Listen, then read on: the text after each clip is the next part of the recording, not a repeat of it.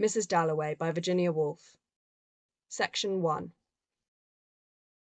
Mrs. Dalloway said she would buy the flowers herself, for Lucy had her work cut out for her. The doors would be taken off their hinges, Rumpelmayer's men were coming.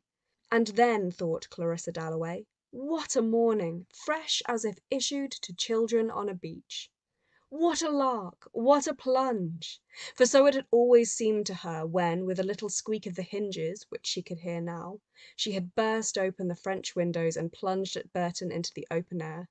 How fresh, how calm, stiller than this, of course, the air was in the early morning, like the flap of a wave, the kiss of a wave, chill and sharp and yet, for a girl of 18 as she then was, solemn, feeling as she did, standing there at the open window, that something awful was about to happen. Looking at the flowers, at the trees with the smoke winding off them, and the rooks rising, falling, standing and looking until Peter Walsh said, "Musing among the vegetables? Was that it? I prefer men to cauliflowers. Was that it?" He must have said it at breakfast one morning when she had gone out onto the terrace. Peter Walsh. He would be back from India one of these days, June or July, she forgot which. For his letters were awfully dull.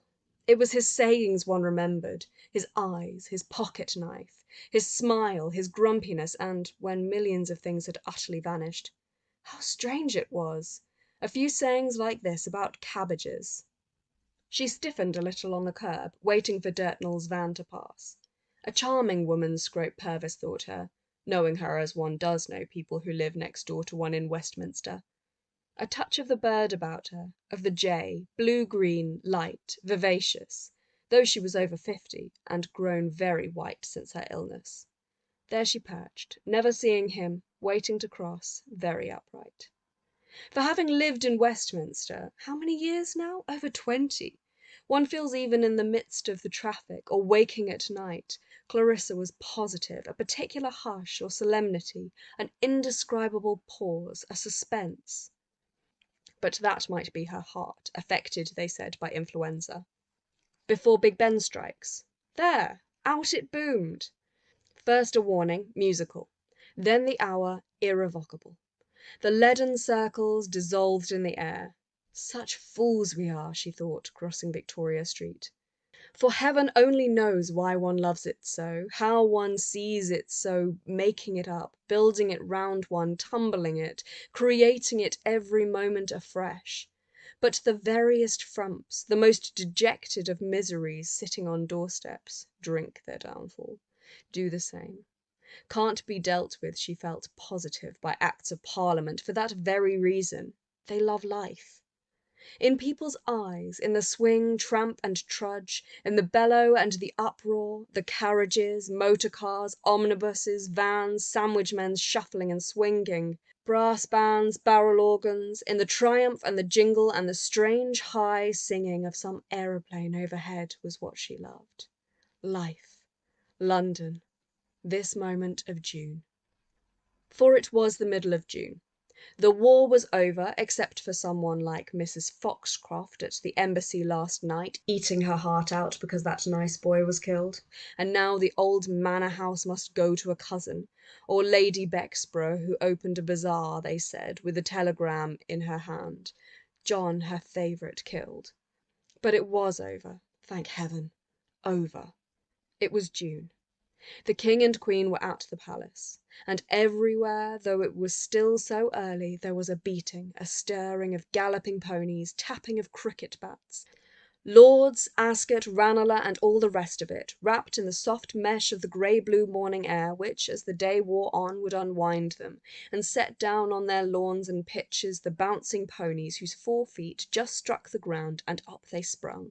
The whirling young men and laughing girls in their transparent muslins who, even now, after dancing all night, were taking their absurd woolly dogs for a run, and even now at this hour discreet old dowagers were shooting out in their motor cars on errands of mystery, and the shopkeepers were fidgeting in their windows with their paste and diamonds, their lovely old sea-green brooches in 18th century settings to tempt Americans. But one must economize, not buy things rashly for Elizabeth. And she too, loving it as she did with an absurd and faithful passion, being part of it since her people were courtiers once in the time of the Georges, she too was going that very night to kindle and illuminate, to give her party. But how strange, on entering the park, the silence, the mist, the hum, the slow swimming happy ducks, the pouched birds waddling. And who should be coming along with his back against the government buildings, most appropriately, carrying a despatch box stamped with royal arms? Who but Hugh Whitbread, her old friend Hugh, the admirable Hugh. "Good morning to you, Clarissa," said Hugh, rather extravagantly, for they had known each other as children. "Where are you off to?" "I love walking in London," said Mrs. Dalloway. "Really, it's better than walking in the country." They had just come up, unfortunately, to see doctors. Other people came to see pictures, go to the opera, take their daughters out. The Whitbreads came to see doctors. Times without number, Clarissa had visited Evelyn Whitbread in a nursing home. Was Evelyn ill again? Evelyn was a good deal out of sorts, said Hugh, intimating by a kind of pout or swell of his very well-covered, manly, extremely handsome, perfectly upholstered body. He was almost too well-dressed always, but presumably had to be with his little job at court. That his wife had some internal ailment. Nothing serious, which as an old friend Clarissa Dalloway would quite understand without requiring him to specify. Ah, yes, she did, of course. What a nuisance! And felt very sisterly and oddly conscious at the same time of her hat. Not the right hat for the early morning, was that it? For Hugh had always made her feel, as he bustled on, raising his hat rather extravagantly, and assuring her that she might be a girl of 18, and of course he was coming to her party tonight. Evelyn absolutely insisted, only a little late he might be after the party at the palace, to which he had to take one of Jim's boys.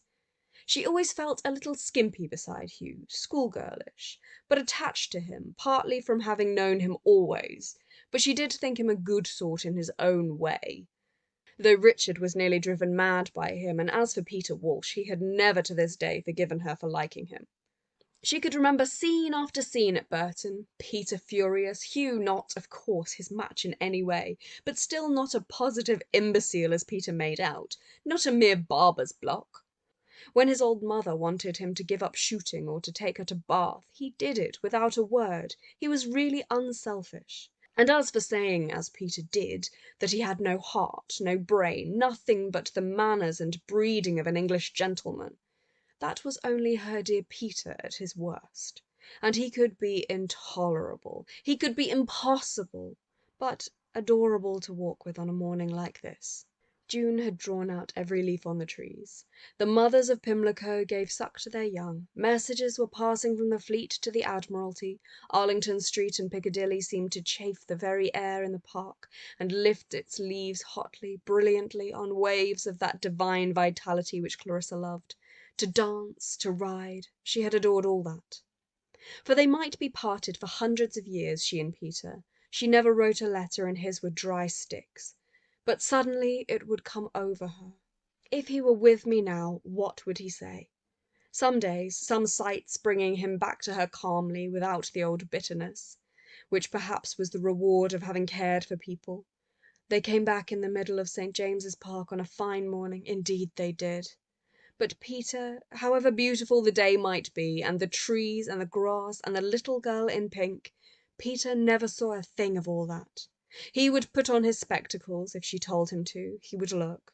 It was the state of the world that interested him. Wagner, Pope's poetry, people's characters eternally, and the defects of her own soul. How he scolded her! How they argued! She would marry a prime minister and stand at the top of a staircase, the perfect hostess, he called her. She had cried over it in her bedroom. She had the makings of the perfect hostess, he said. So she would still find herself arguing in St. James's Park, still making out that she had been right, and she had too, not to marry him. For in marriage, a little license, a little independence there must be between people living together day in, day out in the same house, which Richard gave her and she him. Where was he this morning, for instance? Some committee. She never asked what. But with Peter everything had to be shared, everything gone into. and it was intolerable. And when it came to that scene in the little garden by the fountain, she had to break with him or they would have been destroyed, both of them ruined, she was convinced. Though she had borne about with her for years like an arrow sticking in her heart, the grief, the anguish, and then the horror of the moment when someone told her at a concert that he had married a woman met on the boat going to India. Never should she forget all that. Cold, heartless, a prude, he called her. Never could she understand how he cared. But those Indian women did, presumably, silly, pretty, flimsy nincompoops. And she wasted her pity. For he was quite happy, he assured her, perfectly happy, though he had never done a thing that they talked of. His whole life had been a failure. It made her angry still. She had reached the park gates. She stood for a moment looking at the omnibuses in Piccadilly. She would not say of anyone in the world now that they were this or were that. She felt very young, at the same time unspeakably aged. She sliced like a knife through everything, at the same time was outside looking on. She had a perpetual sense, as she watched the taxicabs, of being out, far out to sea and alone. She always had the feeling that it was very, very dangerous to live even one day. Not that she thought herself clever or much out of the ordinary. How she had got through life on the few twigs of knowledge Fraulein Daniels gave them she could not think. She knew nothing, no language, no history. She scarcely read a book now except memoirs in bed.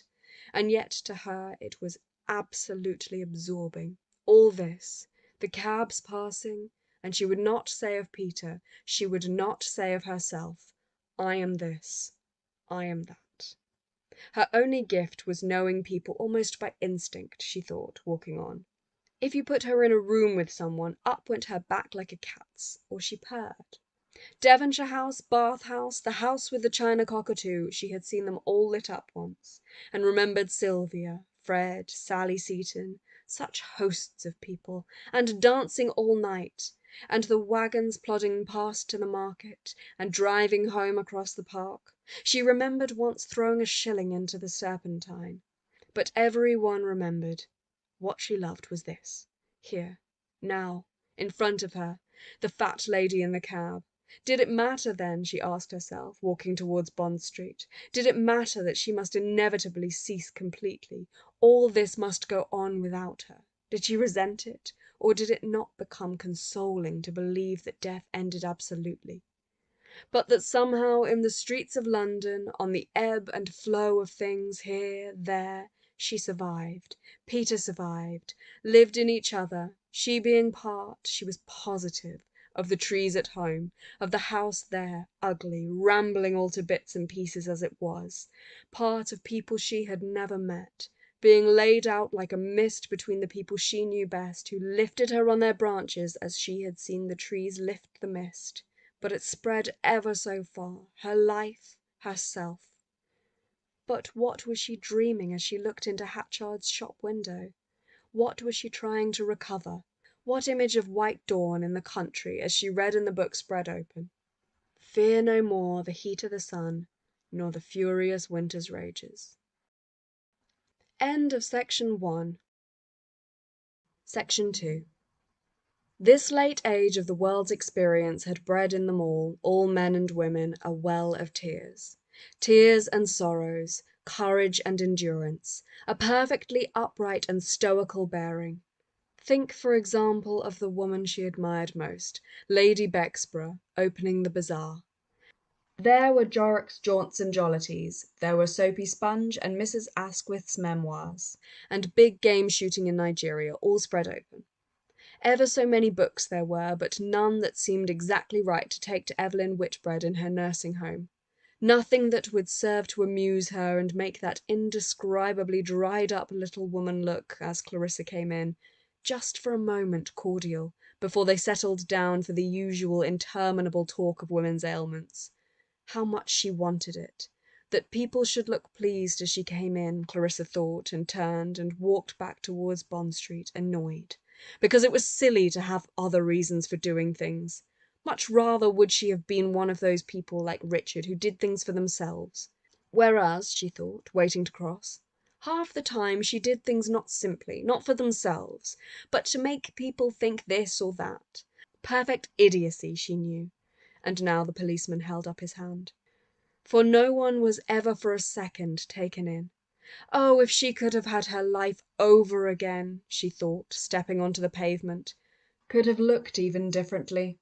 She would have been, in the first place, dark like Lady Bexborough, with a skin of crumpled leather and beautiful eyes. She would have been like Lady Bexborough, slow and stately, rather large, interested in politics like a man, with a country house, very dignified, very sincere. Instead of which she had a narrow pea-stick figure, a ridiculous little face, beaked like a bird's. That she held herself well was true, and had nice hands and feet, and dressed well, considering that she spent little. But often now this body she wore, she stopped to look at a Dutch picture. This body, with all its capacities, seemed nothing, nothing at all. She had the oddest sense of being herself invisible, unseen, unknown.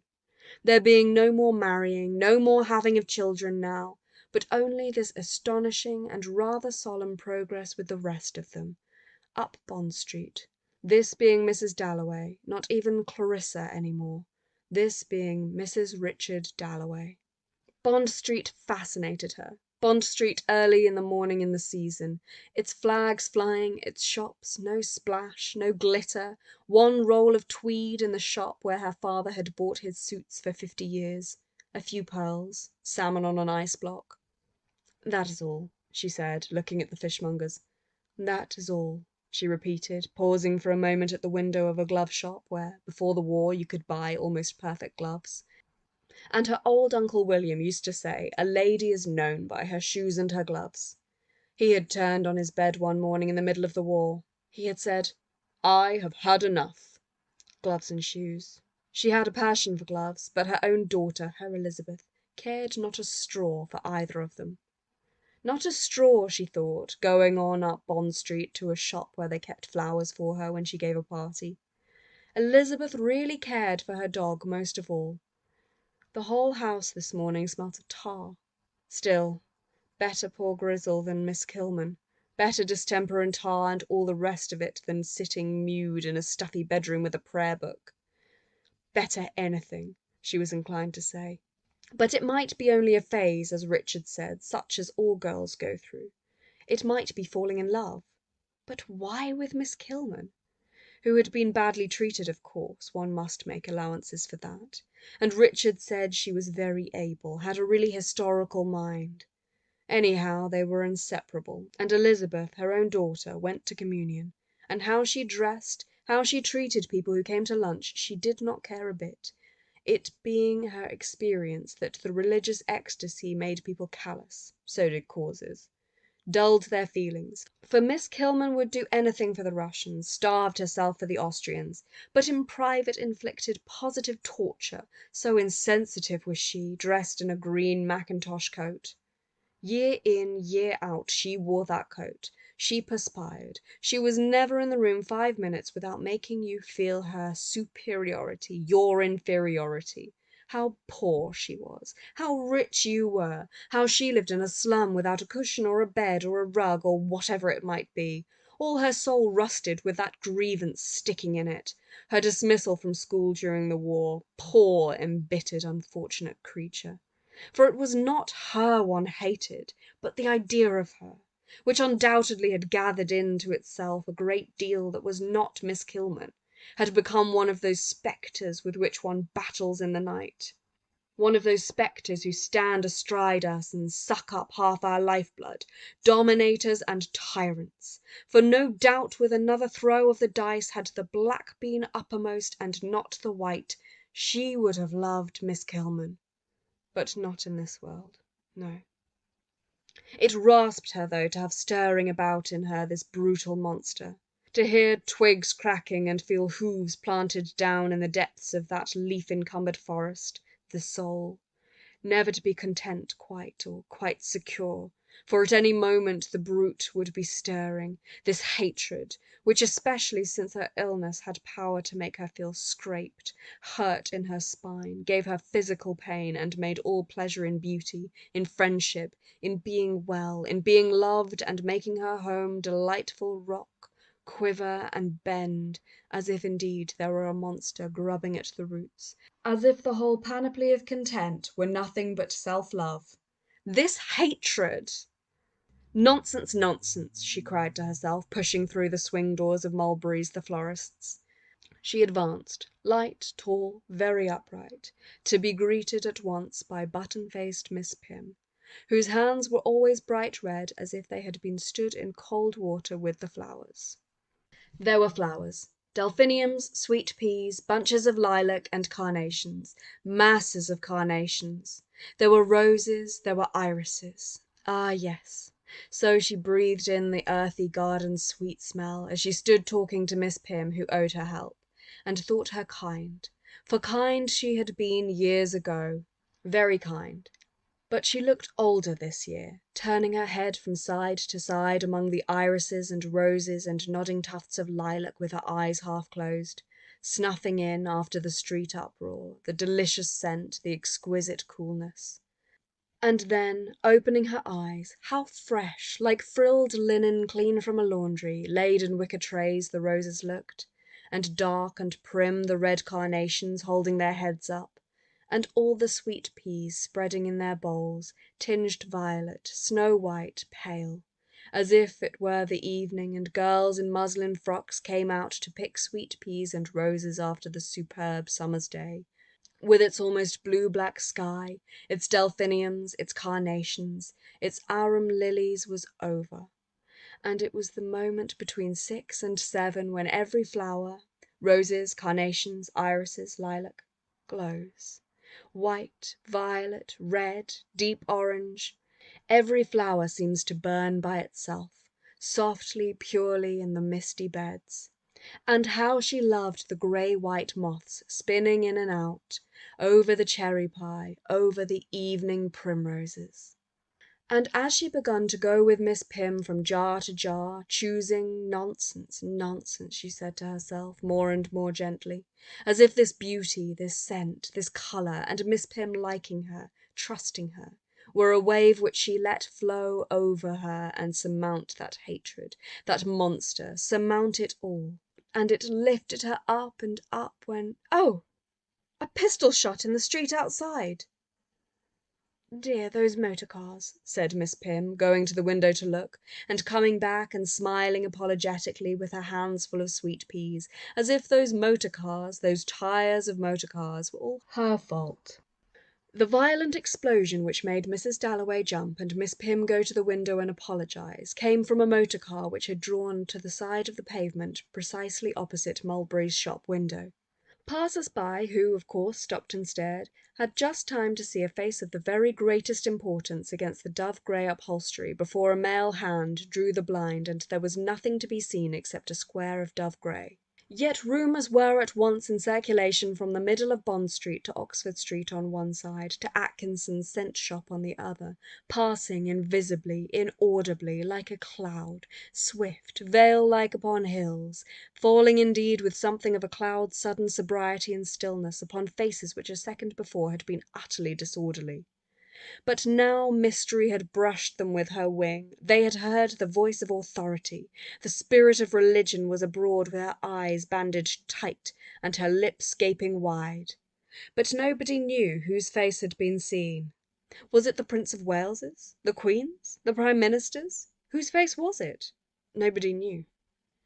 Edgar J. Watkiss, with his roll of lead piping round his arm, said audibly, humorously of course, "The Prime Minister's cure." Septimus Warren Smith, who found himself unable to pass, heard him. Septimus Warren Smith, aged about 30, pale-faced, beak-nosed, wearing brown shoes and a shabby overcoat, with hazel eyes which had that look of apprehension in them which makes complete strangers apprehensive too. The world has raised its whip. Where will it descend? Everything had come to a standstill. The throb of the motor engine sounded like a pulse, irregularly drumming through an entire body. The sun became extraordinarily hot because the motor car had stopped outside Mulberry's shop window. Old ladies on the tops of omnibuses spread their black parasols. Here a green, here a red parasol opened with a little pop. Mrs. Dalloway, coming to the window with her arms full of sweet peas, looked out with her little pink face pursed in inquiry. Everyone looked at the motor car. Septimus looked. Boys on bicycles sprang off. Traffic accumulated. And there the motor car stood, with drawn blinds, and upon them a curious pattern, like a tree, Septimus thought, and this gradual drawing together of everything to one centre before his eyes, as if some horror had come almost to the surface and was about to burst into flames, terrified him. The world wavered and quivered and threatened to burst into flames. It is I who am blocking the way, he thought. Was he not being looked at and pointed at? Was he not weighted there, rooted to the pavement for a purpose? But for what purpose? "Let us go on, Septimus," said his wife, a little woman with large eyes and a sallow pointed face, an Italian girl. But Lucretia herself could not help looking at the motor car and the tree pattern on the blinds. Was it the Queen in there? The Queen going shopping? The chauffeur, who had been opening something, turning something, shutting something, got onto the box. "Come on," said Lucretia. But her husband, for they had been married 4 or 5 years now, jumped, started, and said, "All right!" angrily, as if she had interrupted him. People must notice, people must see. People, she thought, looking at the crowd, standing at the motor car. The English people, with their children and their horses and their clothes, which she admired in a way, but they were people now, because Septimus had said, "I will kill myself." An awful thing to say. Suppose they had heard him. She looked at the crowd. Help, help! She wanted to cry out to the butchers' boys and women. Help! Only last autumn she and Septimus had stood on the embankment wrapped in the same cloak, and Septimus reading a paper instead of talking. She had snatched it from him and laughed in the old man's face who saw them. But failure one conceals. She must take him away into some park. "Now we will cross," she said. She had a right to his arm, though it was without feeling. He would give her, who was so simple, so impulsive, only 24, without friends in England, who had left Italy for his sake, a piece of bone. End of Section 2. Section 3.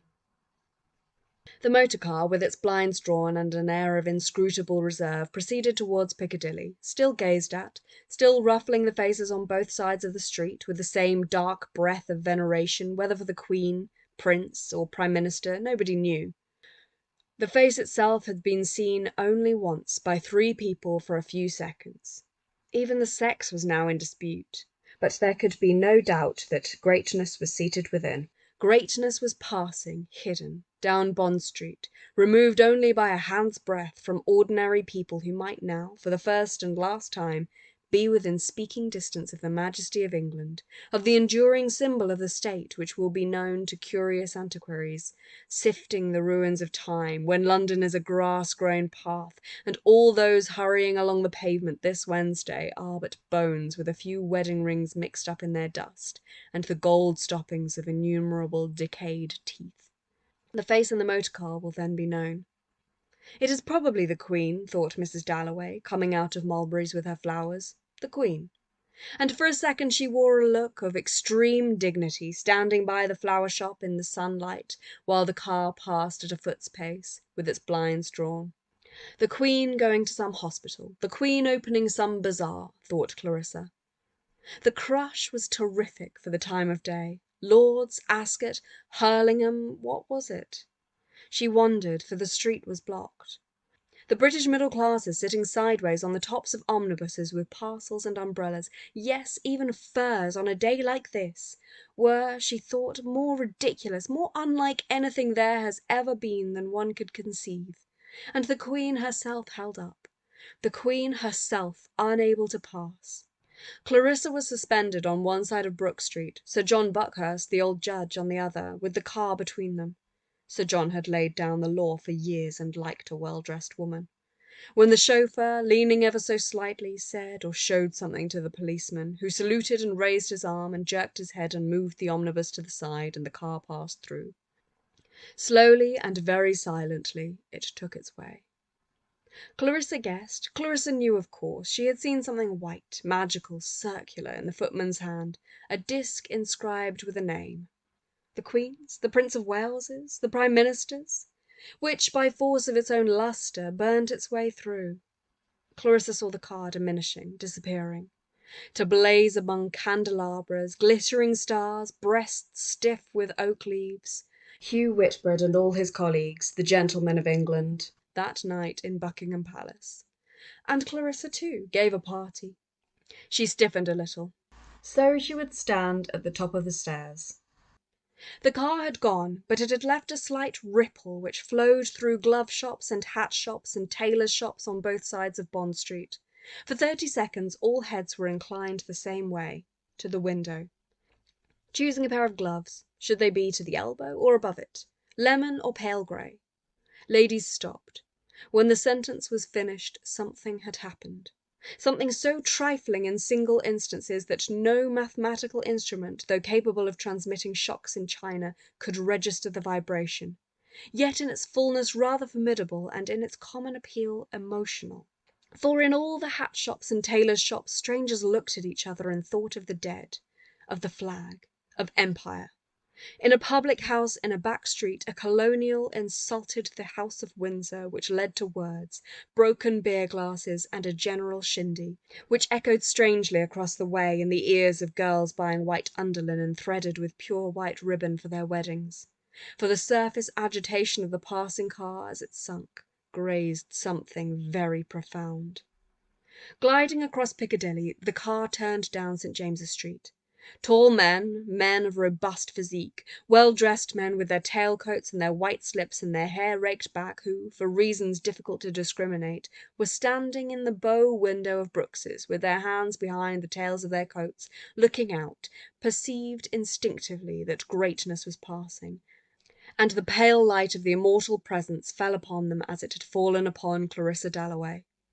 At once they stood even straighter, and removed their hands, and seemed ready to attend their sovereign, if need be, to the cannon's mouth, as their ancestors had done before them. The white busts and the little tables in the background, covered with copies of the Tatler and siphons of soda water, seemed to approve, seemed to indicate the flowing corn and the manor houses of England, and to return the frail hum of the motor wheels as the walls of a whispering gallery return a single voice, expanded and made sonorous by the might of a whole cathedral. Shawled Moll Pratt, with her flowers on the pavement, wished the dear boy well. It was the Prince of Wales for certain, and would have tossed the price of a pot of beer, a bunch of roses, into St. James's Street out of sheer light-heartedness and contempt of poverty, had she not seen the constable's eyes upon her, discouraging an old Irishwoman's loyalty. The sentries at St. James's saluted.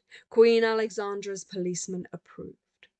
A small crowd, meanwhile, had gathered at the gates of Buckingham Palace.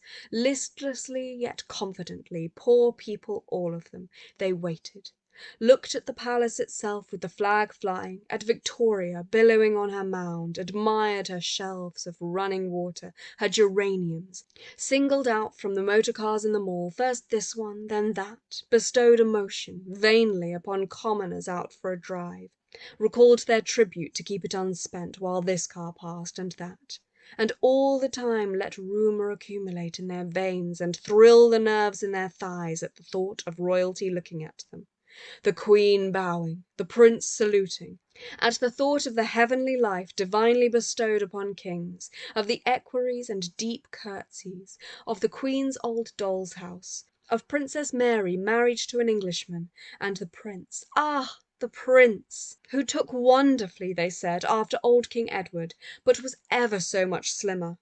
The Prince lived at St. James's, but he might come along in the morning to visit his mother.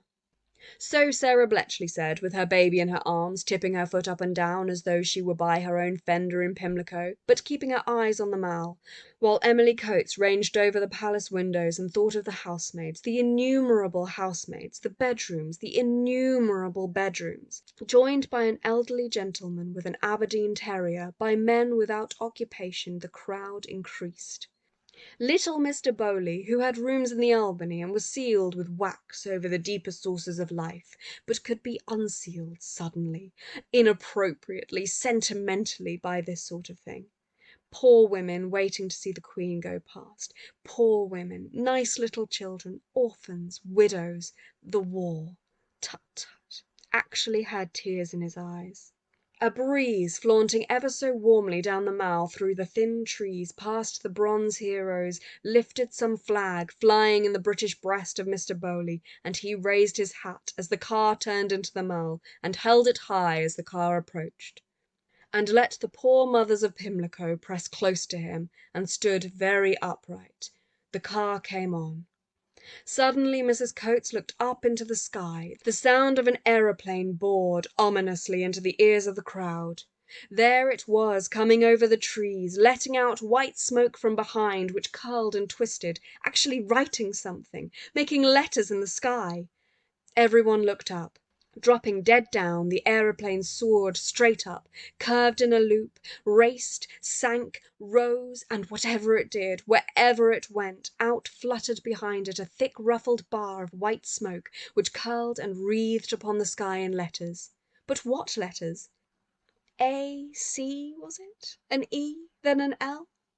Only for a moment did they lie still, then they moved and melted and were rubbed out up in the sky, and the aeroplane shot further away, and again, in a fresh space of sky, began writing a K, an E, a Y perhaps? "Glaxo," said Mrs. Coates in a strained, awe-stricken voice, gazing straight up, and her baby, lying stiff and white in her arms, gazed straight up. "Cremo," murmured Mrs. Bletchley, like a sleepwalker. With his hat held out perfectly still in his hand, Mr. Bowley gazed straight up. All down the Mall people were standing and looking up into the sky. As they looked, the whole world became perfectly silent, and a flight of gulls crossed the sky, first one gull leading, then another, and in this extraordinary silence and peace, in this pallor, in this purity, bells struck 11 times, the sound fading up there among the gulls. The aeroplane turned and raced and swooped, exactly where it liked, swiftly, freely, like a skater. "That's an E," said Mrs. Bletchley. "Or a dancer." "It's toffee," murmured Mr. Bowley. And the car went in at the gates, and nobody looked at it. And shutting off the smoke, away and away it rushed, and the smoke faded and assembled itself round the broad white shapes of the clouds. It had gone. It was behind the clouds. There was no sound. The clouds to which the letters E, G, or L had attached themselves moved freely, as if destined to cross from west to east on a mission of the greatest importance, which would never be revealed. And yet certainly so it was, a mission of the greatest importance. Then suddenly, as a train comes out of a tunnel, the aeroplane rushed out of the clouds again, the sound boring into the ears of all people in the Mall, in the Green Park, in Piccadilly, in Regent Street, in Regent's Park, and the bar of smoke curved behind, and it dropped down, and it soared up and wrote one letter after another. But what word was it writing? Lucretia Warren Smith, sitting by her husband's side on a seat in Regent's Park in the Broad Walk, looked up. "Look, look, Septimus!" she cried, for Dr. Holmes had told her to make her husband, who had nothing whatever seriously the matter with him, but was a little out of sorts, take an interest in things outside himself. So, thought Septimus, looking up, they are signalling to me. Not indeed in actual words, that is, he could not read the language yet, but it was plain enough, this beauty, this exquisite beauty, and tears filled his eyes as he looked at the smoke words languishing and melting in the sky, and bestowing upon him in their inexhaustible charity and laughing goodness one shape after another of unimaginable beauty, and signalling their intention to provide him for nothing, for ever, for looking merely, with beauty, more beauty. Tears ran down his cheeks. It was toffee. They were advertising toffee, a nursemaid told Rija. Together they began to spell T-O-F-K-R,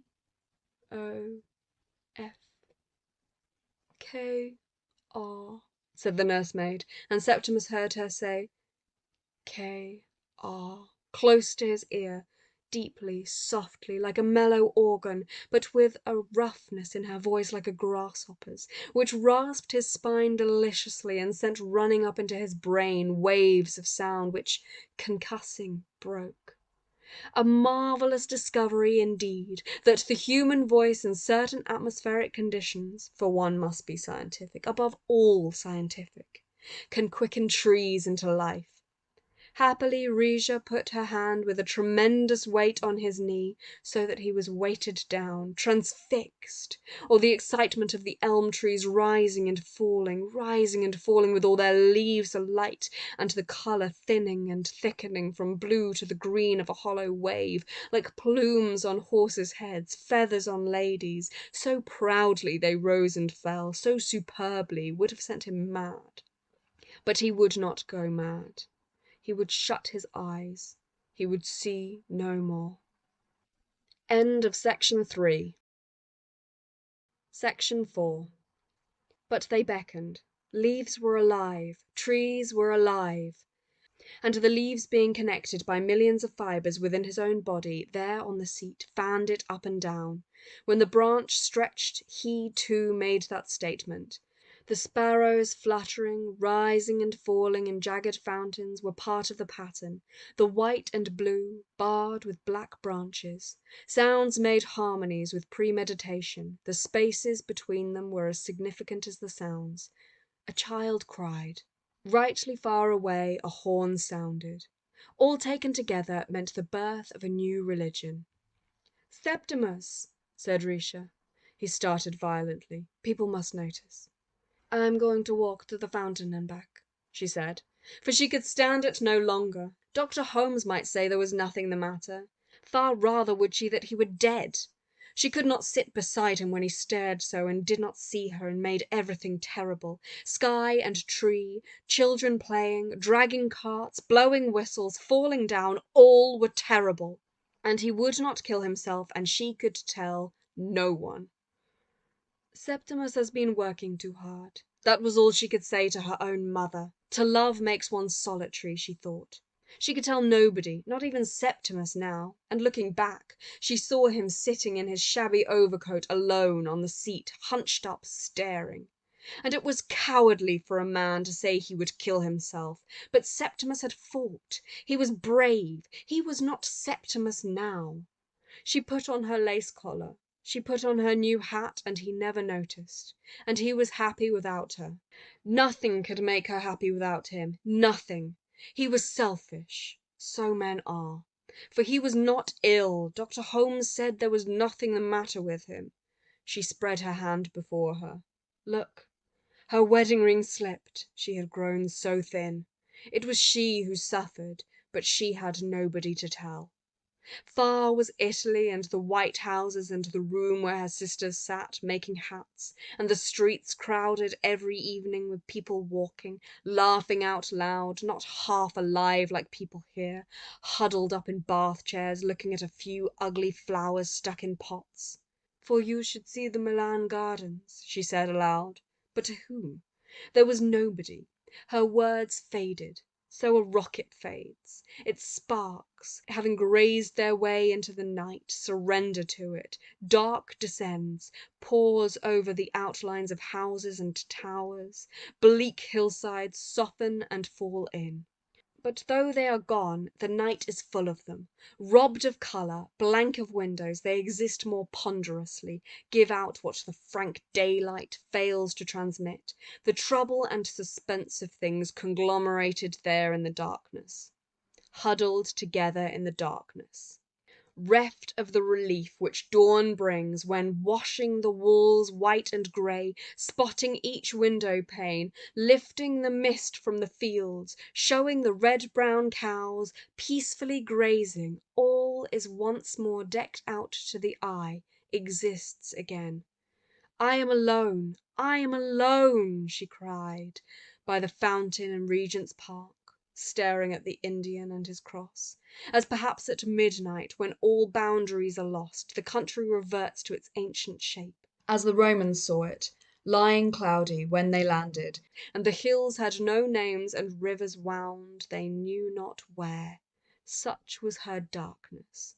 When suddenly, as if a shelf were shot forth and she stood on it, she said how she was his wife, married years ago in Milan, his wife, and would never, never tell that he was mad. Turning, the shelf fell. Down, down she dropped. For he was gone, she thought.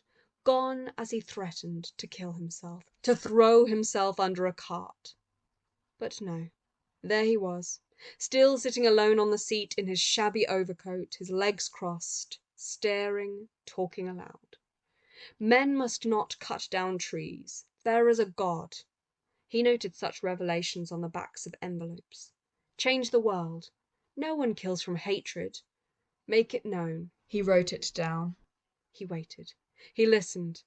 A sparrow perched on the railing opposite chirped Septimus, Septimus, 4 or 5 times over, and went on, drawing its notes out, to sing freshly and piercingly in Greek words how there is no crime, and, joined by another sparrow, they sang in voices prolonged and piercing in Greek words, from trees in the meadow of life beyond a river where the dead walk, how there is no death. There was his hand. There the dead. White things were assembling behind the railings opposite, but he dared not look. Evans was behind the railings. "What are you saying?" said Regia suddenly, sitting down by him. Interrupted again. She was always interrupting. "Away from people. They must get away from people," he said, jumping up. "Right away, over there, where there were chairs beneath a tree, and the long slope of the park dipped like a length of green stuff with a ceiling cloth of blue and pink smoke high above, and there was a rampart of far irregular houses, hazed in smoke, the traffic hummed in a circle, and on the right, dun-coloured animals stretched long necks over the zoo palings, barking, howling. There they sat down under a tree. Look," she implored him, pointing at a little troop of boys carrying cricket stumps, and one shuffled, spun round on his heel and shuffled, as if he were acting a clown at the music hall. "Look," she implored him, for Dr. Holmes had told her to make him notice real things, go to a music hall, play cricket. That was the very game, Dr. Holmes said, a nice out-of-door game, the very game for her husband. "Look," she repeated.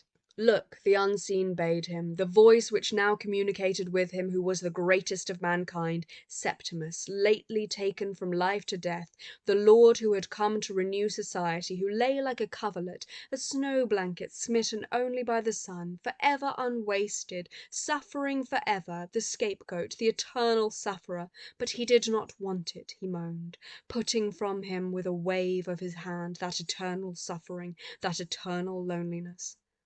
"Look," she repeated, for he must not talk aloud to himself out of doors. "Oh, look," she implored him. But what was there to look at? A few sheep. That was all. The way to Regent's Park Tube Station. Could they tell her the way to Regent's Park Tube Station? Maisie Johnson wanted to know. She was only up from Edinburgh 2 days ago. "Not this way, over there," Risha exclaimed, waving her aside lest she should see Septimus. Both seemed queer, Maisie Johnson thought. Everything seemed very queer. In London for the first time, come to take up a post at her uncle's in Leadenhall Street, and now walking through Regent's Park in the morning. This couple on the chairs gave her quite a turn.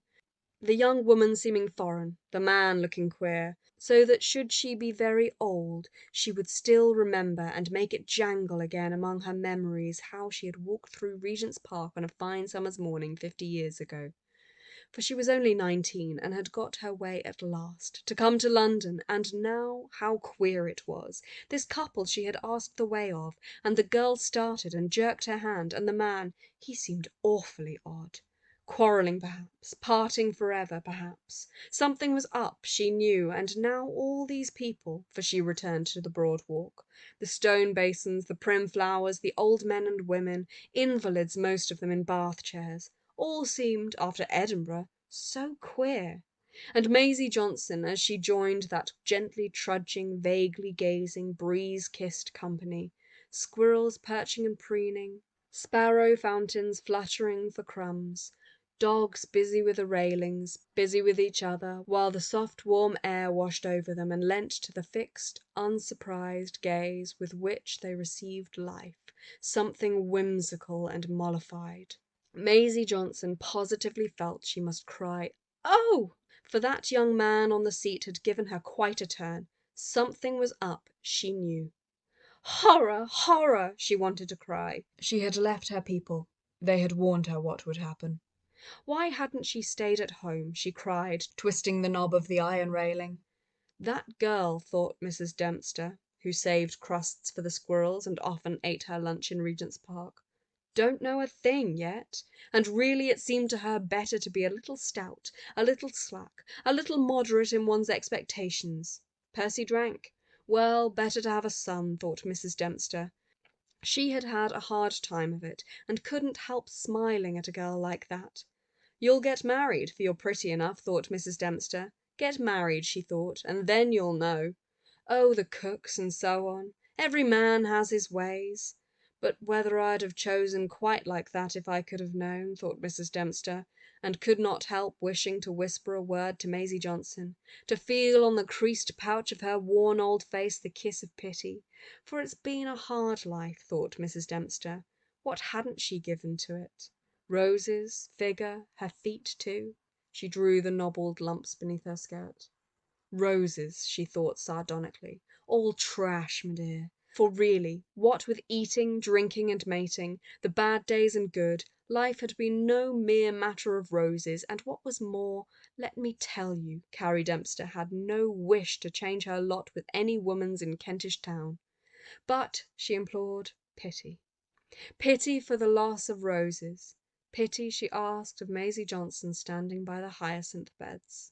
Ah, but that aeroplane! Hadn't Mrs. Dempster always longed to see foreign parts? She had a nephew, a missionary. It soared and shot. She always went on the sea at Margate. Not out of sight of land, but she had no patience with women who were afraid of water. It swept and fell. Her stomach was in her mouth. Up again. There's a fine young feller aboard of it, Mrs. Dempster wagered, and away it went, fast and fading, away and away the aeroplane shot, soaring over Greenwich and all the masts, over the little island of grey churches, St. Paul's and the rest, till, on either side of London, fields spread out, and dark brown woods where adventurous thrushes, hopping boldly, glancing quickly, snatched the snail and tapped him on a stone, once, twice, thrice. Away and away the aeroplane shot, till it was nothing but a bright spark, an aspiration, a concentration, a symbol, so it seemed to Mr. Bentley, vigorously rolling his strip of turf at Greenwich. Of man's soul, of his determination, thought Mr. Bentley.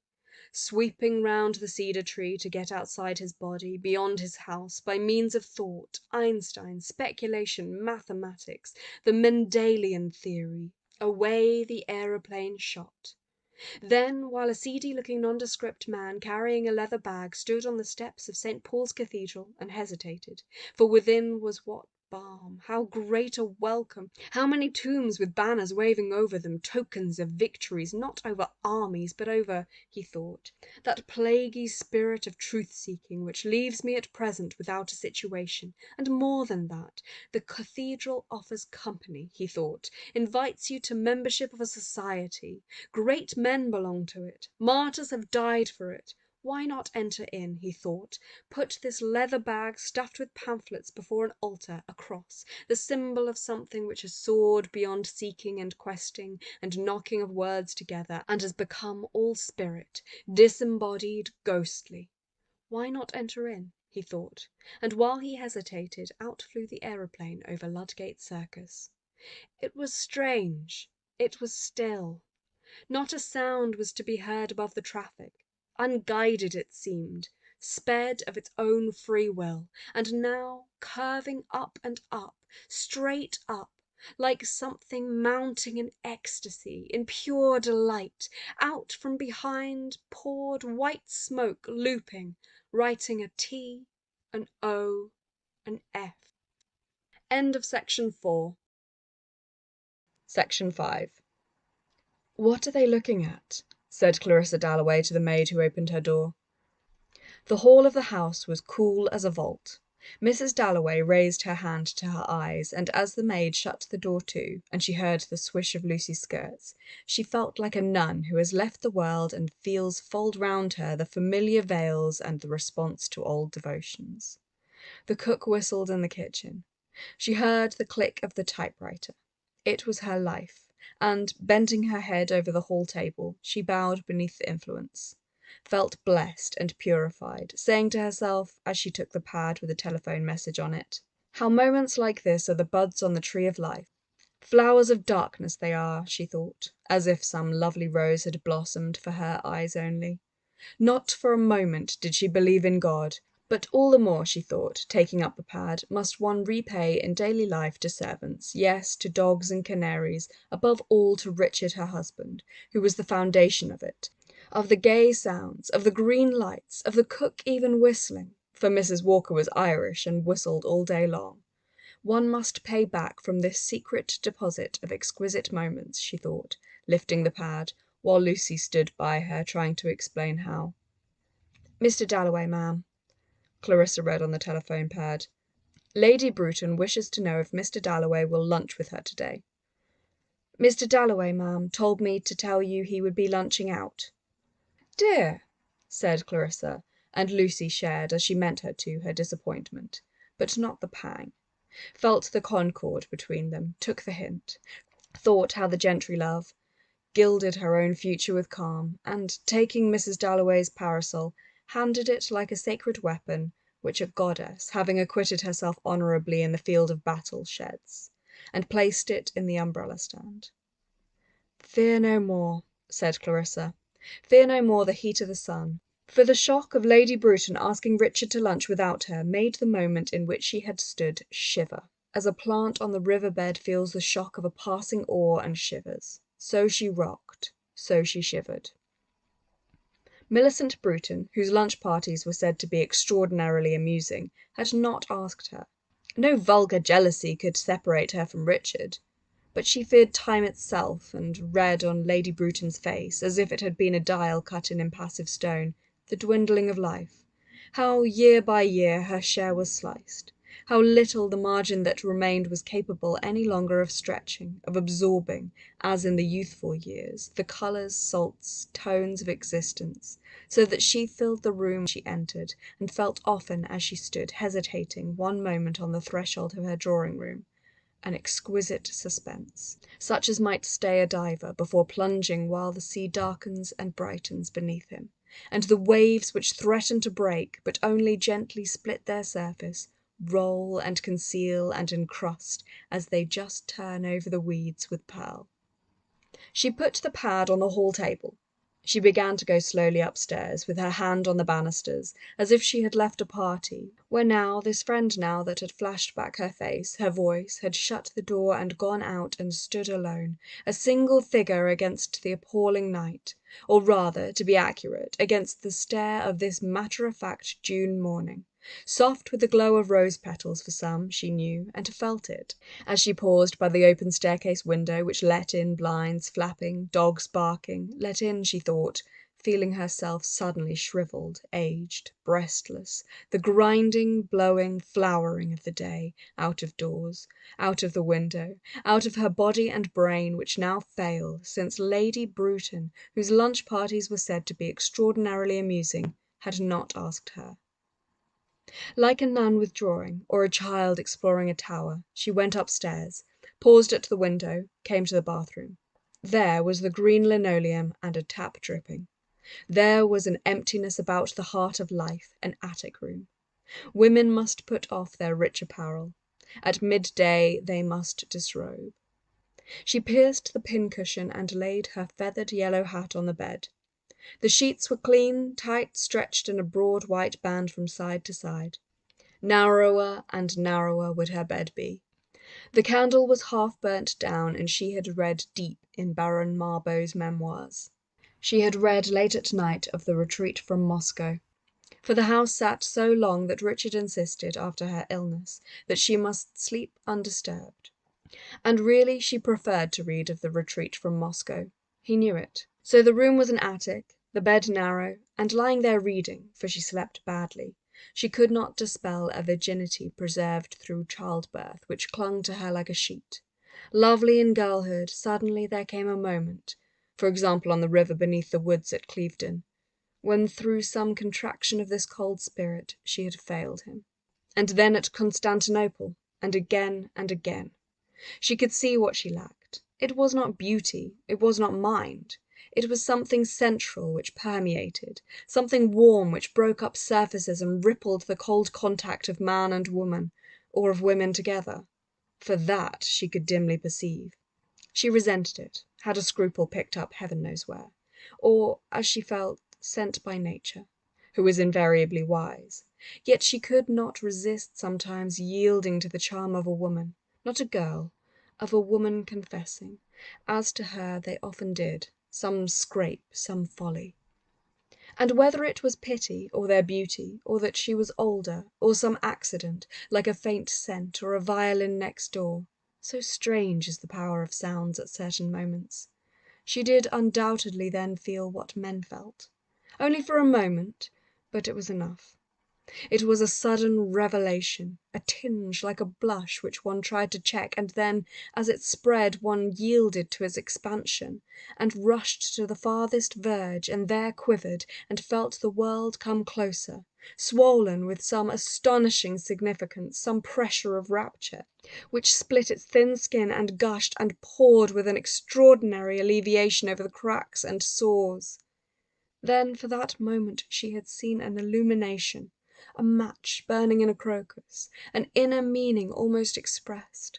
But the close withdrew, the hard softened. It was over, the moment. Against such moments, with women too, there contrasted, as she laid her hat down, the bed and Baron Marbo and the candle half burnt. Lying awake, the floor creaked. The lit house was suddenly darkened, and if she raised her head she could just hear the click of the handle, released as gently as possible by Richard, who slipped upstairs in his socks and then, as often as not, dropped his hot water bottle and swore. How she laughed! But this question of love, she thought, putting her coat away, this falling in love with women. Take Sally Seton, her relation in the old days with Sally Seton. Had not that, after all, been love? She sat on the floor. That was her first impression of Sally. She sat on the floor with her arms round her knees, smoking a cigarette. Where could it have been? The Mannings? The Kinloch Joneses? At some party, where she could not be certain, for she had a distinct recollection of saying to the man she was with, "Who is that?" And he had told her, and said that Sally's parents did not get on. How that shocked her, that one's parents should quarrel!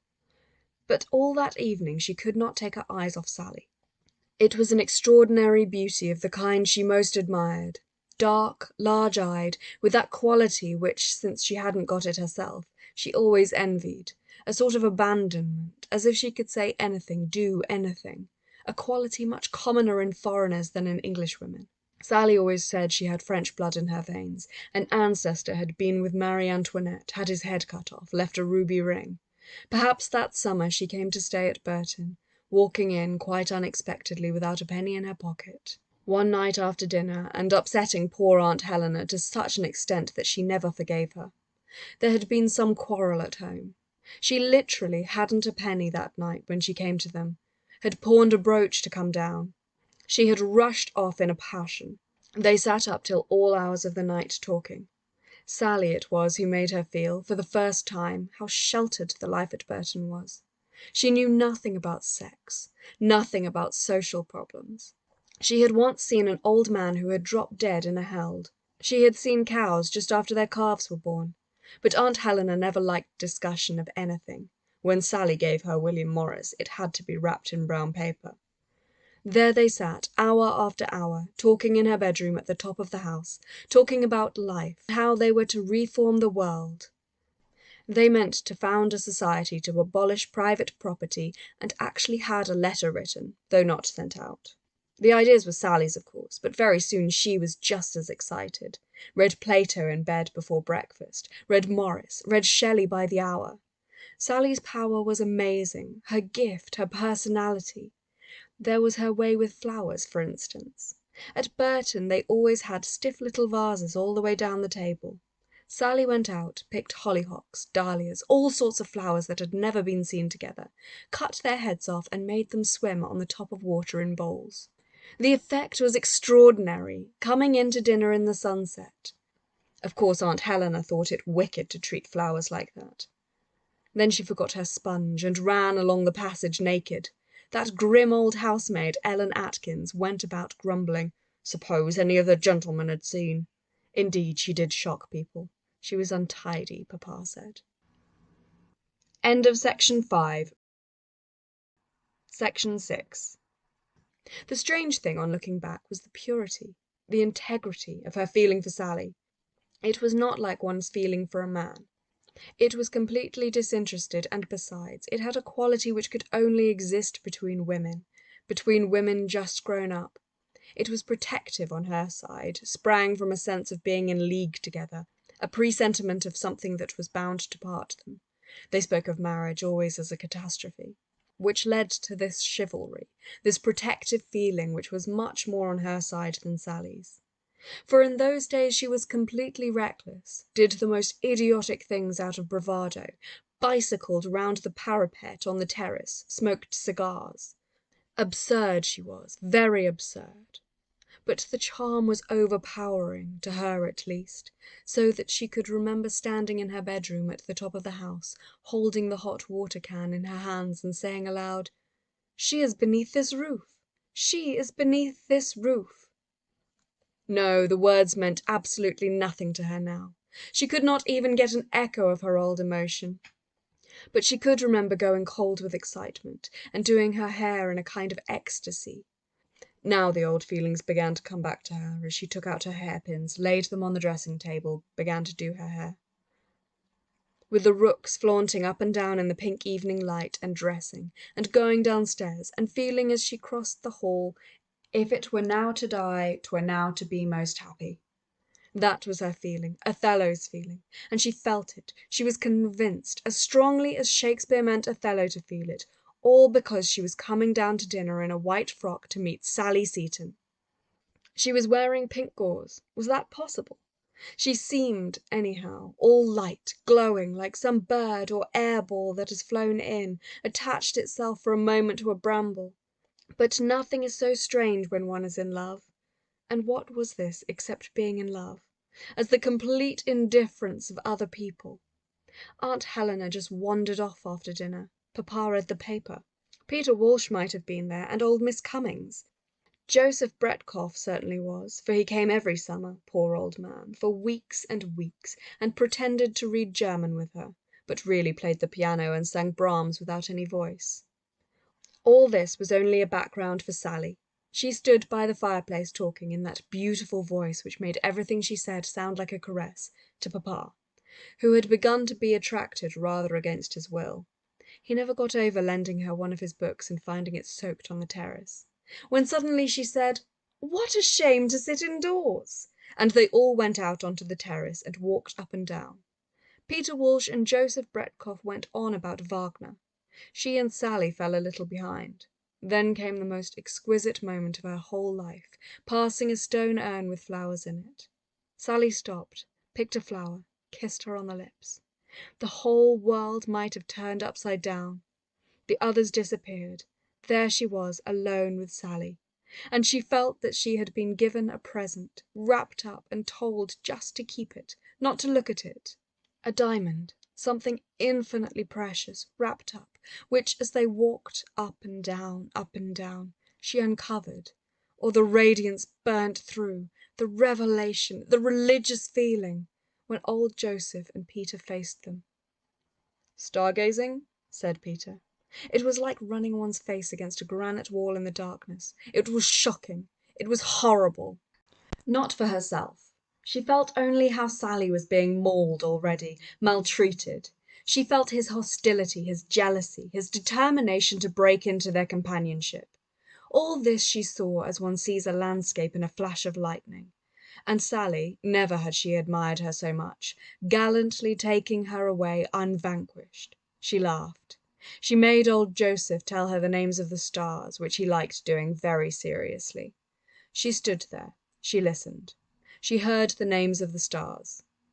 Oh, this horror, she said to herself, as if she had known all along that something would interrupt, would embitter her moment of happiness. Yet, after all, how much she owed to him later. Always when she thought of him, she thought of their quarrels for some reason, because she wanted his good opinion so much, perhaps. She owed him words. Sentimental, civilized. They started up every day of her life as if he guarded her. A book was sentimental, an attitude to life sentimental. Sentimental, perhaps, she was to be thinking of the past. What would he think, she wondered, when he came back? That she had grown older? Would he say that? Or would she see him thinking, when he came back, that she had grown older? It was true. Since her illness, she had turned almost white.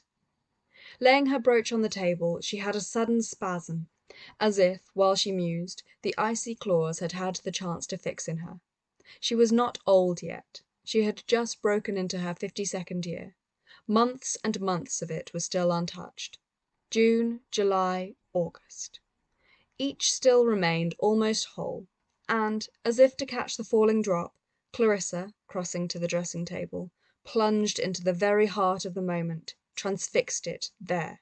The moment of this June morning on which was the pressure of all the other mornings, seeing the glass, the dressing-table, and all the bottles afresh, collecting the whole of her at one point, as she looked into the glass, seeing the delicate pink face of the woman who was that very night to give a party, of Clarissa Dalloway, of herself. How many million times had she seen her face, and always with the same imperceptible contraction. She pursed her lips when she looked in the glass. It was to give her face point. That was herself, pointed, dart-like, definite. That was herself when some effort, some call on her to be herself, drew the parts together. She alone knew how different, how incompatible, and composed so for the world only into one centre, one diamond, one woman who sat in her drawing-room and made a meeting point. A radiancy, no doubt, in some dull lives, a refuge for the lonely to come to, perhaps. She had helped young people who were grateful to her, had tried to be the same always, never showing a sign of all the other sides of her, faults, jealousies, vanities, suspicions, like this of Lady Bruton not asking her to lunch, which, she thought, combing her hair finally, is utterly base. Now where was her dress? Her evening dresses hung in the cupboard. Clarissa, plunging her hand into the softness, gently detached the green dress and carried it to the window. She had torn it. Someone had trod on the skirt. She had felt it give at the embassy party at the top among the folds. By artificial light the green shone, but lost its colour now in the sun. She would mend it. Her maids had too much to do. She would wear it tonight. She would take her silks, her scissors, what was it? Her thimble, of course, down into the drawing-room, for she must also write, and see that things generally were more or less in order. Strange, she thought, pausing on the landing and assembling that diamond shape, that single person. Strange how a mistress knows the very moment, the very temper of her house.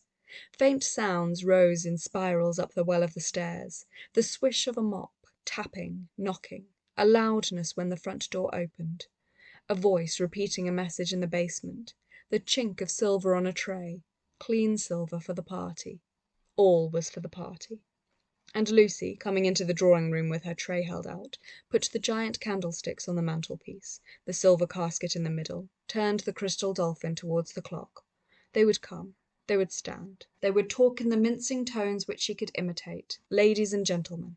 Of all, her mistress was loveliest. Mistress of silver, of linen, of china, for the sun, the silver, doors off their hinges, Rumpelmayer's men, gave her a sense, as she laid the paper knife on the inlaid table, of something achieved. Behold! Behold! She said, speaking to her old friends in the baker's shop, where she had first seen service at Caterham, prying into the glass. She was Lady Angela, attending Princess Mary, when in came Mrs. Dalloway. "Oh, Lucy," she said, "the silver does look nice." "And how," she said, turning the crystal dolphin to stand straight, "how did you enjoy the play last night?" "Oh, they had to go before the end," she said. "They had to be back at 10, she said. "So they don't know what happened," she said. "That does seem hard luck," she said, for her servant stayed later if they asked her. "That does seem rather a shame," she said, taking the old bald-looking cushion in the middle of the sofa and putting it in Lucy's arms, and giving her a little push, and crying, "Take it away! Give it to Mrs. Walker with my compliments. Take it away!" she cried. And Lucy stopped at the drawing-room door, holding the cushion, and said, very shyly, turning a little pink, couldn't she help to mend that dress? But, said Mrs. Dalloway, she had enough on her hands already, quite enough of her own to do without that. "But thank you, Lucy, oh, thank you," said Mrs. Dalloway, and thank you, she went on saying, sitting down on the sofa with her dress over her knees, her scissors, her silks. Thank you, she went on saying in gratitude to her servants generally for helping her to be like this, to be what she wanted, gentle, generous-hearted. Her servants liked her. And then this dress of hers, where was the tear? And now her needle to be threaded. This was a favourite dress, one of Sally Parker's, the last almost she ever made, alas, for Sally had now retired, living at Ealing. And if ever I have a moment, thought Clarissa, but never would she have a moment any more, I shall go and see her at Ealing. For she was a character, thought Clarissa, a real artist. She thought of little out-of-the-way things, yet her dresses were never queer. You could wear them at Hatfield, at Buckingham Palace. She had worn them at Hatfield, at Buckingham Palace. Quiet descended on her, calm, content, as her needle, drawing the silk smoothly to its gentle pores, collected the green folds together and attached them, very lightly, to the belt.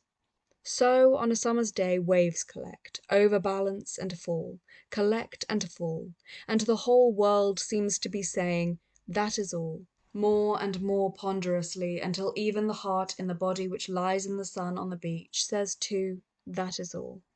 "Fear no more," says the heart.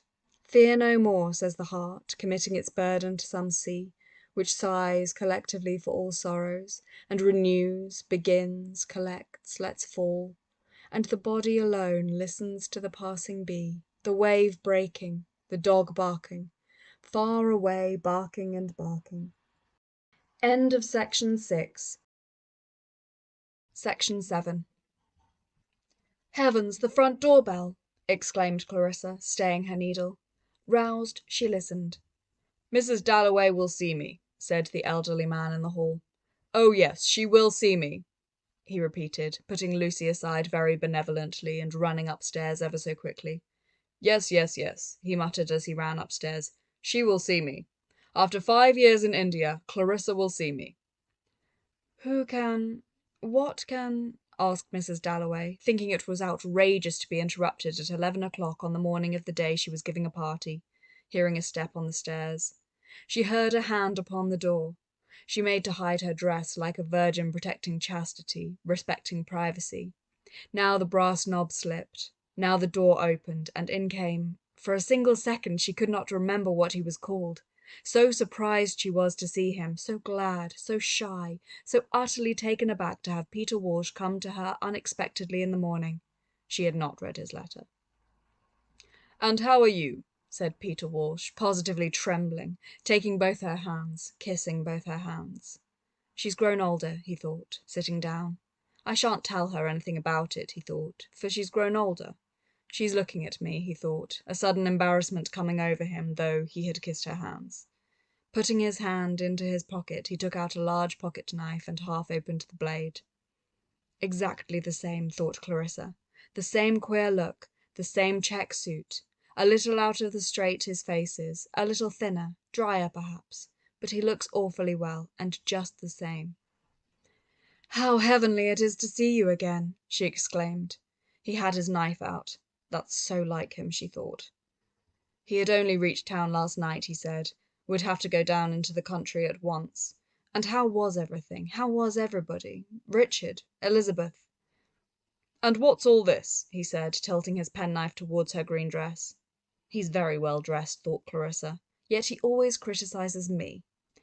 Here she is mending her dress as usual, he thought. Here she's been sitting all the time I've been in India, mending her dress, playing about, going to parties, running to the house and back, and all that, he thought, growing more and more irritated, more and more agitated. For there's nothing in the world so bad for some women as marriage, he thought, and politics, and having a conservative husband like the admirable Richard. So it is, he thought, shutting his knife with a snap. Richard's very well. Richard's at a committee, said Clarissa, and she opened her scissors and said, did he mind her just finishing what she was doing to her dress, for they had a party that night. Which I shan't ask you to, she said. My dear Peter, she said. But it was delicious to hear her say that. My dear Peter. Indeed, it was all so delicious. The silver, the chairs, all so delicious. Why wouldn't she ask him to her party, he asked. Now, of course, thought Clarissa, he's enchanting, perfectly enchanting. Now I remember how impossible it was ever to make up my mind, and why did I make up my mind not to marry him, she wondered, that awful summer. But it's so extraordinary that you should have come this morning, she cried, putting her hands one on top of another, down on her dress. Do you remember, she said, how the blinds used to flap at Burton? They did, he said. And he remembered breakfasting alone very awkwardly with her father, who had died, and he had not written to Clarissa. But he had never got on well with old Parry, that querulous, weak-kneed old man, Clarissa's father, Justin Parry. I often wish I'd got on better with your father, he said. But he never liked anyone who... our friends, said Clarissa, and could have bitten her tongue for thus reminding Peter that he had wanted to marry her. Of course I did, thought Peter. It almost broke my heart, too, he thought, and was overcome with his own grief, which rose like a moon looked at from a terrace, ghastly beautiful with light from the sunken day. I was more unhappy than I've ever been since, he thought, and as if in truth he were sitting there on the terrace, he edged a little towards Clarissa, put his hand out, raised it, let it fall. There above them it hung, that moon. She too seemed to be sitting with him on the terrace in the moonlight. Herbert has it now, she said. I never go there now, she said. Then, just as happens on a terrace in the moonlight, when one person begins to feel ashamed that he is already bored, and yet as the other sits silent, very quiet, sadly looking at the moon, does not like to speak, moves his foot, clears his throat, notices some iron scroll on a table leg, stirs a leaf, but says nothing. So Peter Walsh did now.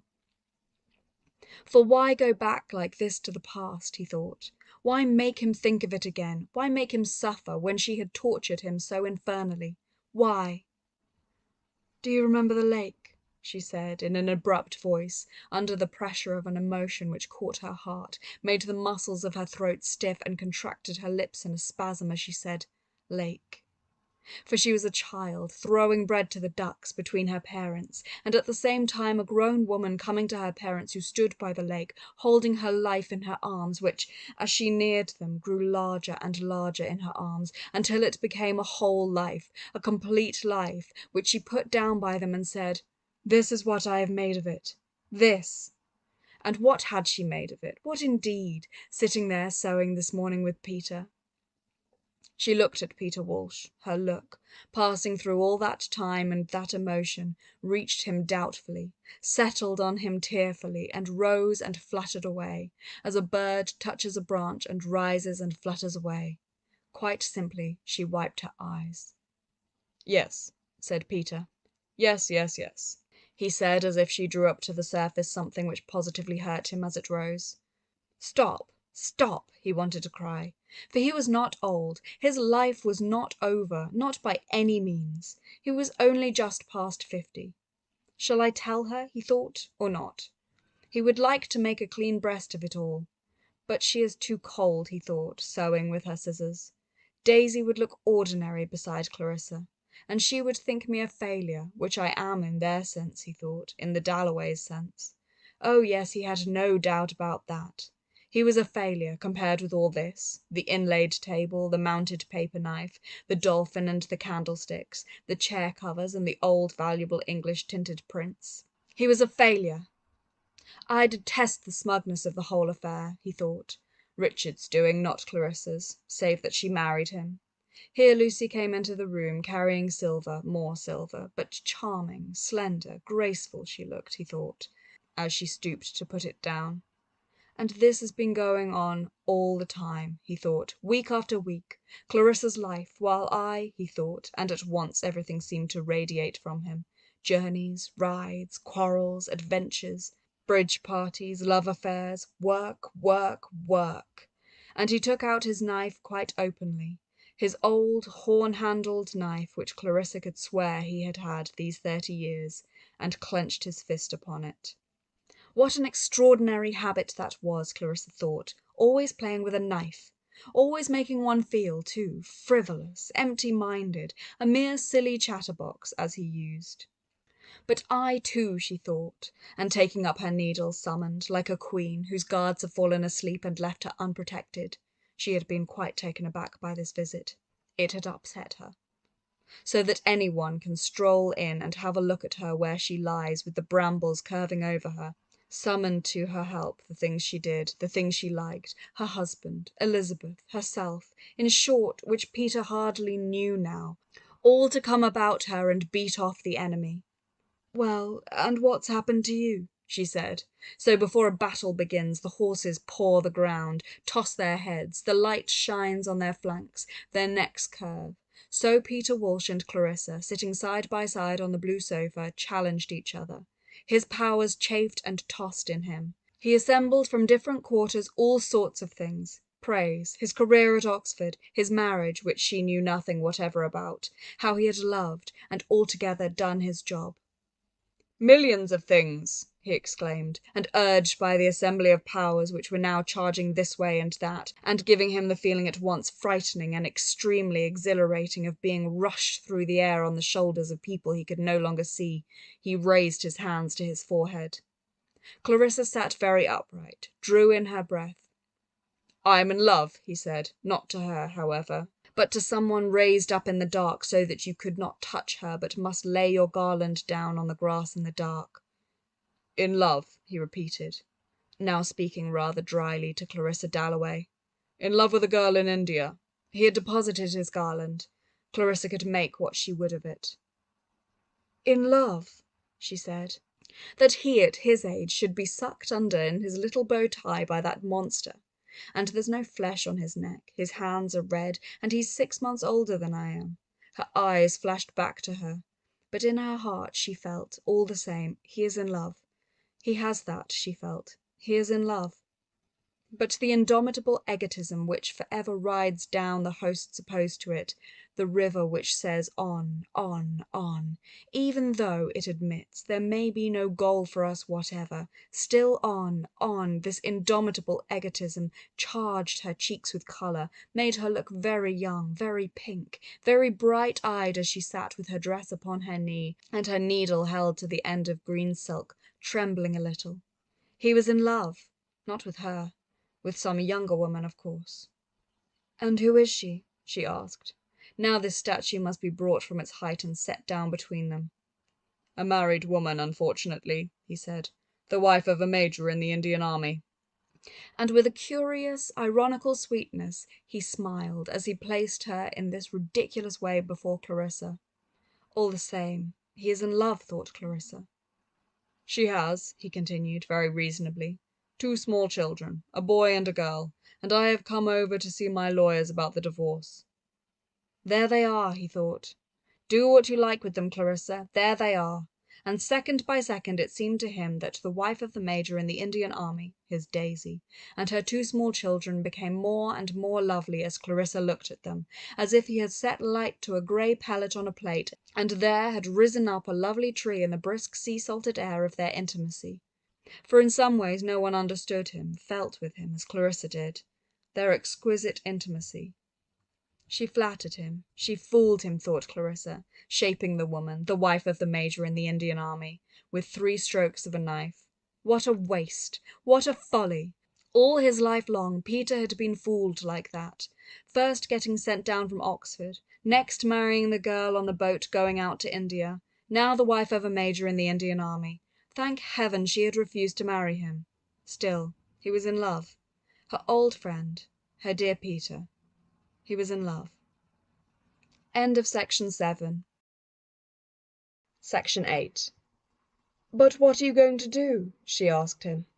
Oh, the lawyers and solicitors, Messrs. Hooper and Greatley of Lincoln's Inn, they were going to do it, he said, and he actually pared his nails with his pocket-knife. For heaven's sake, leave your knife alone, she cried to herself in irrepressible irritation. It was his silly unconventionality, his weakness, his lack of the ghost of a notion what anyone else was feeling that annoyed her, had always annoyed her. And now at his age, how silly! I know all that, Peter thought. I know what I'm up against, he thought, running his finger along the blade of his knife. Clarissa and Dalloway and all the rest of them, but I'll show Clarissa. And then, to his utter surprise, suddenly thrown by those uncontrollable forces thrown through the air, he burst into tears.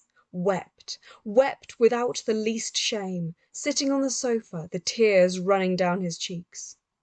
And Clarissa had leant forward, taken his hand, drawn him to her, kissed him, actually had felt his face on hers before she could down the brandishing of silver flashing, plumes like pampas grass in a tropic gale in her breast, which, subsiding, left her holding his hand, patting his knee, and feeling as she sat back extraordinarily at her ease with him and light-hearted, all in a clap it came over her. If I had married him, this gaiety would have been mine all day. It was all over for her. The sheet was stretched and the bed narrow.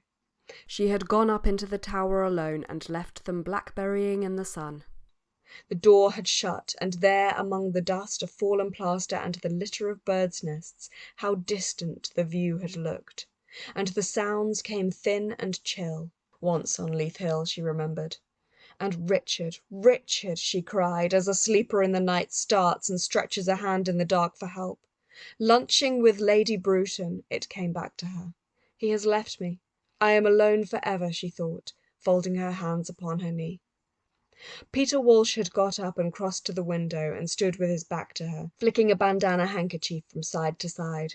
Masterly and dry and desolate he looked, his thin shoulder blades lifting his coat slightly, blowing his nose violently. Take me with you, Clarissa thought impulsively, as if he were starting directly upon some great voyage. And then, next moment, it was as if the 5 acts of a play that had been very exciting and moving were now over, and she had lived a lifetime in them, and had run away, had lived with Peter, and it was now over. Now it was time to move, and as a woman gathers her things together, her cloak, her gloves, her opera glasses, and gets up to go out of the theatre into the street, she rose from the sofa and went to Peter. And it was awfully strange, he thought, how she still had the power, as she came tinkling, rustling, still had the power as she came across the room, to make the moon, which he detested, rise at Burton on the terrace in the summer sky. "Tell me," he said, seizing her by the shoulders, "are you happy, Clarissa? Does Richard—" The door opened. "Here is my Elizabeth," said Clarissa, emotionally, histrionically perhaps. "How do you do?" said Elizabeth, coming forward. The sound of Big Ben striking the half-hour struck out between them with extraordinary vigour, as if a young man, strong, indifferent, inconsiderate, were swinging dumb-bells this way and that. "Hullo, Elizabeth!" cried Peter, stuffing his handkerchief into his pocket, going quickly to her, saying "Good-bye, Clarissa," without looking at her, leaving the room quickly, and running downstairs and opening the hall door. "Peter! Peter!" cried Clarissa, following him out onto the landing. "My party tonight! Remember my party tonight!" she cried, having to raise her voice against the roar of the open air, and overwhelmed by the traffic and the sound of all the clocks striking, her voice crying, "Remember my party tonight!" sounded frail and thin and very far away as Peter Walsh shut the door. "Remember my party. Remember my party," said Peter Walsh as he stepped down the street, speaking to himself rhythmically, in time with the flow of the sound, the direct, downright sound of Big Ben striking the half-hour. The leaden circles dissolved in the air. Oh, these parties, he thought. Clarissa's parties. Why does she give these parties, he thought. Not that he blamed her, or this effigy of a man in a tailcoat with a carnation in his buttonhole coming towards him. Only one person in the world could be as he was, in love. And there he was, this fortunate man, himself, reflected in the plate-glass window of a motor-car manufacturer in Victoria Street. All India lay behind him, plains, mountains, epidemics of cholera, a district twice as big as Ireland, decisions he had come to alone. He, Peter Walsh, who was now, really for the first time in his life, in love. Clarissa had grown hard, he thought, and a trifle sentimental into the bargain, he suspected, looking at the great motor cars capable of doing how many miles on how many gallons? For he had a turn for mechanics, had invented a plough in his district, had ordered wheelbarrows from England, but the coolies wouldn't use them, all of which Clarissa knew nothing whatever about. The way she had said, "Here is my Elizabeth," that annoyed him. Why not "Here's Elizabeth," simply? It was insincere, and Elizabeth didn't like it either. Still, the last tremors of the great booming voice shook the air round him. The half-hour, still early, only 11:30 still. For he understood young people, he liked them. There was always something cold in Clarissa, he thought. She had always, even as a girl, a sort of timidity, which in middle age becomes conventionality, and then it's all up, he thought, looking rather drearily into the glassy depths, and wondering whether, by calling at that hour, he had annoyed her, overcome with shame suddenly at having been a fool, wept, been emotional, told her everything as usual, as usual. As a cloud crosses the sun, silence falls on London, and falls on the mind. Effort ceases. Time flaps on the mast. There we stop. There we stand. Rigid, the skeleton of habit alone upholds the human frame. Where there is nothing, Peter Walsh said to himself, feeling hollowed out, utterly empty within. Clarissa refused me, he thought. He stood there thinking, Clarissa refused me. "Ah," said St. Margaret, like a hostess who comes into her drawing-room on the very stroke of the hour and finds her guests there already. "I am not late. No, it is precisely 11:30, she says. Yet, though she is perfectly right, her voice, being the voice of the hostess, is reluctant to inflict its individuality. Some grief for the past holds it back, some concern for the present. It is 11:30, she says, and the sound of St. Margaret's glides into the recesses of the heart and buries itself in ring after ring of sound, like something alive which wants to confide itself, to disperse itself, to be, with a tremor of delight, at rest. Like Clarissa herself, thought Peter Walsh, coming down the stairs on the stroke of the hour in white. It is Clarissa herself, he thought, with a deep emotion, and an extraordinarily clear yet puzzling recollection of her, as if this bell had come into the room years ago, where they sat at some moment of great intimacy, and had gone from one to the other and had left, like a bee with honey, laden with the moment. But what room? What moment? And why had he been so profoundly happy when the clock was striking? Then, as the sound of St. Margaret's languished, he thought, she has been ill, and the sound expressed languor and suffering. It was her heart, he remembered, and the sudden loudness of the final stroke told for death that surprised in the midst of life, Clarissa falling where she stood in her drawing-room. "No, no," he cried, "she is not dead. I am not old," he cried, and marched up Whitehall as if there, rolled down to him, vigorous, unending, his future. He was not old, or set, or dried in the least. As for caring what they said of him, the Dalloways, the Whitbreads and their set, he cared not a straw, not a straw. Though it was true he would have, some time or other, to see whether Richard couldn't help him to some job. Striding, staring, he glared at the statue of the Duke of Cambridge. He had been sent down from Oxford. True. He had been a socialist, in some sense a failure. True. Still, the future of civilization lies, he thought, in the hands of young men like that, of young men such as he was 30 years ago, with their love of abstract principles, getting books sent out to them all the way from London to a peak in the Himalayas, reading science, reading philosophy. The future lies in the hands of young men like that, he thought. A patter like the patter of leaves in a wood came from behind, and with it a rustling, regular thudding sound, which as it overtook him drummed his thoughts strict in step up Whitehall, without his doing. Boys in uniform, carrying guns, marched with their eyes ahead of them, marched, their arms stiff, and on their faces an expression like the letters of a legend written round the base of a statue praising duty, gratitude, fidelity, love of England. It is, thought Peter Walsh, beginning to keep step with them, a very fine training. But they did not look robust. They were weedy for the most part, boys of 16 who might tomorrow stand behind bowls of rice, cakes of soap on counters. Now they wore on them, unmixed with sensual pleasure or daily preoccupations, the solemnity of the wreath which they had fetched from Finsbury pavement to the empty tomb. They had taken their vow. The traffic respected it. Vans were stopped.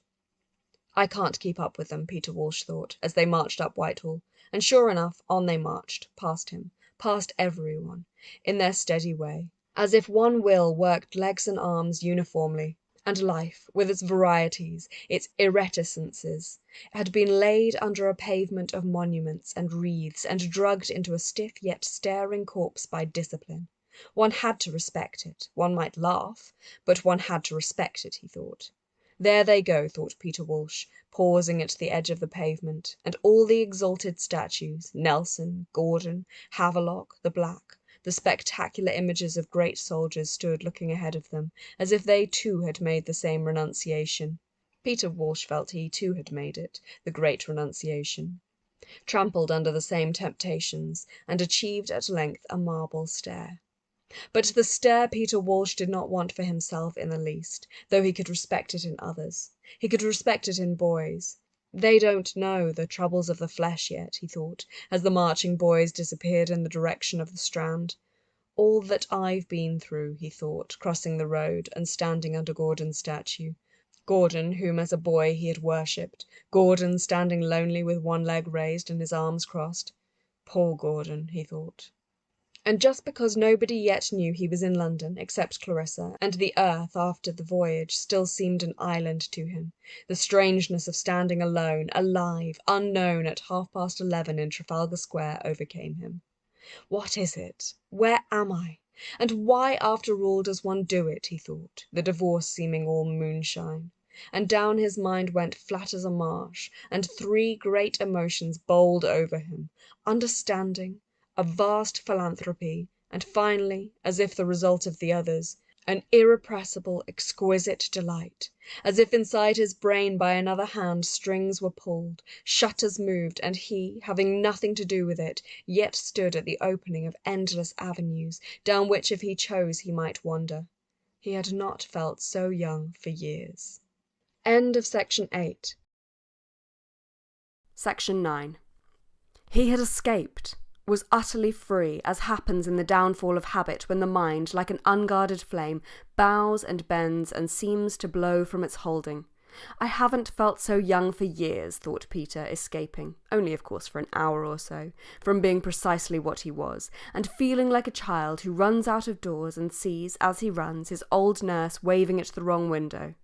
But she's extraordinarily attractive, he thought, as walking across Trafalgar Square in the direction of the Haymarket came a young woman who, as she passed Gordon's statue, seemed, Peter Walsh thought, susceptible as he was, to shed veil after veil, until she became the very woman he had always had in mind, young but stately, merry but discreet, black but enchanting.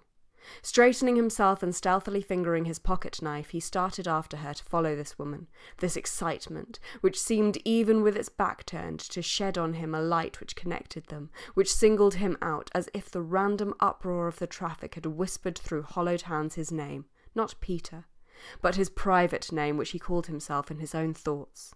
You, she said, only you, saying it with her white gloves and her shoulders. Then the thin, long cloak which the wind stirred as she walked past Dent's shop in Cockspur Street blew out with an enveloping kindness, a mournful tenderness, as of arms that would open and take the tired. But she's not married, she's young, quite young, thought Peter. The red carnation he had seen her wear as she came across Trafalgar Square burning again in his eyes and making her lips red. But she waited at the curbstone. There was a dignity about her. She was not worldly like Clarissa, not rich like Clarissa. Was she, he wondered as she moved, respectable? Witty with a lizard's flickering tongue, he thought. For one must invent, must allow oneself a little diversion. A cool, waiting wit, a darting wit, not noisy. She moved, she crossed. He followed her. To embarrass her was the last thing he wished. Still, if she stopped, he would say, "Come and have an ice," he would say, and she would answer, perfectly simply, "Oh, yes." But other people got between them in the street, obstructing him, blotting her out. He pursued, she changed. There was colour in her cheeks, mockery in her eyes. He was an adventurer, reckless, he thought, swift, daring indeed. Landed as he was last night from India. A romantic buccaneer, careless of all these damned proprieties, yellow dressing gowns, pipes, fishing rods in the shop windows, and respectability and evening parties and spruce old men wearing white slips beneath their waistcoats. He was a buccaneer. On and on she went, across Piccadilly and up Regent Street, ahead of him.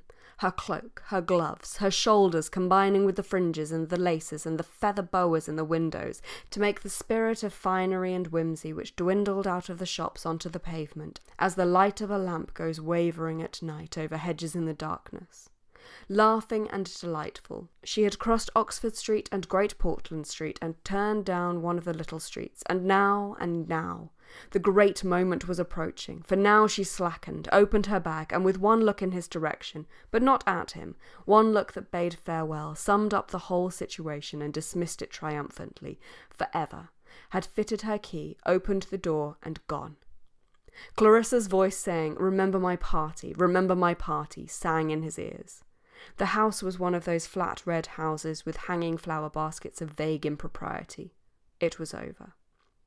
Well, I've had my fun. I've had it, he thought, looking up at the swinging baskets of pale geraniums, and it was smashed to atoms. His fun, for it was half made up, as he knew very well, invented, this escapade with the girl, made up as one makes up the better part of life, he thought, making oneself up, and making her up, creating an exquisite amusement and something more.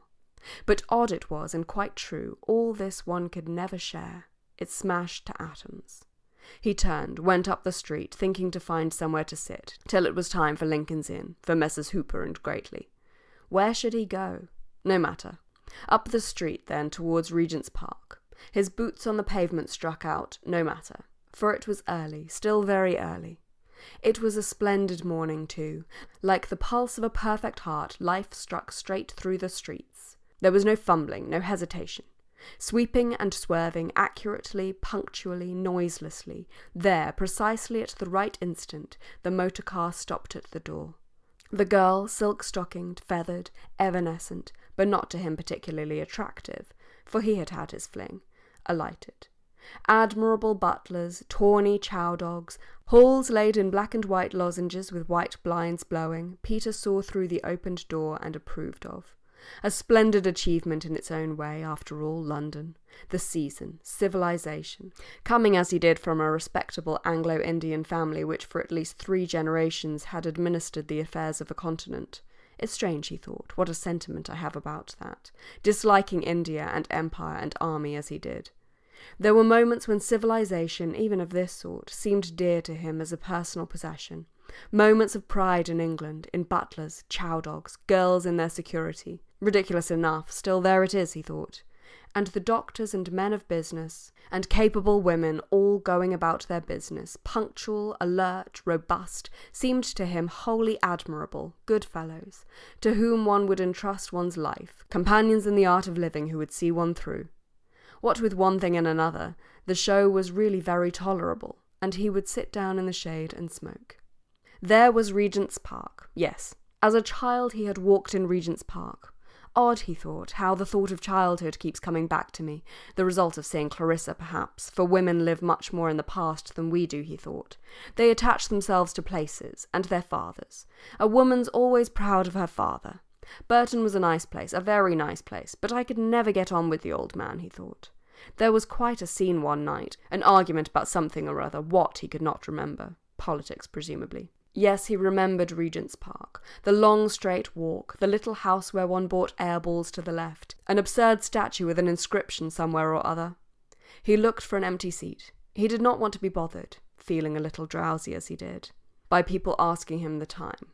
An elderly grey nurse with a baby asleep in its perambulator, That was the best he could do for himself, sit down at the far end of the seat by that nurse.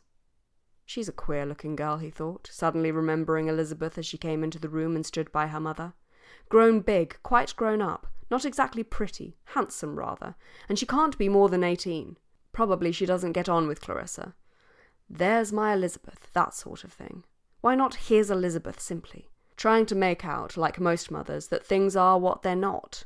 She trusts to her charm too much, he thought. She overdoes it. The rich, benignant cigar smoke eddied coolly down his throat. He puffed it out again in rings which breasted the air bravely for a moment, blue, circular. I shall try and get a word alone with Elizabeth tonight, he thought, then began to wobble into hourglass shapes and taper away. Odd shapes they take, he thought. Suddenly he closed his eyes, raised his hand with an effort, and threw away the heavy end of his cigar. A great brush swept smooth across his mind, sweeping across it moving branches, children's voices, the shuffle of feet, and people passing, and humming traffic, rising and falling traffic. Down, down he sank into the plumes and feathers of sleep, sank and was muffled over. The grey nurse resumed her knitting as Peter Walsh, on the hot seat beside her, began snoring. In her grey dress, moving her hands indefatigably yet quietly, she seemed like the champion of the rights of sleepers, like one of those spectral presences which rise in twilight in woods made of sky and branches. The solitary traveller, haunter of lanes, disturber of ferns, and devastator of great hemlock plants, looking up, suddenly sees the giant figure at the end of the ride. By conviction an atheist, perhaps, he is taken by surprise with moments of extraordinary exultation. Nothing exists outside us except a state of mind, he thinks, a desire for solace, for relief, for something outside these miserable pygmies, these feeble, these ugly, these craven men and women. But if he can conceive of her, then in some sort she exists, he thinks, and advancing down the path with his eyes upon sky and branches, he rapidly endows them with womanhood, sees with amazement how grave they become, how majestically, as the breeze stirs them, they dispense with a dark flutter of the leaves charity, comprehension, absolution, and then, flinging themselves suddenly aloft, confound the piety of their aspect with the wild carouse.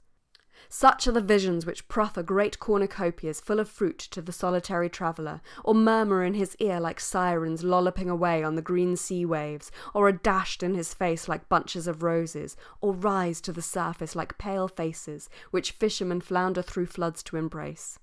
Such are the visions which ceaselessly float up, pace beside, put their faces in front of the actual thing, often overpowering the solitary traveller and taking away from him the sense of the earth, the wish to return, and giving him for substitute a general peace, as if, so he thinks as he advances down the forest ride, all this fever of living was simplicity itself, and myriads of things merged in one thing, and this figure, made of sky and branches as it is, had risen from the troubled sea. He is elderly, past 50 now, as a shape might be sucked up out of the waves to shower down from her magnificent hands compassion, comprehension, absolution. So, he thinks, may I never go back to the lamplight, to the sitting-room, never finish my book, never knock out my pipe, never ring for Mrs. Turner to clear away, rather let me walk straight on to this great figure, who will, with a toss of her head, mount me on her streamers and let me blow to nothingness with the rest. Such are the visions. The solitary traveller is soon beyond the wood, and there, coming to the door with shaded eyes, possibly to look for his return, with hands raised, with white apron blowing, is an elderly woman who seems, so powerful is this infirmity, to seek, over a desert, a lost son, to search for a rider destroyed, to be the figure of the mother whose sons have been killed in the battles of the world. So, as the solitary traveller advances down the village street where the women stand knitting and the men dig in the garden, the evening seems ominous, the figures still, as if some august fate, known to them, awaited without fear, were about to sweep them into complete annihilation.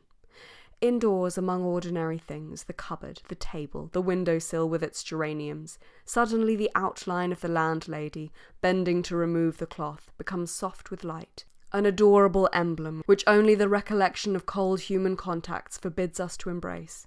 She takes the marmalade. She shuts it in the cupboard. There is nothing more tonight, sir? But to whom does the solitary traveller make reply? End of section 9. Section 10. So the elderly nurse knitted over the sleeping baby in Regent's Park. So Peter Walsh snored. He woke with extreme suddenness, saying to himself, "The death of the soul." "Lord, Lord," he said to himself out loud, stretching and opening his eyes. "The death of the soul." The words attached themselves to some scene, to some room, to some past he had been dreaming of. It became clearer, the scene, the room, the past he had been dreaming of. It was at Burton that summer, early in the 90s, when he was so passionately in love with Clarissa. There were a great many people there, laughing and talking, sitting round a table after tea, and the room was bathed in yellow light and full of cigarette smoke. They were talking about a man who had married his housemaid, one of the neighbouring squires. He had forgotten his name. He had married his housemaid, and she had been brought to Burton to call. An awful visit it had been. She was absurdly overdressed, like a cockatoo, Clarissa had said, imitating her, and she never stopped talking. On and on she went, on and on, Clarissa imitated her. Then somebody said, Sally Seton it was, did it make any real difference to one's feelings to know that before they'd married she had had a baby? In those days, in mixed company, it was a bold thing to say. He could see Clarissa now turning bright pink, somehow contracting and saying, "Oh, I shall never be able to speak to her again," whereupon the whole party sitting round the tea table seemed to wobble. It was very uncomfortable. He hadn't blamed her for minding the fact, since in those days a girl brought up as she was knew nothing. But it was her manner that annoyed him. Timid, hard, something arrogant, unimaginative, prudish. The death of the soul. He had said that instinctively, ticketing the moment as he used to do. The death of her soul. Everyone wobbled. Everyone seemed to bow as she spoke, and then to stand up different. He could see Sally Seton, like a child who has been in mischief, leaning forward, rather flushed, wanting to talk, but afraid, and Clarissa did frighten people.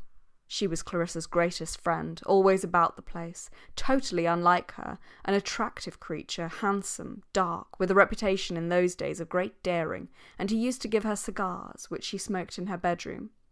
She had either been engaged to somebody or quarrelled with her family, and old Parry disliked them both equally, which was a great bond. Then Clarissa, still with an air of being offended with them all, got up, made some excuse and went off alone. As she opened the door, in came that great shaggy dog which ran after sheep. She flung herself upon him, went into raptures. It was as if she said to Peter, it was all aimed at him, he knew, "I know you thought me absurd about that woman just now, but see how extraordinarily sympathetic I am. See how I love my Rob." They had always had this queer power of communicating without words. She knew directly he criticised her. Then she would do something quite obvious to defend herself, like this fuss with the dog, but it never took him in. He always saw through Clarissa. Not that he said anything, of course, just sat looking glum. It was the way their quarrels often began. She shut the door. At once he became extremely depressed. It all seemed useless, going on being in love, going on quarrelling, going on making it up, and he wandered off alone among outhouses, stables, looking at the horses. The place was quite a humble one. The Parrys were never very well off. But there were always grooms and stable boys about. Clarissa loved riding, and an old coachman. What was his name? An old nurse, old Moody, old Goody, some such name they called her, whom one was taken to visit in a little room with lots of photographs, lots of bird cages. It was an awful evening. He grew more and more gloomy. Not about that only, about everything. And he couldn't see her, couldn't explain to her, couldn't have it out. There were always people about. She'd go on as if nothing had happened. That was the devilish part of her, this coldness, this woodenness, something very profound in her, which he had felt again this morning talking to her, an impenetrability. Yet heaven knows he loved her. She had some queer power of fiddling on one's nerves, turning one's nerves to fiddle strings, yes. He had gone into dinner rather late from some idiotic idea of making himself felt, and had sat down by old Miss Parry, Aunt Helena, Mr. Parry's sister, who was supposed to preside. There she sat in her white cashmere shawl with her head against the window, a formidable old lady, but kind to him, for he had found her some rare flower, and she was a great botanist, marching off in thick boots with a black collecting box slung between her shoulders. He sat down beside her and couldn't speak. Everything seemed to race past him. He just sat there eating. And then, halfway through dinner, he made himself look across at Clarissa for the first time. She was talking to a young man on her right. He had a sudden revelation. "She will marry that man," he said to himself. He didn't even know his name. For of course it was that afternoon, that very afternoon, that Dalloway had come over. And Clarissa called him Wickham. That was the beginning of it all. Somebody had brought him over, and Clarissa got his name wrong. She introduced him to everybody as Wickham. At last he said, "My name is Dalloway." That was his first view of Richard, a fair young man, rather awkward, sitting on a deck chair and blurting out, "My name is Dalloway." Sally got hold of it. Always after that she called him, "My name is Dalloway." He was a prey to revelations at that time. This one, that she would marry Dalloway, was blinding, overwhelming at the moment. There was a sort of, how could he put it, a sort of ease in her manner to him, something maternal, something gentle. They were talking about politics. All through dinner he tried to hear what they were saying. Afterwards he could remember standing by old Miss Parry's chair in the drawing-room. Clarissa came up with her perfect manners like a real hostess and wanted to introduce him to someone, spoke as if they had never met before, which enraged him. Yet even then he admired her for it. He admired her courage, her social instinct. He admired her power of carrying things through. "The perfect hostess," he said to her, whereupon she winced all over. But he meant her to feel it. He would have done anything to hurt her after seeing her with Dalloway. So she left him, and he had a feeling that they were all gathered together in a conspiracy against him, laughing and talking behind his back. There he stood by Miss Parry's chair as though he had been cut out of wood, he talking about wildflowers. Never, never had he suffered so infernally. He must have forgotten even to pretend to listen. At last he woke up. He saw Miss Parry looking rather disturbed, rather indignant, with her prominent eyes fixed. He almost cried out that he couldn't attend because he was in hell. People began going out of the room. He heard them talking about fetching cloaks, about its being cold on the water, and so on. They were going boating on the lake by moonlight, one of Sally's mad ideas. He could hear her describing the moon, and they all went out. He was left quite alone. "Don't you want to go with them?" said Aunt Helena, old Miss Parry. She had guessed. And he turned round, and there was Clarissa again. She had come back to fetch him. He was overcome by her generosity, her goodness. "Come along," she said. "They're waiting." He had never felt so happy in the whole of his life. Without a word they made it up. They walked down to the lake. He had 20 minutes of perfect happiness. Her voice, her laugh, her dress, something floating, white, crimson. Her spirit, her adventurousness. She made them all disembark and explore the island. She startled a hen. She laughed. She sang. And all the time he knew perfectly well Dalloway was falling in love with her. She was falling in love with Dalloway. But it didn't seem to matter. Nothing mattered. They sat on the ground and talked, he and Clarissa. They went in and out of each other's minds without any effort. And then in a second it was over. He said to himself as they were getting into the boat, "She will marry that man," dully, without any resentment. But it was an obvious thing. Dalloway would marry Clarissa. Dalloway rowed them in. He said nothing. But somehow, as they watched him start, jumping onto his bicycle to ride 20 miles through the woods, wobbling off down the drive, waving his hand and disappearing, he obviously did feel, instinctively, tremendously, strongly, all that. The night, the romance, Clarissa. He deserved to have her. For himself, he was absurd. His demands upon Clarissa, he could see it now, were absurd. He asked impossible things. He made terrible scenes. She would have accepted him still, perhaps, if he had been less absurd. Sally thought so. She wrote him all that summer long letters, how they had talked of him, how she had praised him, how Clarissa burst into tears. It was an extraordinary summer, all letters, scenes, telegrams, arriving at Burton early in the morning, hanging about till the servants were up, appalling tete-a-tetes with old Mr. Parry at breakfast. Aunt Helena formidable but kind, Sally sweeping him off for talks in the vegetable garden, Clarissa in bed with headaches. The final scene, the terrible scene which he believed had mattered more than anything in the whole of his life, it might be an exaggeration, but still so it did seem now, happened at 3 o'clock in the afternoon of a very hot day. It was a trifle that led up to it. Sally at lunch saying something about Dalloway and calling him, "My name is Dalloway," whereupon Clarissa suddenly stiffened, coloured, in a way she had, and rapped out sharply, "We've had enough of that feeble joke." That was all, but for him it was precisely as if she had said, "I'm only amusing myself with you. I've an understanding with Richard Dalloway." So he took it. He had not slept for nights. "It's got to be finished one way or the other," he said to himself. He sent a note to her by Sally asking her to meet him by the fountain at 3. "Something very important has happened," he scribbled at the end of it. The fountain was in the middle of a little shrubbery, far from the house, with shrubs and trees all round it. There she came, even before the time, and they stood with the fountain between them, the spout, it was broken, dribbling water incessantly. How sights fix themselves upon the mind!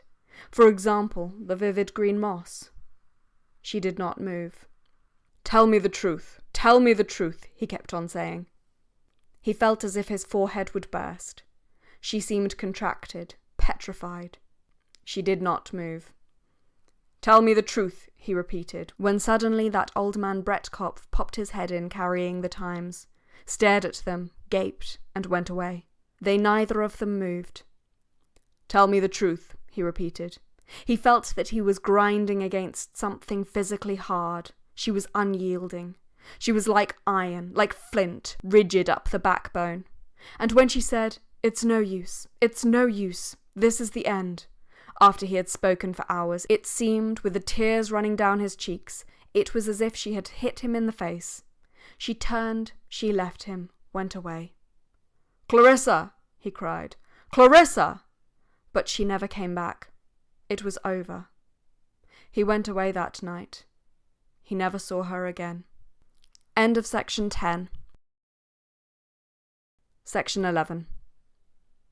"It was awful," he cried. "Awful, awful." Still, the sun was hot. Still, one got over things. Still, life had a way of adding day to day. Still, he thought, yawning and beginning to take notice, Regent's Park had changed very little since he was a boy, except for the squirrels. Still, presumably there were compensations.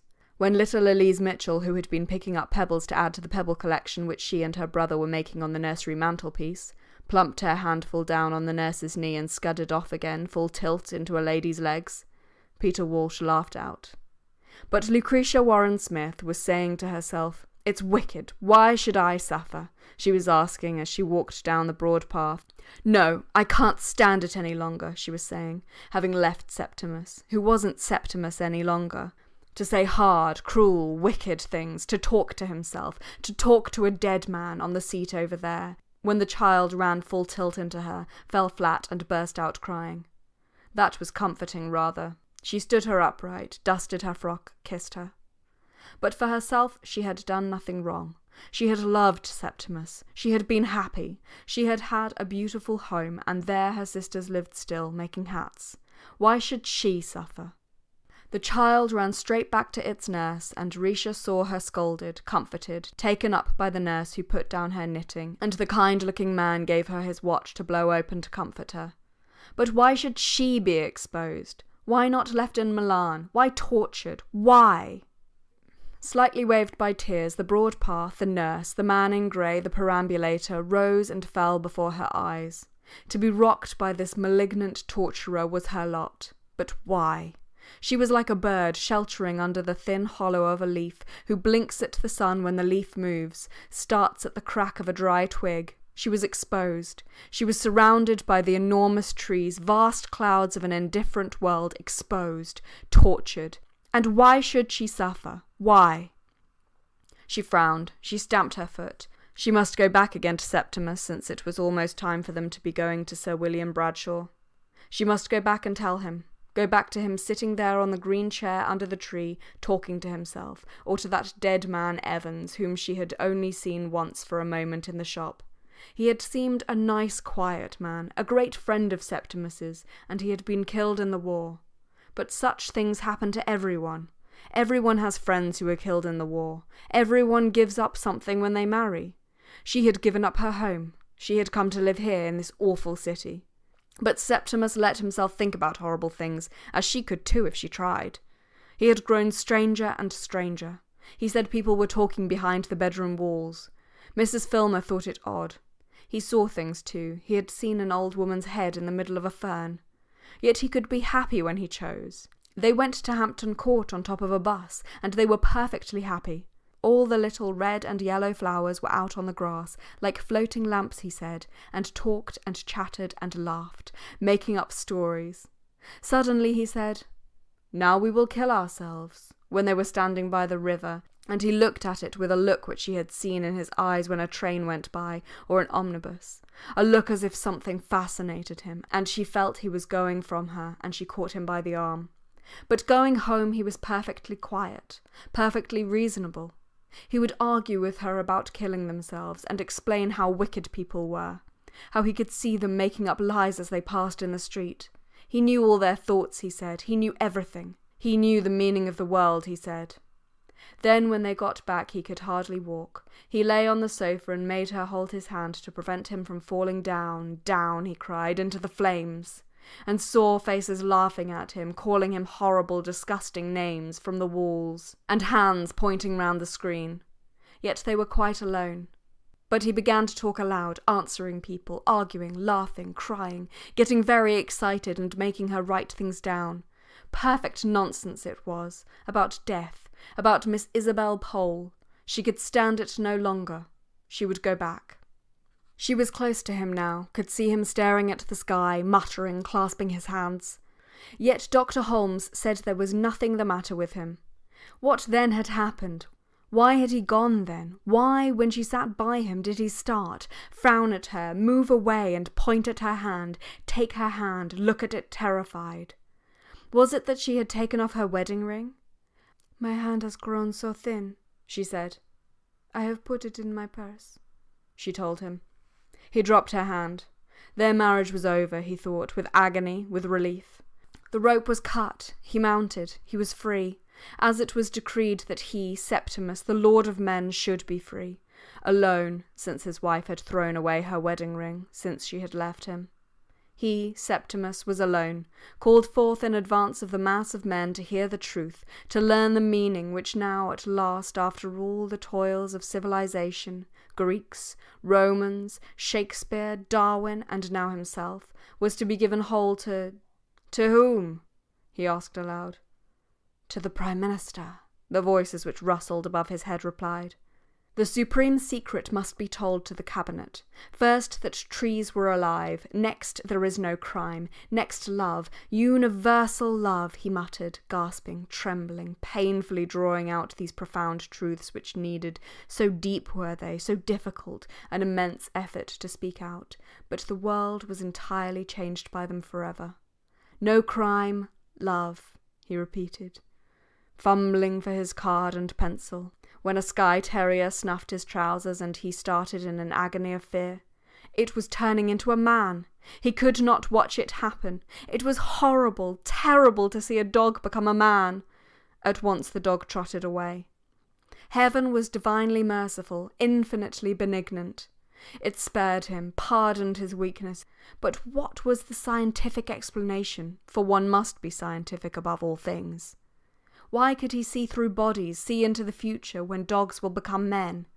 It was the heat wave, presumably, operating upon a brain made sensitive by eons of evolution. Scientifically speaking, the flesh was melted off the world. His body was macerated until only the nerve fibres were left. It was spread like a veil upon a rock. He lay back in his chair, exhausted but upheld. He lay resting, waiting, before he again interpreted with effort, with agony, to mankind. He lay very high on the back of the world. The earth thrilled beneath him. Red flowers grew through his flesh, their stiff leaves rustled by his head. Music began clanging against the rocks up here. "It is a motor horn down in the street," he muttered. But up here it cannoned from rock to rock, divided, met in shocks of sound which rose in smooth columns.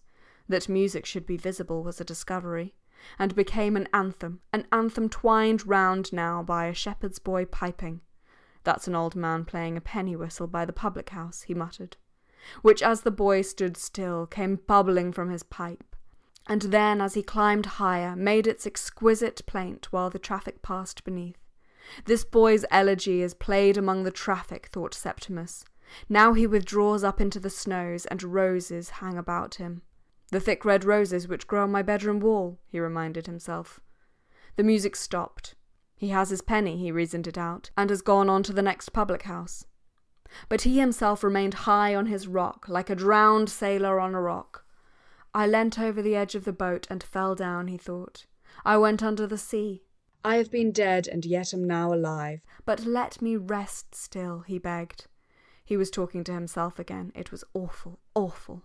And as, before waking, the voices of birds and the sound of wheels chime and chatter in a queer harmony, grow louder, and the sleeper feels himself drawing to the shores of life, so he felt himself drawing towards life, the sun growing hotter, cries sounding louder, something tremendous about to happen. He had only to open his eyes, but a weight was on them, a fear. He strained, he pushed, he looked. He saw Regent's Park before him. Long streamers of sunlight fawned at his feet.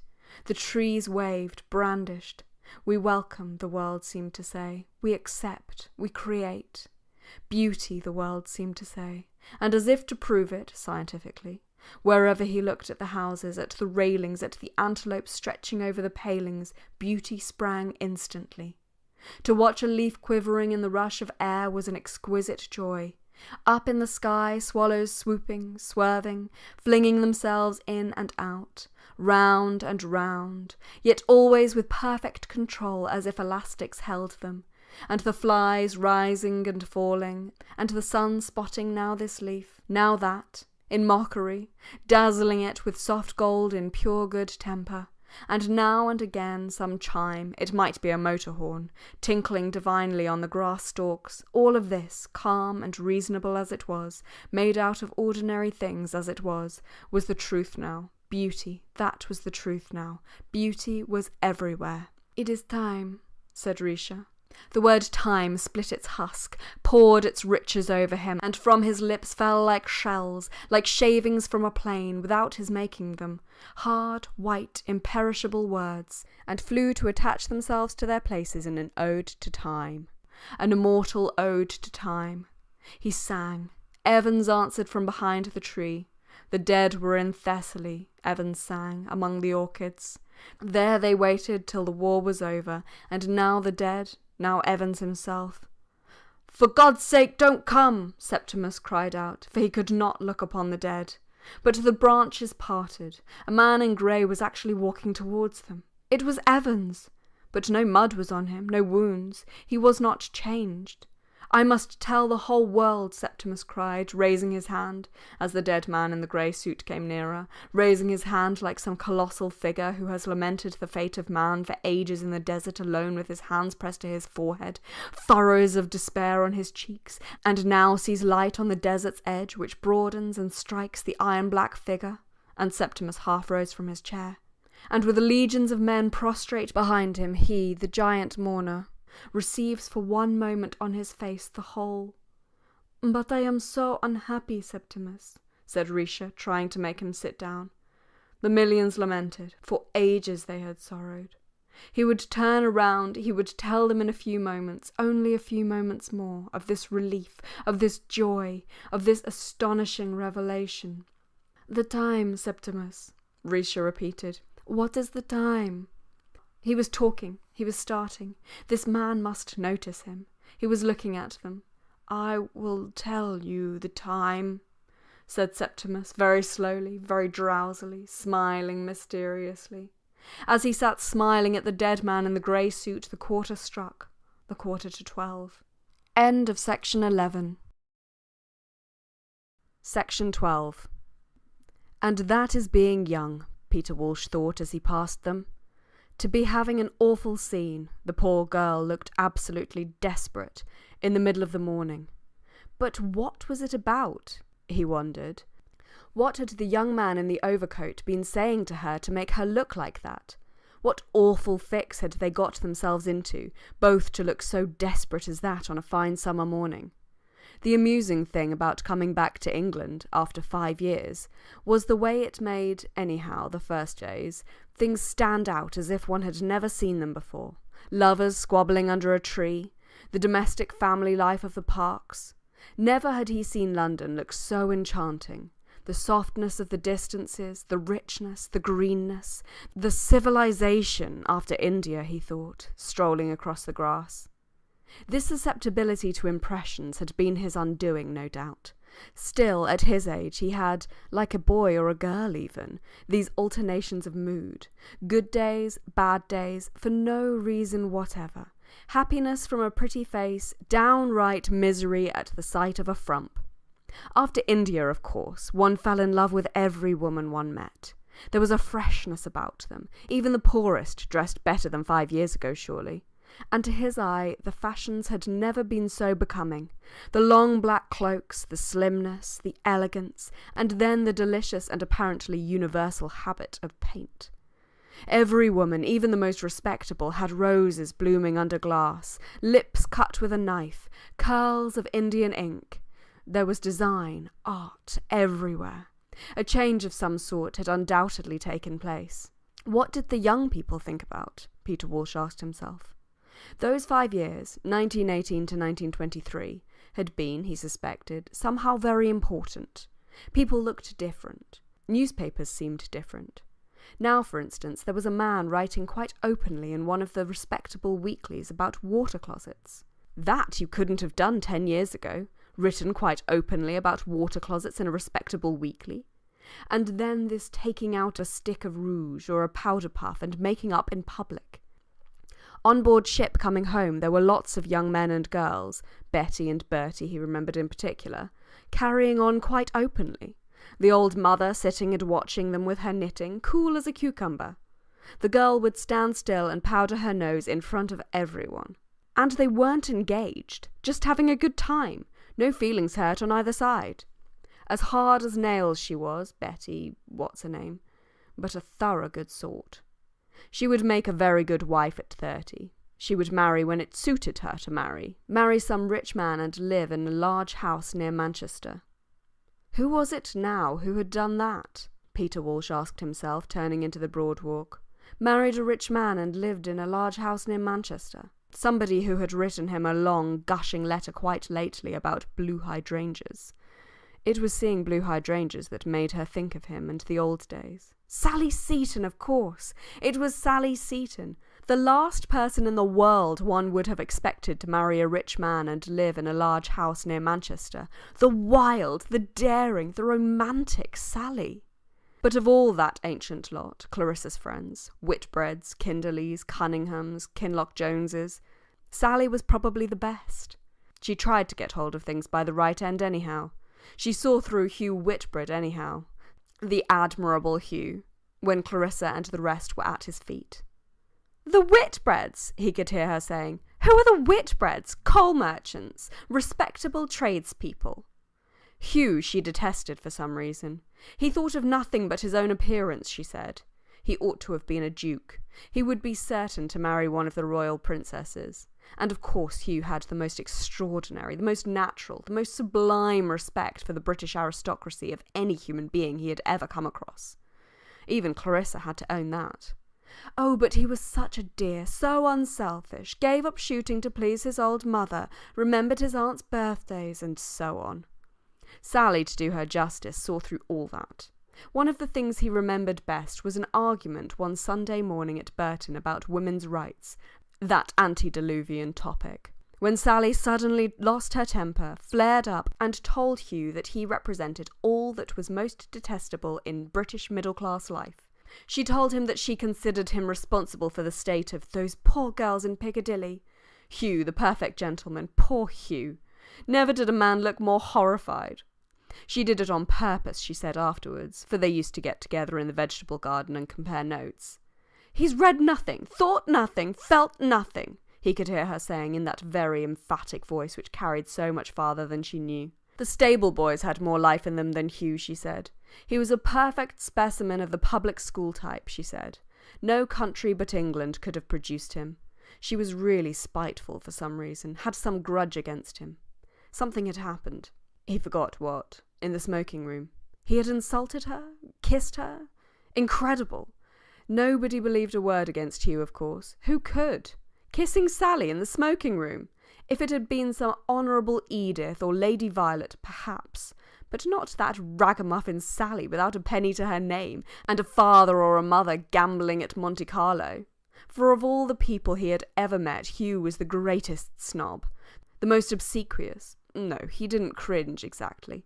He was too much of a prig for that. A first-rate valet was the obvious comparison. Somebody who walked behind carrying suitcases, could be trusted to send telegrams, indispensable to hostesses. And he had found his job, married his Honourable Evelyn, got some little post at court, looked after the king's cellars, polished the imperial shoe buckles, went about in knee breeches and lace ruffles. How remorseless life is! A little job at court! He had married this lady, the Honourable Evelyn, and they lived hereabouts, so he thought, looking at the pompous houses overlooking the park, for he had lunched there once in a house which had, like all Hugh's possessions, something that no other house could possibly have. Linen cupboards it might have been. You had to go and look at them. You had to spend a great deal of time always admiring whatever it was. Linen cupboards, pillowcases, old oak furniture, pictures, which Hugh had picked up for an old song. But Mrs. Hugh sometimes gave the show away.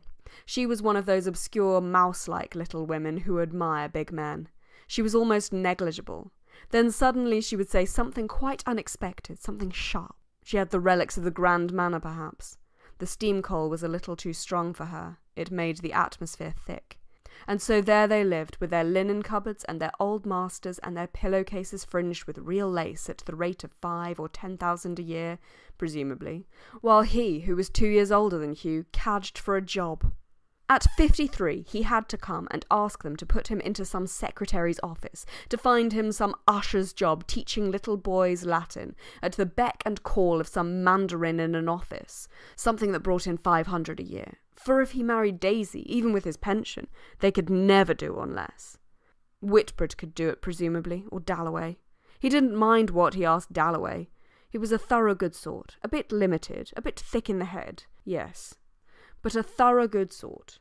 Whatever he took up, he did in the same matter-of-fact, sensible way, without a touch of imagination, without a spark of brilliancy, but with the inexplicable niceness of his type. He ought to have been a country gentleman. He was wasted on politics. He was at his best out of doors, with horses and dogs. How good he was, for instance, when that great shaggy dog of Clarissa's got caught in a trap, and had its paw half torn off, and Clarissa turned faint, and Dalloway did the whole thing. Bandaged, made splints, told Clarissa not to be a fool. That was what she liked him for, perhaps. That was what she needed. "Now, my dear, don't be a fool. Hold this, fetch that." All the time talking to the dog as if it were a human being. But how could she swallow all that stuff about poetry? How could she let him hold forth about Shakespeare? Seriously and solemnly, Richard Dalloway got on his hind legs and said that no decent man ought to read Shakespeare's sonnets, because it was like listening at keyholes. Besides, the relationship was not one that he approved. No decent man ought to let his wife visit a deceased wife's sister. Incredible! The only thing to do was to pelt him with sugared almonds. It was at dinner. But Clarissa sucked it all in, thought it so honest of him, so independent of him. Heaven knows if she didn't think him the most original mind she'd ever met. That was one of the bonds between Sally and himself. There was a garden where they used to walk, a walled-in place, with rose bushes and giant cauliflowers. He could remember Sally tearing off a rose, stopping to exclaim at the beauty of the cabbage leaves in the moonlight. It was extraordinary how vividly it all came back to him, things he hadn't thought of for years. While she implored him, half laughing of course, to carry off Clarissa, to save her from the Hughs and the Dalloways and all the other perfect gentlemen who would stifle her soul. She wrote reams of poetry in those days. make a mere hostess of her, encourage her worldliness. But one must do Clarissa justice. She wasn't going to marry Hugh anyhow. She had a perfectly clear notion of what she wanted. Her emotions were all on the surface. Beneath, she was very shrewd, a far better judge of character than Sally, for instance, and with it all purely feminine, with that extraordinary gift, that woman's gift, of making a world of her own wherever she happened to be. She came into a room, she stood, as he had often seen her, in a doorway with lots of people round her. But it was Clarissa one remembered. Not that she was striking, not beautiful at all. There was nothing picturesque about her. She never said anything especially clever. There she was, however. There she was. No, no, no! He was not in love with her any more. He only felt, after seeing her that morning among her scissors and silks, making ready for the party, unable to get away from the thought of her. She kept coming back and back like a sleeper jolting against him in a railway carriage, which was not being in love, of course. It was thinking of her, criticising her, starting again after 30 years, trying to explain her. The obvious thing to say of her was that she was worldly, cared too much for rank and society and getting on in the world, which was true in a sense. She had admitted it to him. You could always get her to own up if you took the trouble. She was honest. What she would say was that she hated frumps, fogies, failures, like himself presumably. Thought people had no right to slouch about with their hands in their pockets, must do something, be something. And these great swells, these duchesses, these hoary old countesses one met in her drawing room, unspeakably remote as he felt them to be from anything that mattered a straw, stood for something real to her. Lady Bexborough, she said once, held herself upright. So did Clarissa herself. She never lounged in any sense of the word. She was straight as a dart, a little rigid, in fact. She said they had a kind of courage which the older she grew, the more she respected. In all this there was a great deal of Dalloway, of course, a great deal of the public-spirited British Empire, tariff reform, governing class spirit, which had grown on her, as it tends to do. With twice his wits, she had to see things through his eyes, one of the tragedies of married life. With a mind of her own, she must always be quoting Richard, as if one couldn't know to a tittle what Richard thought by reading the Morning Post of a morning. These parties, for example, were all for him, or for her idea of him. To do Richard justice, he would have been happier farming in Norfolk. She made her drawing room a sort of meeting place. She had a genius for it. Over and over again he had seen her take some raw youth, twist him, turn him, wake him up, set him going. Infinite numbers of dull people conglomerated round her, of course. But odd, unexpected people turned up. An artist sometimes a writer. Queer fish in that atmosphere.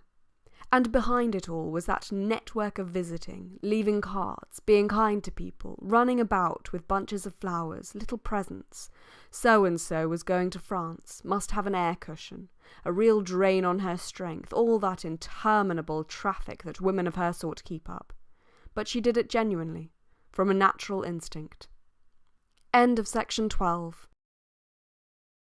Section 13. Oddly enough, she was one of the most thoroughgoing sceptics he had ever met, and possibly this was a theory he used to make up to account for her, so transparent in some ways, so inscrutable in others. Possibly she said to herself, as we are a doomed race, chained to a sinking ship. Her favourite reading as a girl was Huxley and Tyndall, and they were fond of these nautical metaphors. As the whole thing is a bad joke, let us, at any rate, do our part, mitigate the sufferings of our fellow prisoners, Huxley again, decorate the dungeon with flowers and air cushions, be as decent as we possibly can. Those ruffians, the gods, shan't have it all their own way. Her notion being that the gods, who never lost a chance of hurting, thwarting, and spoiling human lives, were seriously put out if, all the same, you behaved like a lady. That phase came directly after Sylvia's death, that horrible affair.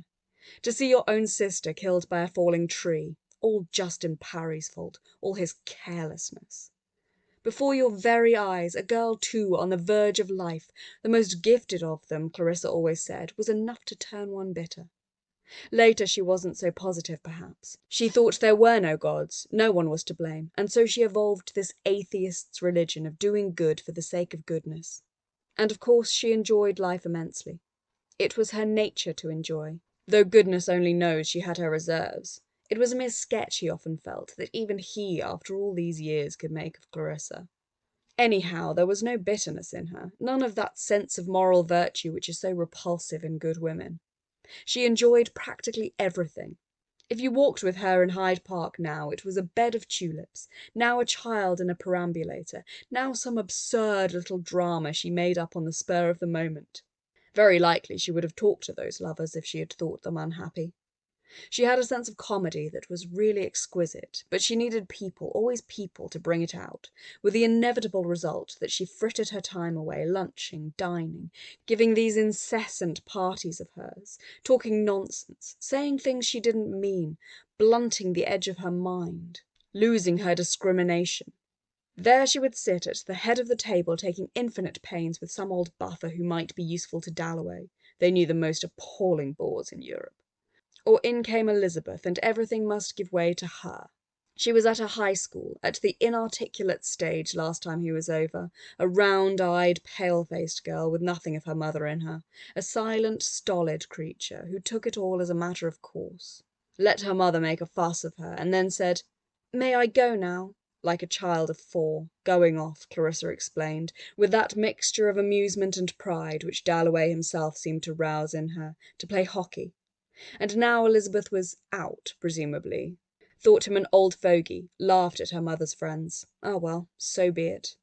The compensation of growing old, Peter Walsh thought, coming out of Regent's Park and holding his hat in hand, was simply this, that the passions remained as strong as ever, but one has gained, at last, the power which adds the supreme flavour to existence, the power of taking hold of experience, of turning it round slowly in the light. A terrible confession it was. He put his hat on again.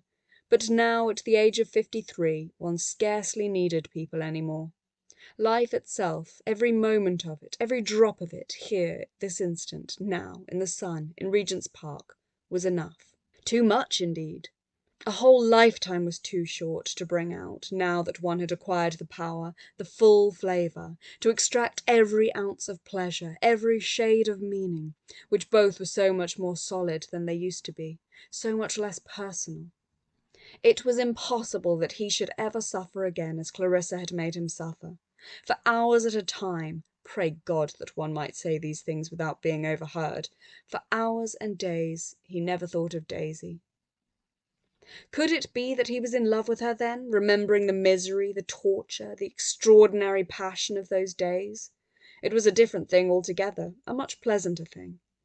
The truth being, of course, that now she was in love with him. And that, perhaps, was the reason why, when the ship actually sailed, he felt an extraordinary relief, wanted nothing so much as to be alone, was annoyed to find all her little attentions, cigars, notes, a rug for the voyage, in his cabin. Everyone, if they were honest, would say the same. One doesn't want people after 50. One doesn't want to go on telling women they are pretty. That's what most men of 50 would say, Peter Walsh thought, if they were honest. But then these astonishing accesses of emotion. Bursting into tears this morning. What was all that about? What could Clarissa have thought of him? Thought him a fool, presumably, not for the first time. It was jealousy that was at the bottom of it. Jealousy which survives every other passion of mankind, Peter Walsh thought, holding his pocket-knife at arm's length. She had been meeting Major Ord, Daisy said in her last letter. Said it on purpose, he knew. Said it to make him jealous. He could see her wrinkling her forehead as she wrote, wondering what she could say to hurt him. And yet it made no difference. He was furious. All this bother of coming to England and seeing lawyers wasn't to marry her, but to prevent her from marrying anybody else. That was what tortured him. That was what came over him when he saw Clarissa so calm, so cold, so intent on her dress or whatever it was, realizing what she might have spared him, what she had reduced him to. A whimpering, snivelling old ass. But women, he thought, shutting his pocket-knife, don't know what passion is. They don't know the meaning of it to men. Clarissa was as cold as an icicle. There she would sit on the sofa by his side, let him take her hand, give him one kiss. Here, he was at the crossing. A sound interrupted him, a frail, quivering sound, a voice bubbling up without direction, vigour, beginning or end, running weakly and shrilly and with an absence of all human meaning into "Eam fam so, Foo sweet to emu.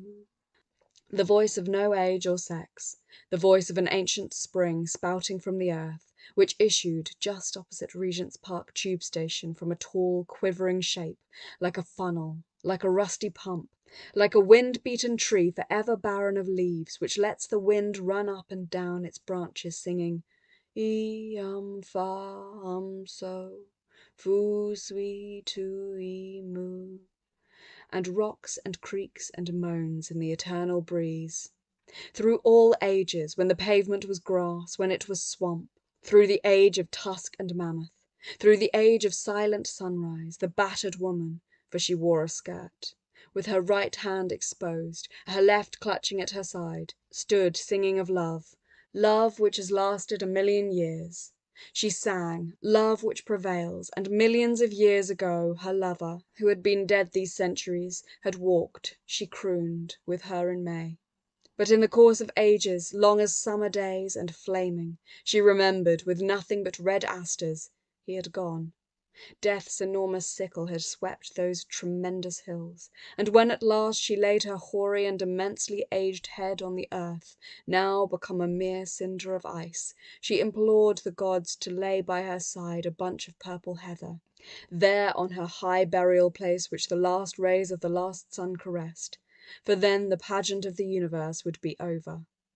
As the ancient song bubbled up opposite Regent's Park tube station, still the earth seemed green and flowery.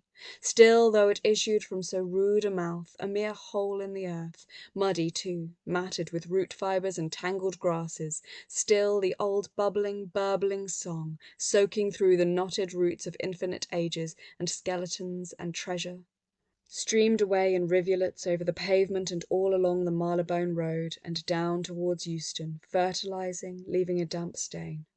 Still remembering how once in some primeval May she had walked with her lover, this rusty pump, this battered old woman with one hand exposed for coppers, the other clutching her side, would still be there in 10,000,000 years, remembering how once she had walked in May, where the sea flows now, with whom it did not matter. He was a man, oh yes, a man who had loved her. But the passage of ages had blurred the clarity of that ancient May day. The bright petalled flowers were hoar and silver frosted, and she no longer saw when she implored him, as she did now quite clearly, "Look in my eyes with thy sweet eyes intently." She no longer saw brown eyes, black whiskers, or sunburnt face, but only a looming shape, a shadow shape, to which, with the bird-like freshness of the very aged, she still twittered, "Give me your hand and let me press it gently." Peter Walsh couldn't help giving the poor creature a coin as he stepped into his taxi. And if someone should see, what matter they? And her fist clutched at her side, and she smiled, pocketing her shilling, and all peering inquisitive eyes seemed blotted out, and the passing generations, the pavement was crowded with bustling middle-class people, vanished, like leaves, to be trodden under, to be soaked and steeped and made mould of by that eternal spring. So, foo sweet to emu. Poor old woman, said Risha Warren-Smith, waiting to cross. Oh, poor old wretch.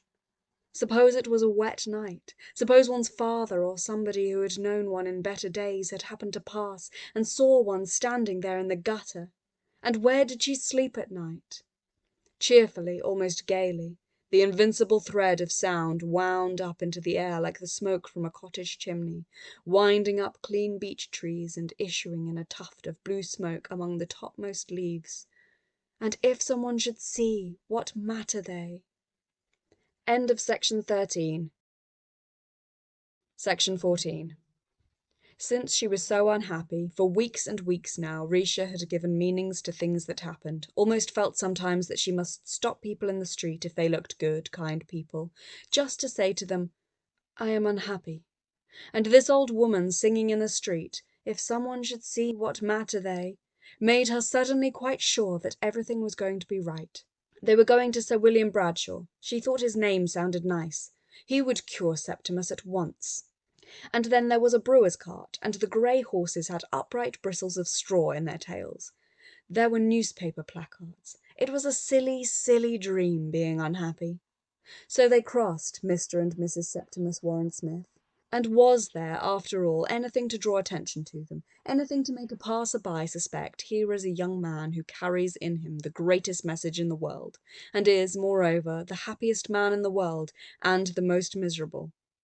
Perhaps they walked more slowly than other people, and there was something hesitating, trailing in the man's walk. But what more natural for a clerk who has not been in the West End on a weekday at this hour for years than to keep looking at the sky, looking at this, that, and the other, as if Portland Place were a room he had come into when the family are away, the chandeliers being hung in holland bags, and the caretaker, as she lets in long shafts of dusty light upon deserted, queer-looking armchairs, lifting one corner of the long blinds, explains to the visitors what a wonderful place it is, how wonderful, but at the same time he thinks, as he looks at chairs and tables, how strange. To look at, he might have been a clerk, but of the better sort, for he wore brown boots, his hands were educated, so too his profile, his angular, big-nosed, intelligent, sensitive profile, but not his lips altogether, for they were loose, and his eyes, as eyes tend to be, eyes merely, hazel, large, so that he was, on the whole, a border case, neither one thing nor the other, might end with a house at Purley and a motor car, or continue renting apartments in back streets all his life. One of those half-educated, self-educated men whose education is all learnt from books borrowed from public libraries, read in the evening after the day's work, on the advice of well-known authors consulted by letter. As for the other experiences, the solitary ones, which people go through alone in their bedrooms, in their offices, walking the fields and the streets of London, he had them. Had left home, a mere boy, because of his mother. She lied. Because he came down to tea for the 50th time with his hands unwashed. Because he could see no future for a poet in Stroud. And so, making a confidant of his little sister, had gone to London, leaving an absurd note behind him, such as great men have written, and the world has read later when the story of their struggles has become famous. London has swallowed up many millions of young men called Smith, thought nothing of fantastic Christian names like Septimus, with which their parents have thought to distinguish them. Lodging off the Euston Road, there were experiences, again experiences, such as change a face in 2 years from a pink innocent oval to a face lean, contracted, hostile. But of all this, what could the most observant of friends have said, except what a gardener says when he opens the conservatory door in the morning and finds a new blossom on his plant? It has flowered.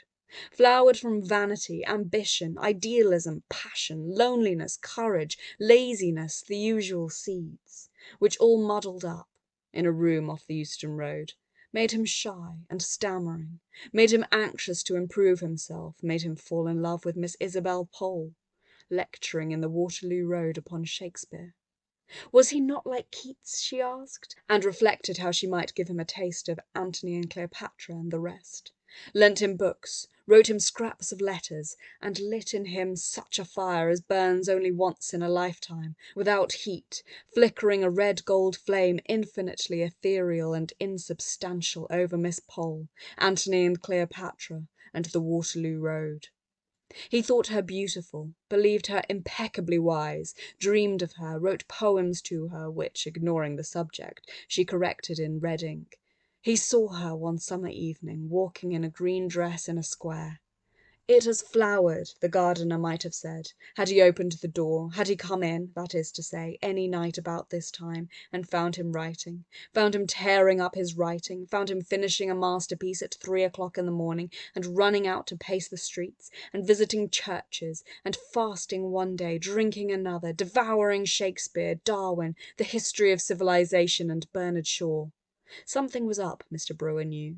Mr. Brewer, managing clerk at Sibley's and Arrowsmith's, auctioneers, valuers, land and estate agents. Something was up, he thought, and being paternal with his young men, and thinking very highly of Smith's abilities, and prophesying that he would, in 10 or 15 years, succeed to the leather armchair in the inner room under the skylight with the deed boxes round him. "If he keeps his health," said Mr. Brewer, and that was the danger. He looked weakly, advised football, invited him to supper, and was seeing his way to consider recommending a rise of salary, when something happened which threw out many of Mr. Brewer's calculations, took away his ablest young fellows, and eventually, so prying and insidious were the fingers of the European war, smashed a plaster cast of Sarah's, ploughed a hole in the geranium beds, and utterly ruined the cook's nerves at Mr. Brewer's establishment at Muswell Hill. Septimus was one of the first to volunteer. He went to France to save an England which consisted almost entirely of Shakespeare's plays and Miss Isabel Pole in a green dress walking in a square. There in the trenches the change which Mr. Brewer desired when he advised football was produced instantly. He developed manliness. He was promoted. He drew the attention, indeed the affection, of his officer, Evans by name. It was a case of two dogs playing on a hearthrug, one worrying a paper screw, snarling, snapping, giving a pinch now and then at the old dog's ear, the other lying somnolent, blinking at the fire, raising a paw, turning and growling good-temperedly. They had to be together, share with each other, fight with each other, quarrel with each other. But when Evans, Risha, who had only seen him once, called him a quiet man, a sturdy red-haired man, undemonstrative in the company of women, when Evans was killed just before the armistice in Italy, Septimus, far from showing any emotion or recognizing that here was the end of a friendship, congratulated himself upon feeling very little and very reasonably. The war had taught him. It was sublime. He had gone through the whole show, friendship, European war, death, had won promotion, was still under 30 and was bound to survive. He was right there. The last shells missed him. He watched them explode with indifference. When peace came he was in Milan, billeted in the house of an innkeeper with a courtyard, flowers in tubs, little tables in the open, daughters making hats, and to Lucretia, the younger daughter, he became engaged one evening when the panic was on him, that he could not feel. For now that it was all over, truce signed and the dead buried, he had, especially in the evening, these sudden thunderclaps of fear. He could not feel. As he opened the door of the room where the Italian girls sat making hats, he could see them, could hear them. They were rubbing wires among coloured beads in saucers. They were turning buckram shapes this way and that. The table was all strewn with feathers, spangles, silks, ribbons. Scissors were rapping on the table, but something failed him. He could not feel. Still, scissors rapping, girls laughing, hats being made protected him. He was assured of safety. He had a refuge. But he could not sit there all night. There were moments of waking in the early morning. The bed was falling. He was falling. Oh, for the scissors and the lamplight and the buckram shapes. He asked Lucretia to marry him, the younger of the two, the gay, the frivolous, with those little artist's fingers that she would hold up and say, "It is all in them." Silk, feathers, what not were alive to them. "It is the hat that matters most," she would say when they walked out together. Every hat that passed she would examine, and the cloak and the dress and the way the woman held herself. Ill-dressing, overdressing, she stigmatized, not savagely, rather with impatient movements of the hands, like those of a painter who puts from him some obvious, well-meant, glaring imposture. And then generously, but always critically, she would welcome a shop girl who had turned her little bit of stuff gallantly, or praise wholly with enthusiastic and professional understanding a French lady descending from her carriage in chinchilla, robes, pearls. "Beautiful," she would murmur, nudging Septimus that he might see. But beauty was behind a pane of glass. Even taste, Risha liked ices, chocolates, sweet things, had no relish to him. He put down his cup on the little marble table. He looked at people outside, happy they seemed, collecting in the middle of the street, shouting, laughing, squabbling over nothing. But he could not taste, he could not feel. In the tea shop among the tables and the chattering waiters, the appalling fear came over him. He could not feel. He could reason. He could read Dante, for example, quite easily. "Septimus, do put down your book," said Risha, gently shutting the Inferno. He could add up his bill. His brain was perfect. It must be the fault of the world, then, that he could not feel. "The English are so silent," Risha said. She liked it, she said. She respected these Englishmen, and wanted to see London, and the English horses, and the tailor-made suits, and could remember hearing how wonderful the shops were from an aunt who had married and lived in Soho. It might be possible, Septimus thought, looking at England from the train window as they left New Haven. It might be possible that the world itself is without meaning. At the office, they advanced him to a post of considerable responsibility. They were proud of him. He had won crosses. "You have done your duty. It is up to us," began Mr. Brewer, and could not finish, so pleasurable was his emotion. They took admirable lodgings off the Tottenham Court Road. Here he opened Shakespeare once more. That boy's business of the intoxication of language, Antony and Cleopatra, had shrivelled utterly. How Shakespeare loathed humanity, the putting on of clothes, the getting of children, the sordidity of the mouth and the belly. This was now revealed to Septimus, the message hidden in the beauty of words, the secret signal which one generation passes under disguise to the next is loathing, hatred, despair. Dante the same. Aeschylus, translated, the same. There Risha sat at the table trimming hats. She trimmed hats for Mrs. Filmer's friends. She trimmed hats by the hour. She looked pale, mysterious, like a lily drowned under water, he thought. "The English are so serious," she would say, putting her arms round Septimus, her cheek against his. Love between man and woman was repulsive to Shakespeare. The business of copulation was filth to him before the end. But Risha said she must have children. They had been married 5 years. They went to the Tower together, to the Victoria and Albert Museum, stood in the crowd to see the King open Parliament. And there were the shops. Hat shops, dress shops, shops with leather bags in the window where she would stand staring. But she must have a boy.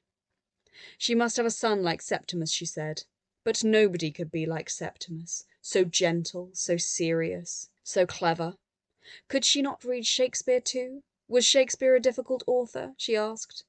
One cannot bring children into a world like this. One cannot perpetuate suffering or increase the breed of these lustful animals who have no lasting emotions, but only whims and vanities, eddying them now this way, now that.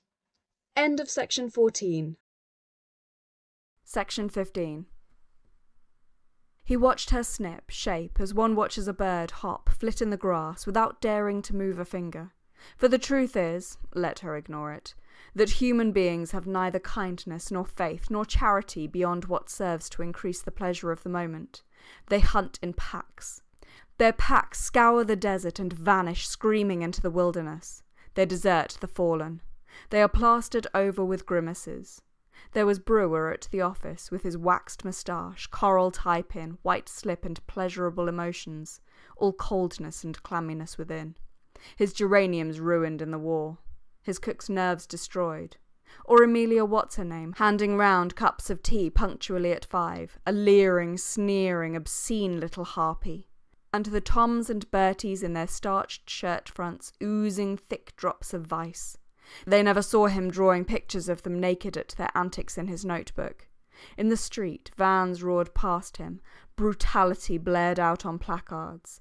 Men were trapped in mines, women burnt alive, and once a maimed file of lunatics being exercised or displayed for the diversion of the populace, who laughed aloud, ambled and nodded and grinned past him in the Tottenham Court Road, each half apologetically, yet triumphantly, inflicting his hopeless woe. And would he go mad? At tea, Risha told him that Mrs. Fillmore's daughter was expecting a baby. She could not grow old and have no children. She was very lonely. She was very unhappy. She cried for the first time since they were married.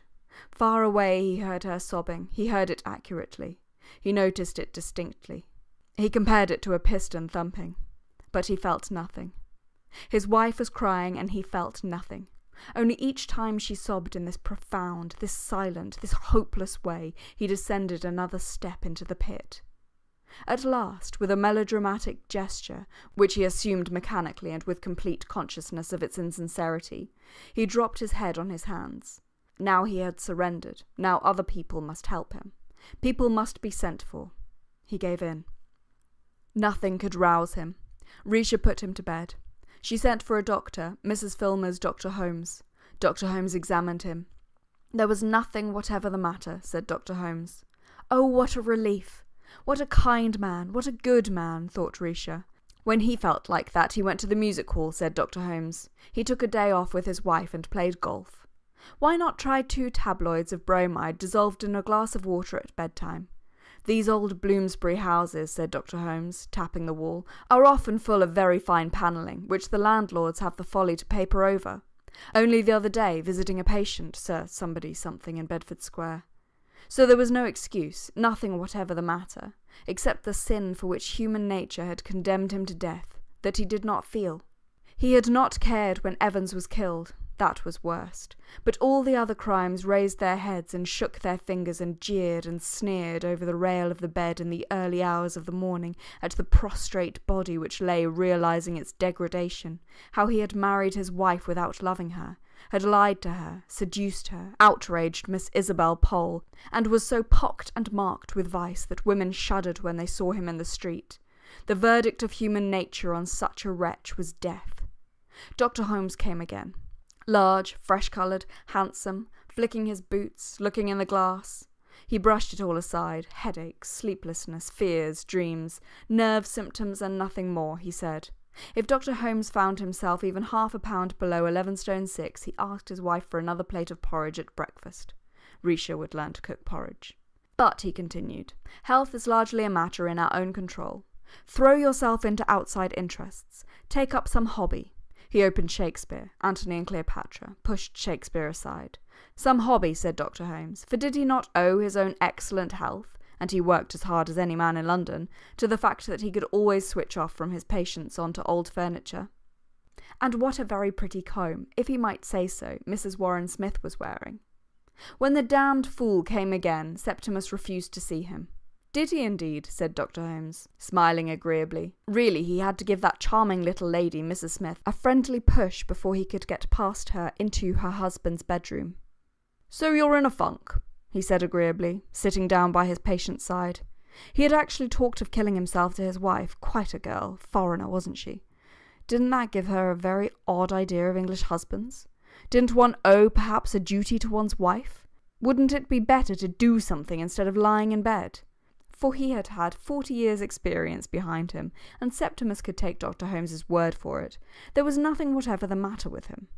And next time Dr. Holmes came, he hoped to find Smith out of bed and not making that charming little lady, his wife, anxious about him. Human nature, in short, was on him. The repulsive brute with the blood-red nostrils. Holmes was on him. Dr. Holmes came quite regularly every day. Once you stumble, Septimus wrote on the back of a postcard. Human nature is on you. Holmes is on you. Their only chance was to escape, without letting Holmes know, to Italy, anywhere away from Dr. Holmes. But Risha could not understand him. Dr. Holmes was such a kind man. He was so interested in Septimus. He only wanted to help them, he said. He had 4 little children, and he had asked her to tea, she told Septimus. So he was deserted. The whole world was clamouring, kill yourself for our sakes. But why should he kill himself for their sakes? Food was pleasant, the sun hot, and this killing oneself, how does one set about it? With a table knife? Uglily? With floods of blood? By sucking a gas pipe? He was too weak. He could scarcely raise his hand. Besides, now that he was quite alone, condemned, deserted, as those who are about to die are alone, there was a luxury in it, an isolation full of sublimity, a freedom which the attached can never know. Holmes had won, of course. The brute with the red nostrils had won. But even Holmes himself could not touch this last relic straying on the edge of the world, this outcast who gazed back at the inhabited regions, who lay, like a drowned sailor, on the shore of the world. It was at that moment, Risha had gone shopping, that the great revelation took place. A voice spoke from behind the screen. Evans was speaking. The dead were with him. "Evans! Evans!" he cried. Mr. Smith was talking aloud to himself, Agnes, the servant girl, cried to Mrs. Filmer in the kitchen. "Evans! Evans!" he had said as she brought in the tray. "She jumped, she did. She scuttled downstairs." And Risha came in with her flowers and walked across the room and put the roses in a vase, upon which the sun struck directly, and it went laughing, leaping round the room. She had had to buy the roses, Risha said, from a poor man in the street. But they were almost dead already, she said, arranging the roses. So there was a man outside, Evans presumably, and the roses, which Risha said were half dead, had been picked by him in the fields of Greece. "Communication is health. Communication is happiness. Communication," he muttered. "What are you saying, Septimus?" Risha asked, wild with terror, for he was talking to himself. She sent Agnes running for Dr. Holmes. Her husband, she said, was mad. He scarcely knew her. "You brute! You brute!" cried Septimus, seeing human nature, that is Dr. Holmes, enter the room. "Now what's all this about?" said Dr. Holmes in the most amiable way in the world. "Talking nonsense to frighten your wife?" But he would give him something to make him sleep. And if they were rich people, said Dr. Holmes, looking ironically round the room, by all means let them go to Harley Street. If they had no confidence in him, said Dr. Holmes, looking not quite so kind. It was precisely 12 o'clock, 12 by Big Ben, whose stroke was wafted over the northern part of London, blent with that of other clocks, mixed in a thin, ethereal way with the clouds and wisps of smoke, and died up there among the seagulls. 12 o'clock struck as Clarissa Dalloway laid her green dress on her bed, and the Warren Smiths walked down Harley Street. 12 was the hour of their appointment. Probably, Risha thought, that was Sir William Bradshaw's house with the grey motor car in front of it. The leaden circles dissolved in the air. Indeed it was, Sir William Bradshaw's motor car, low, powerful, grey with plain initials interlocked on the panel, as if the pomps of heraldry were incongruous, this man being the ghostly helper, the priest of science. And as the motor car was grey, so to match its sober suavity, grey furs, silver grey rugs were heaped in it, to keep her ladyship warm while she waited. For often Sir William would travel 60 miles or more, down into the country to visit the rich, the afflicted, who could afford the very large fee which Sir William very properly charged for his advice.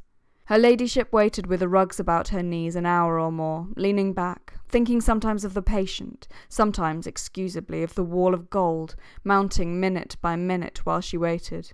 The wall of gold that was mounting between them and all shifts and anxieties. She had borne them bravely. They had had their struggles.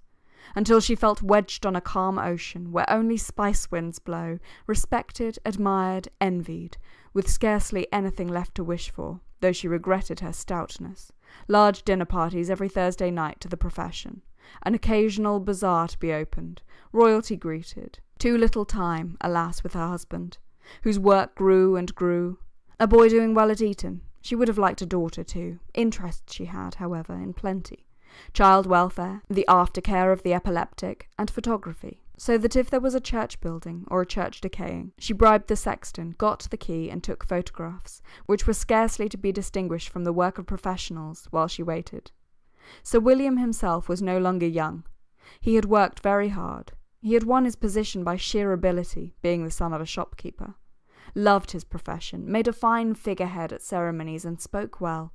All of which had, by the time he was knighted, given him a heavy look, a weary look, the stream of patients being so incessant, the responsibilities and privileges of his profession so onerous. Which weariness, together with his grey hairs, increased the extraordinary distinction of his presence, and gave him the reputation of the utmost importance in dealing with nerve cases, not merely of lightning skill and almost infallible accuracy in diagnosis, but of sympathy, tact, understanding of the human soul. He could see the first moment they came into the room, the Warren Smiths they were called. He was certain directly he saw the man. It was a case of extreme gravity. It was a case of complete breakdown, complete physical and nervous breakdown, with every symptom in advanced stage. He ascertained in 2 or 3 minutes, writing answers to questions, murmured discreetly on a pink card. End of section 15. Section 16. How long had Dr. Holmes been attending him? 6 weeks. Prescribed a little bromide. Said there was nothing the matter. Ah, yes. Those general practitioners, thought Sir William. It took half his time to undo their blunders. Some were irreparable. You served with great distinction in the war? The patient repeated the word, war, interrogatively. He was attaching meanings to words of a symbolical kind, a serious symptom to be noted on the card. The war? The patient asked. The European war, that little shindy of schoolboys with gunpowder. Had he served with distinction? He really forgot.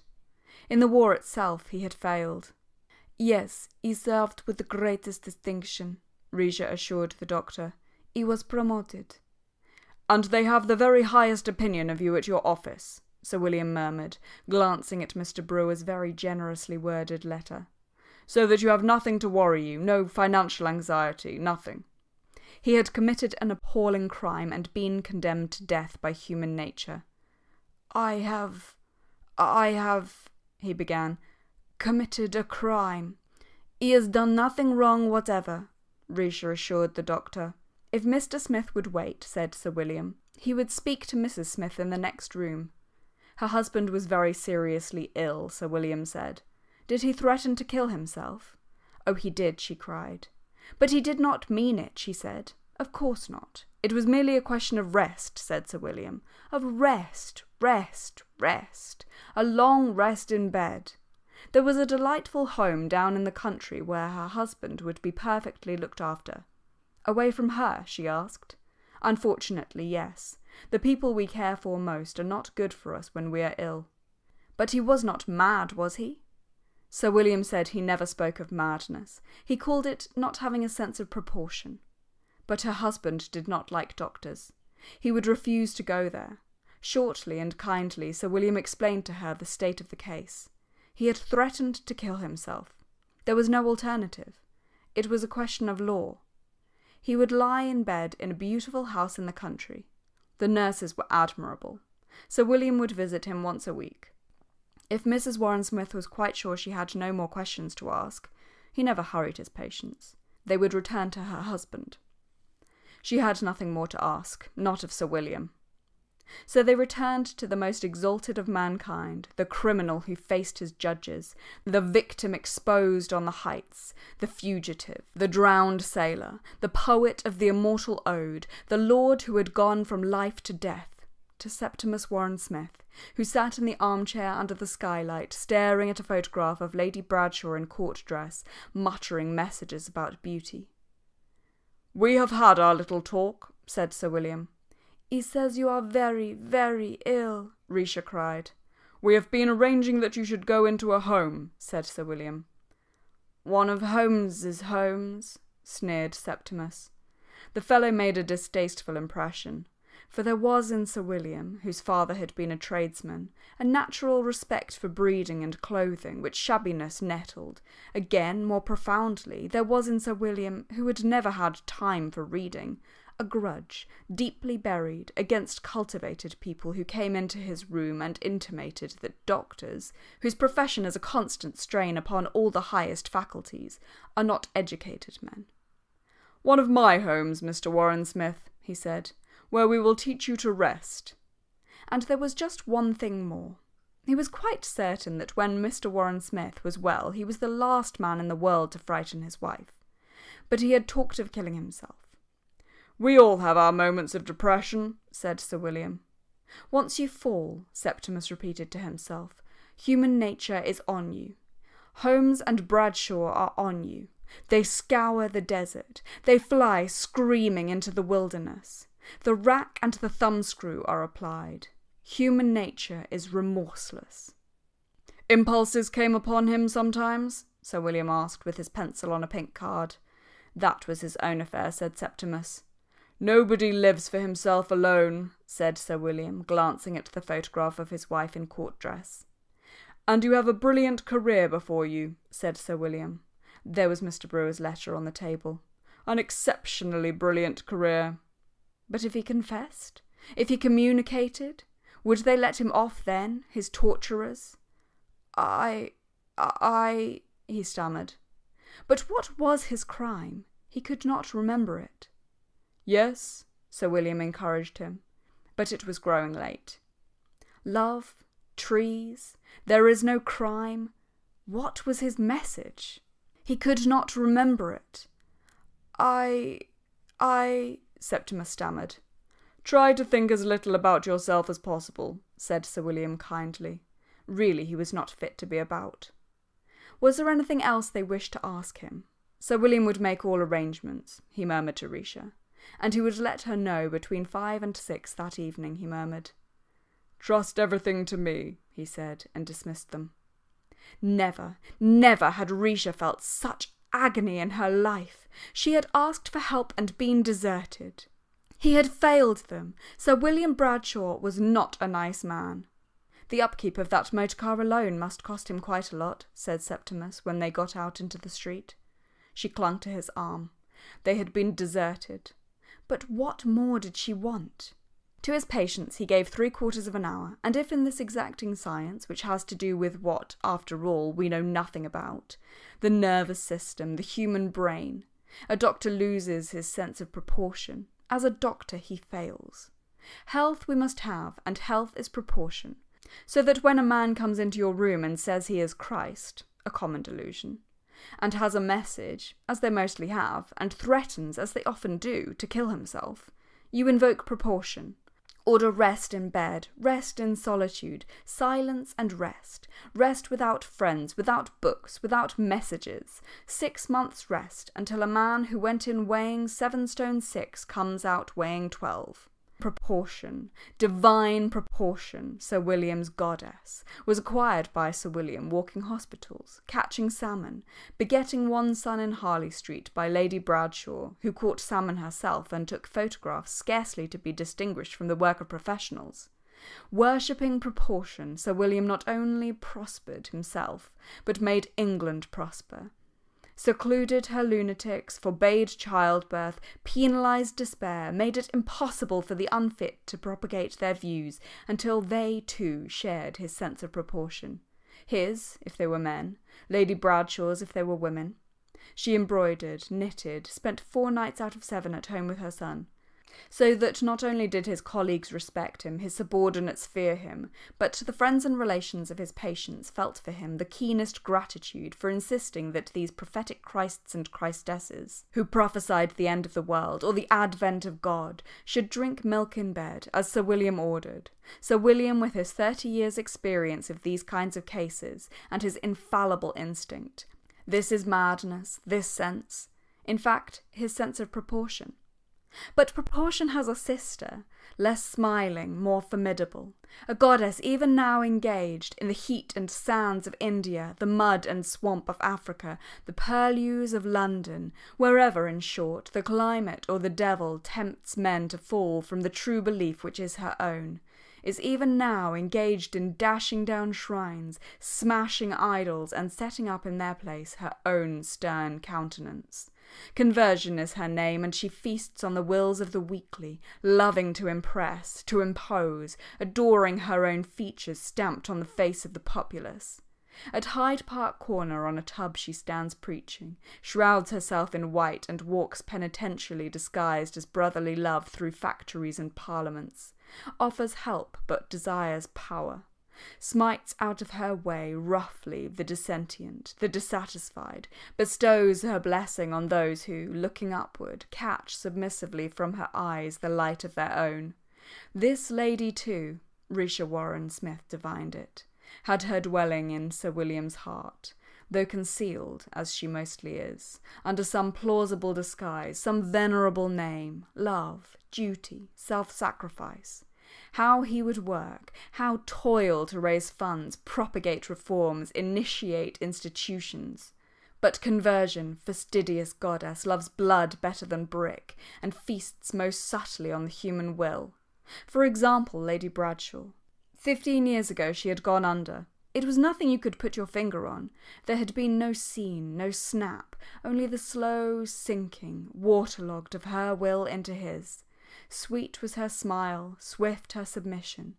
Dinner in Harley Street, numbering 8 or 9 courses, feeding 10 or 15 guests of the professional classes, was smooth and urbane. Only as the evening wore on, a very slight dullness, or uneasiness perhaps, a nervous twitch, fumble, stumble and confusion indicated what it was really painful to believe, that the poor lady lied. Once, long ago, she had caught salmon freely, now quick to minister to the craving which lit her husband's eye so oilily for dominion, for power. She cramped, squeezed, pared, pruned, drew back, peeped through, so that without knowing precisely what made the evening disagreeable and caused this pressure on the top of the head, which might well be imputed to the professional conversation, or the fatigue of a great doctor whose life, Lady Bradshaw said, is not his own but his patient's. Disagreeable it was, so that guests, when the clock struck 10, breathed in the air of Harley Street, even with rapture, which relief, however, was denied to his patients.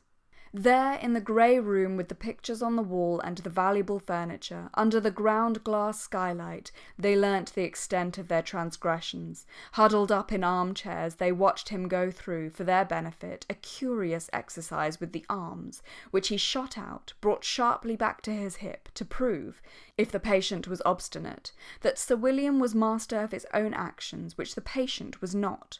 There some weakly broke down, sobbed, submitted. Others, inspired by heaven knows what intemperate madness, called Sir William to his face a damnable humbug, questioned even more impiously life itself. Why live, they demanded. Sir William replied that life was good. Certainly Lady Bradshaw in ostrich feathers hung over the mantelpiece, and as for his income it was quite 12,000 a year. But to us, they protested, life has given no such bounty. He acquiesced. They lacked a sense of proportion. And perhaps, after all, there is no God. He shrugged his shoulders. In short, this living or not living is an affair of our own? But there they were mistaken. Sir William had a friend in Surrey where they taught what Sir William frankly admitted was a difficult art, a sense of proportion. There were, moreover, family affection, honour, courage, and a brilliant career. All of these had in Sir William a resolute champion. If they failed him, he had to support police and the good of society, which, he remarked very quietly, would take care, down in Surrey, that these unsocial impulses, bred more than anything by the lack of good blood, were held in control. And then stole out from her hiding-place and mounted her throne that goddess whose lust is to override opposition, to stamp indelibly in the sanctuaries of others the image of herself. Naked, defenceless, the exhausted, the friendless received the impress of Sir William's will. He swooped, he devoured, he shut people up. It was this combination of decision and humanity that endeared Sir William so greatly to the relations of his victims. End of section 16. Section 17. But Risha Warren-Smith cried, walking down Harley Street, that she did not like that man. Shredding and slicing, dividing and subdividing, the clocks of Harley Street nibbled at the June day, counselled submission, upheld authority, and pointed out in chorus the supreme advantages of a sense of proportion, until the mound of time was so far diminished that a commercial clock, suspended above a shop in Oxford Street, announced, genially and fraternally, as if it were a pleasure to Messrs. Rigby and Lowndes to give the information gratis, that it was 1:30.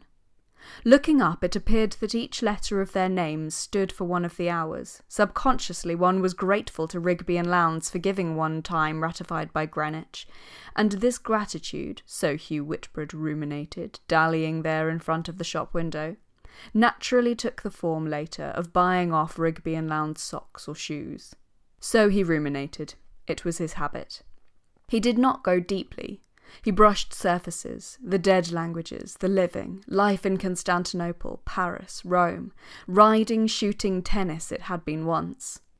The malicious asserted that he now kept guard at Buckingham Palace, dressed in silk stockings and knee breeches, over what nobody knew. But he did it extremely efficiently. He had been afloat on the cream of English society for 55 years.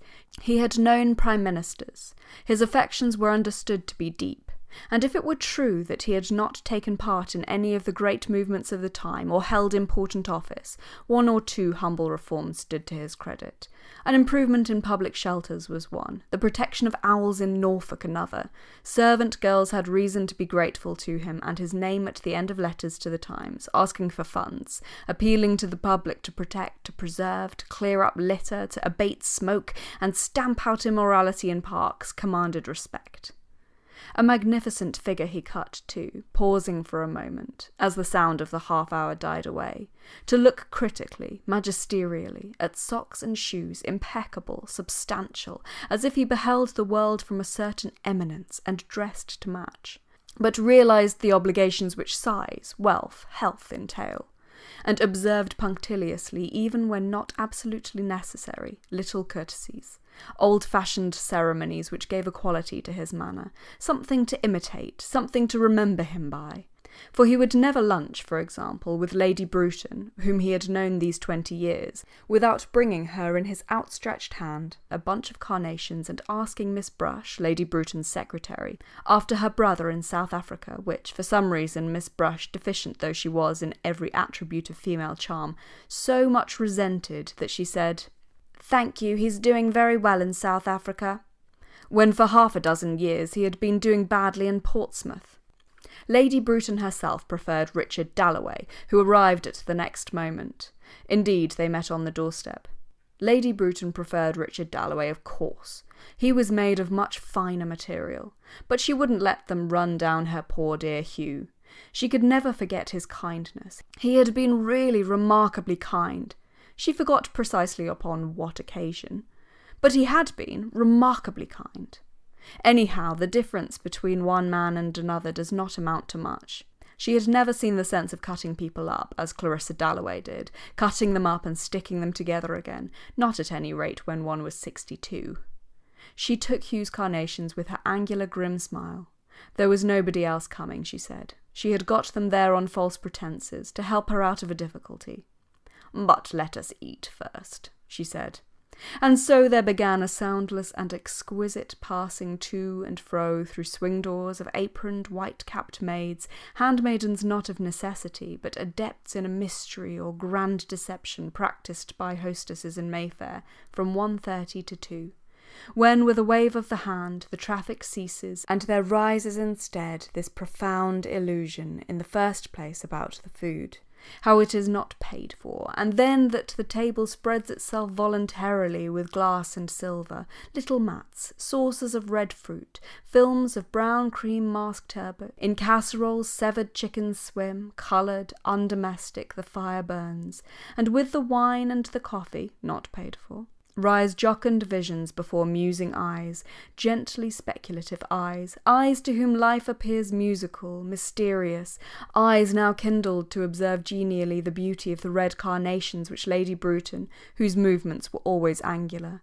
had laid beside her plate, so that Hugh Whitbread, feeling at peace with the entire universe and at the same time completely sure of his standing, said, resting his fork, "Wouldn't they look charming against your lace?"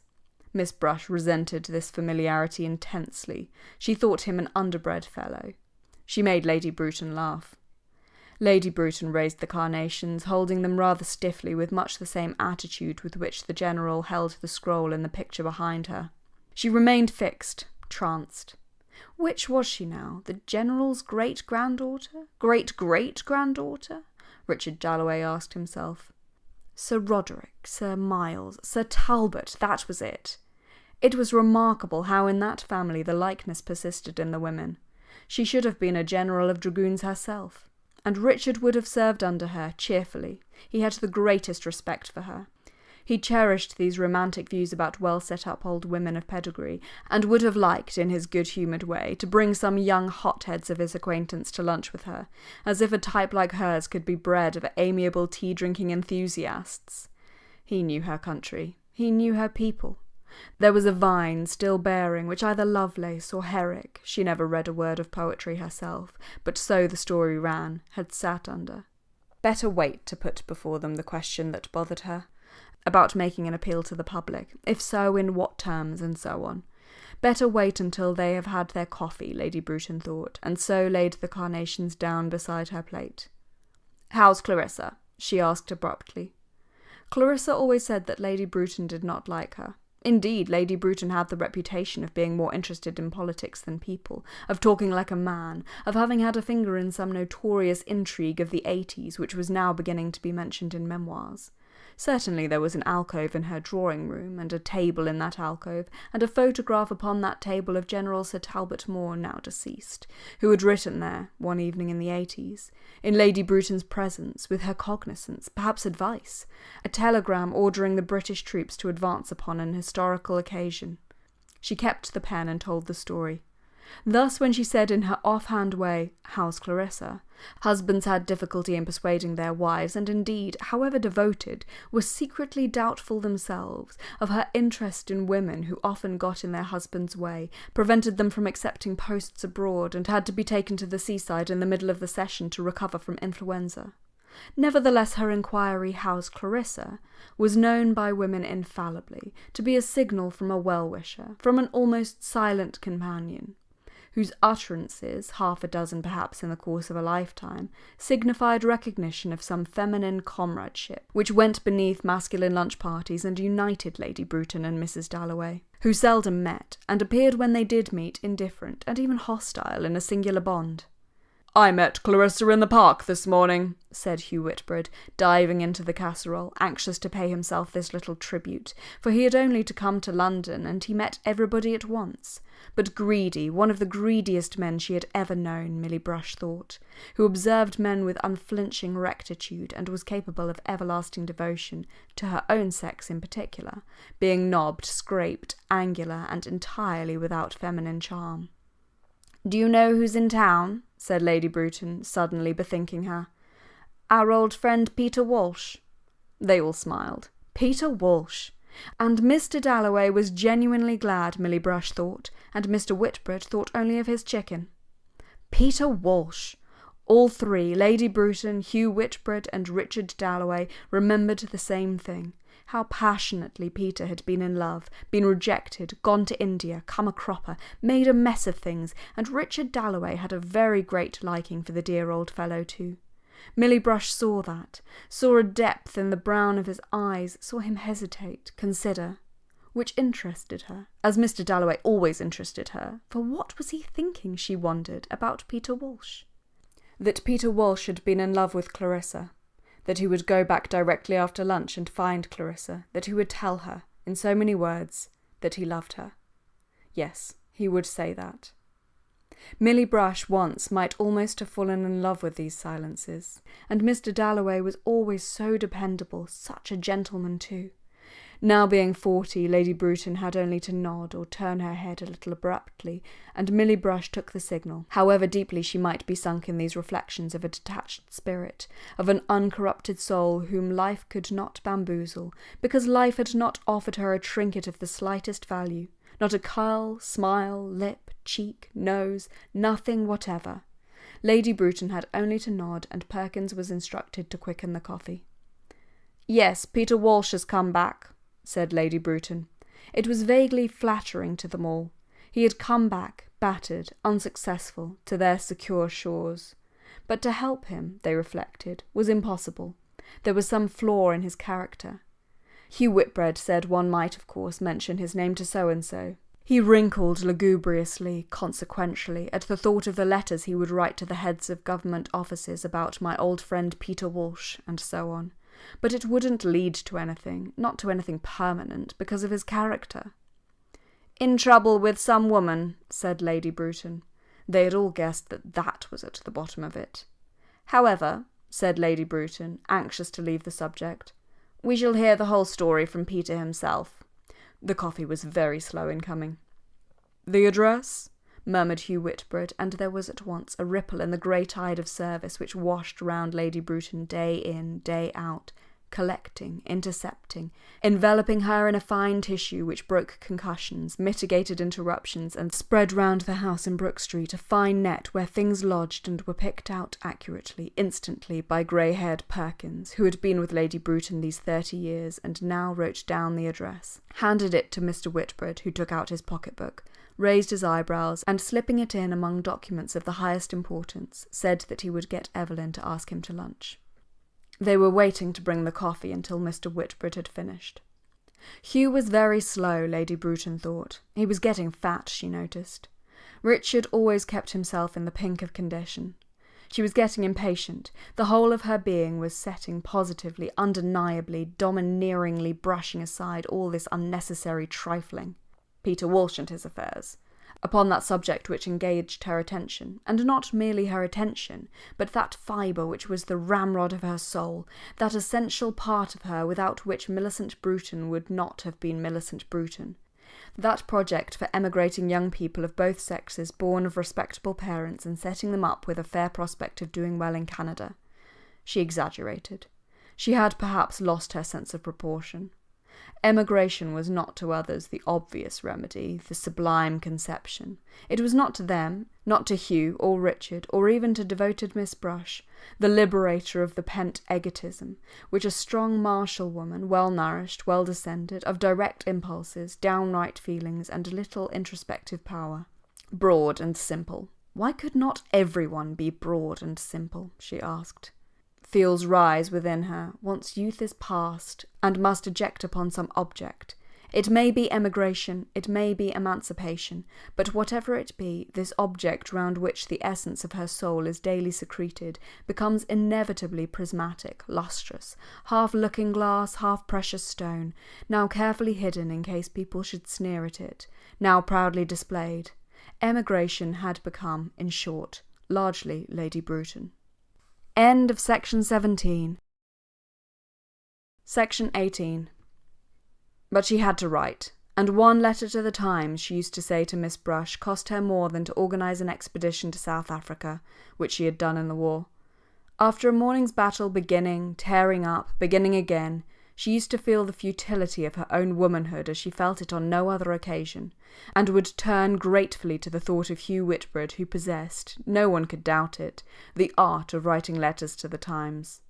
A being so differently constituted from herself, with such a command of language, able to put things as editors like them put, had passions which one could not call simply greed. Lady Bruton often suspended judgment upon men in deference to the mysterious accord in which they, but no woman, stood to the laws of the universe, knew how to put things, knew what was said, so that if Richard advised her and Hugh wrote for her, she was sure of being somehow right. So she let Hugh eat his souffle, asked after poor Evelyn, waited until they were smoking, and then said, "Milly, would you fetch the papers?"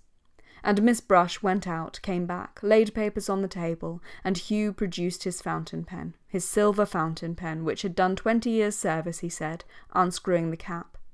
It was still in perfect order. He had shown it to the makers. There was no reason, they said, why it should ever wear out, which was somehow to Hugh's credit, and to the credit of the sentiments which his pen expressed, so Richard Dalloway felt, as Hugh began carefully writing capital letters with rings round them in the margin, and thus marvellously reduced Lady Bruton's tangles to sense, to grammar, such as the editor of the Times, Lady Bruton felt, watching the marvellous transformation, must respect. Hugh was slow. Hugh was pertinacious. Richard said one must take risks. Hugh proposed modifications in deference to people's feelings, which, he said rather tartly when Richard laughed, had to be considered, and read out how, therefore, we are of opinion that the times are ripe, the superfluous youth of our ever-increasing population, what we owe to the dead, which Richard thought all stuffing and bunkum, but no harm in it, of course. And Hugh went on drafting sentiments in alphabetical order of the highest nobility, brushing the cigar ash from his waistcoat, and summing up now and then the progress they had made, until finally he read out the draft of a letter which Lady Bruton felt certain was a masterpiece. Could her own meaning sound like that? Hugh could not guarantee that the editor would put it in, but he would be meeting somebody at luncheon. Whereupon Lady Bruton, who seldom did a graceful thing, stuffed all Hugh's carnations into the front of her dress, and flinging her hands out, called him "My Prime Minister." What she would have done without them both she did not know. They rose, and Richard Dalloway strolled off as usual to have a look at the General's portrait, because he meant, whenever he had a moment of leisure, to write a history of Lady Bruton's family. And Millicent Bruton was very proud of her family. But they could wait, she said, looking at the picture, meaning that her family, of military men, administrators, admirals, had been men of action, who had done their duty. And Richard's first duty was to his country, But it was a fine face, she said, and all the papers were ready for Richard down at Aldmixton whenever the time came. The Labour government, she meant. "Ah, the news from India!" she cried. And then, as they stood in the hall taking yellow gloves from the bowl on the malachite table, and Hugh was offering Miss Brush with quite unnecessary courtesy some discarded ticket or other compliment, which she loathed from the depths of her heart and blushed brick red, Richard turned to Lady Bruton with his hat in his hand and said, "We shall see you at our party tonight." Whereupon Lady Bruton resumed the magnificence which letter-writing had shattered. She might come or she might not come. Clarissa had wonderful energy. Parties terrified Lady Bruton. But then she was getting old. So she intimated, standing at her doorway, handsome, very erect, while her chow stretched behind her, and Miss Brush disappeared into the background with her hands full of papers. And Lady Bruton went ponderously, majestically, up to her room, lay, one arm extended on the sofa. She sighed, she snored, not that she was asleep, only drowsy and heavy, like a field of clover in the sunshine this hot June day, with the bees going round and about, and the yellow butterflies. Always she went back to those fields down in Devonshire, where she had jumped the brooks on Patty, her pony, with Mortimer and Tom, her brothers. And there were the dogs, there were the rats, there were her father and mother on the lawn under the trees, with the tea-things out, and the beds of dahlias, the hollyhocks, the pampas grass, and they, little wretches, always up to some mischief, stealing back through the shrubbery so as not to be seen, all bedraggled from some roguery. What old nurse used to say about her frocks? Ah, dear, she remembered. It was Wednesday in Brook Street. Those kind good fellows, Richard Dalloway, Hugh Whitbread, had gone this hot day through the streets, whose growl came up to her lying on the sofa. Power was hers, position, income.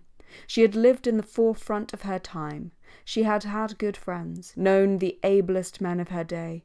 Murmuring London flowed up to her, and her hand, lying on the sofa back, curled upon some imaginary baton such as her grandfather's might have held, holding which she seemed, drowsy and heavy, to be commanding battalions marching to Canada, and those good fellows walking across London, that territory of theirs, that little bit of carpet, Mayfair. And they went further and further from her, being attached to her by a thin thread, since they had lunched with her, which would stretch and stretch, get thinner and thinner as they walked across London, as if one's friends were attached to one's body after lunching with them by a thin thread which, as she dozed there, became hazy with the sound of bells, striking the hour or ringing to service, as a single spider's thread is blotted with raindrops and burdened, sags down. So she slept. And Richard Dalloway and Hugh Whitbread hesitated at the corner of Conduit Street at the very moment that Millicent Bruton, lying on the sofa, let the thread snap, snored. Contrary winds buffeted at the street corner. They looked in at a shop window. They did not wish to buy or to talk, but to part. Only with contrary winds buffeting the street corner, with some sort of lapse in the tides of the body, two forces meeting in a swirl, morning and afternoon, they paused. Some newspaper placard went up in the air, gallantly, like a kite at first, then paused, swooped, fluttered, and a lady's veil hung. Yellow awnings trembled. The speed of the morning traffic slackened, and single carts rattled carelessly down half-empty streets. In Norfolk, of which Richard Dalloway was half thinking, a soft warm wind blew back the petals, confused the waters, ruffled the flowering grasses. Haymakers who had pitched beneath hedges to sleep away the morning toil, parted curtains of green blades, moving trembling globes of cow parsley to see the sky, the blue, the steadfast, the blazing summer sky. Aware that he was looking at a silver two-handled Jacobean mug, and that Hugh Whitbread admired condescendingly with airs of connoisseurship a Spanish necklace which he thought of asking the price of in case Evelyn might like it. Still Richard was torpid, could not think or move. Life had thrown up this wreckage, shop windows full of coloured paste, and one stood stark with the lethargy of the old, stiff with the rigidity of the old, looking in. Evelyn Whitbread might like to buy this Spanish necklace, so she might.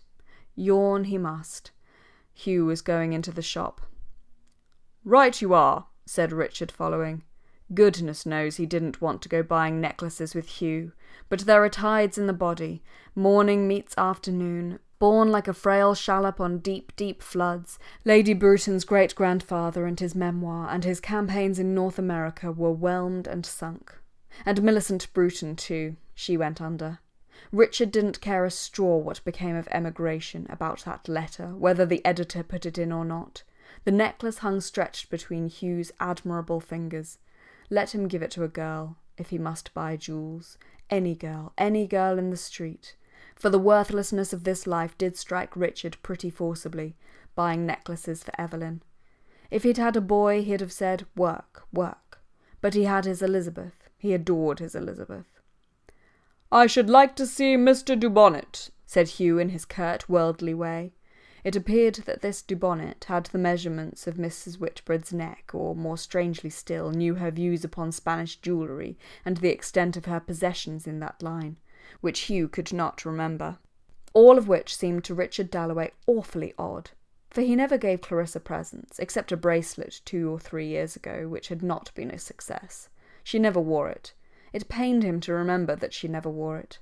And as a single spider's thread, after wavering here and there, attaches itself to the point of a leaf, so Richard's mind, recovering from its lethargy, set now on his wife, Clarissa, whom Peter Walsh had loved so passionately, and Richard had had a sudden vision of her there at luncheon, of himself and Clarissa, of their life together, and he drew the tray of old jewels towards him, and taking up first this brooch, then that ring.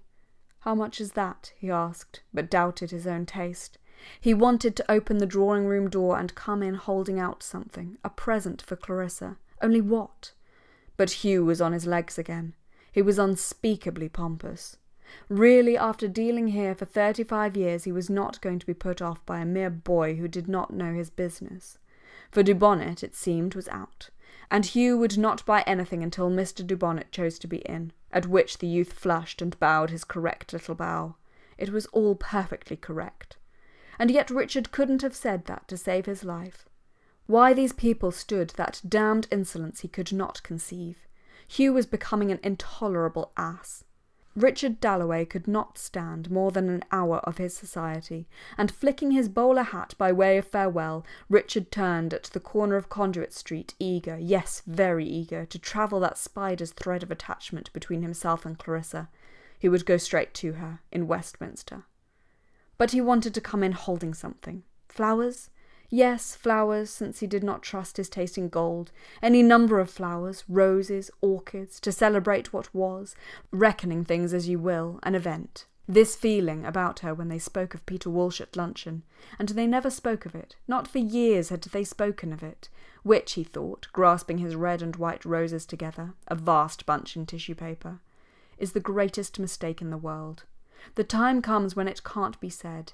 One's too shy to say it, he thought, pocketing his 6pence or 2 of change, setting off with his great bunch held against his body to Westminster, to say straight out in so many words, whatever she might think of him, holding out his flowers, "I love you." Why not?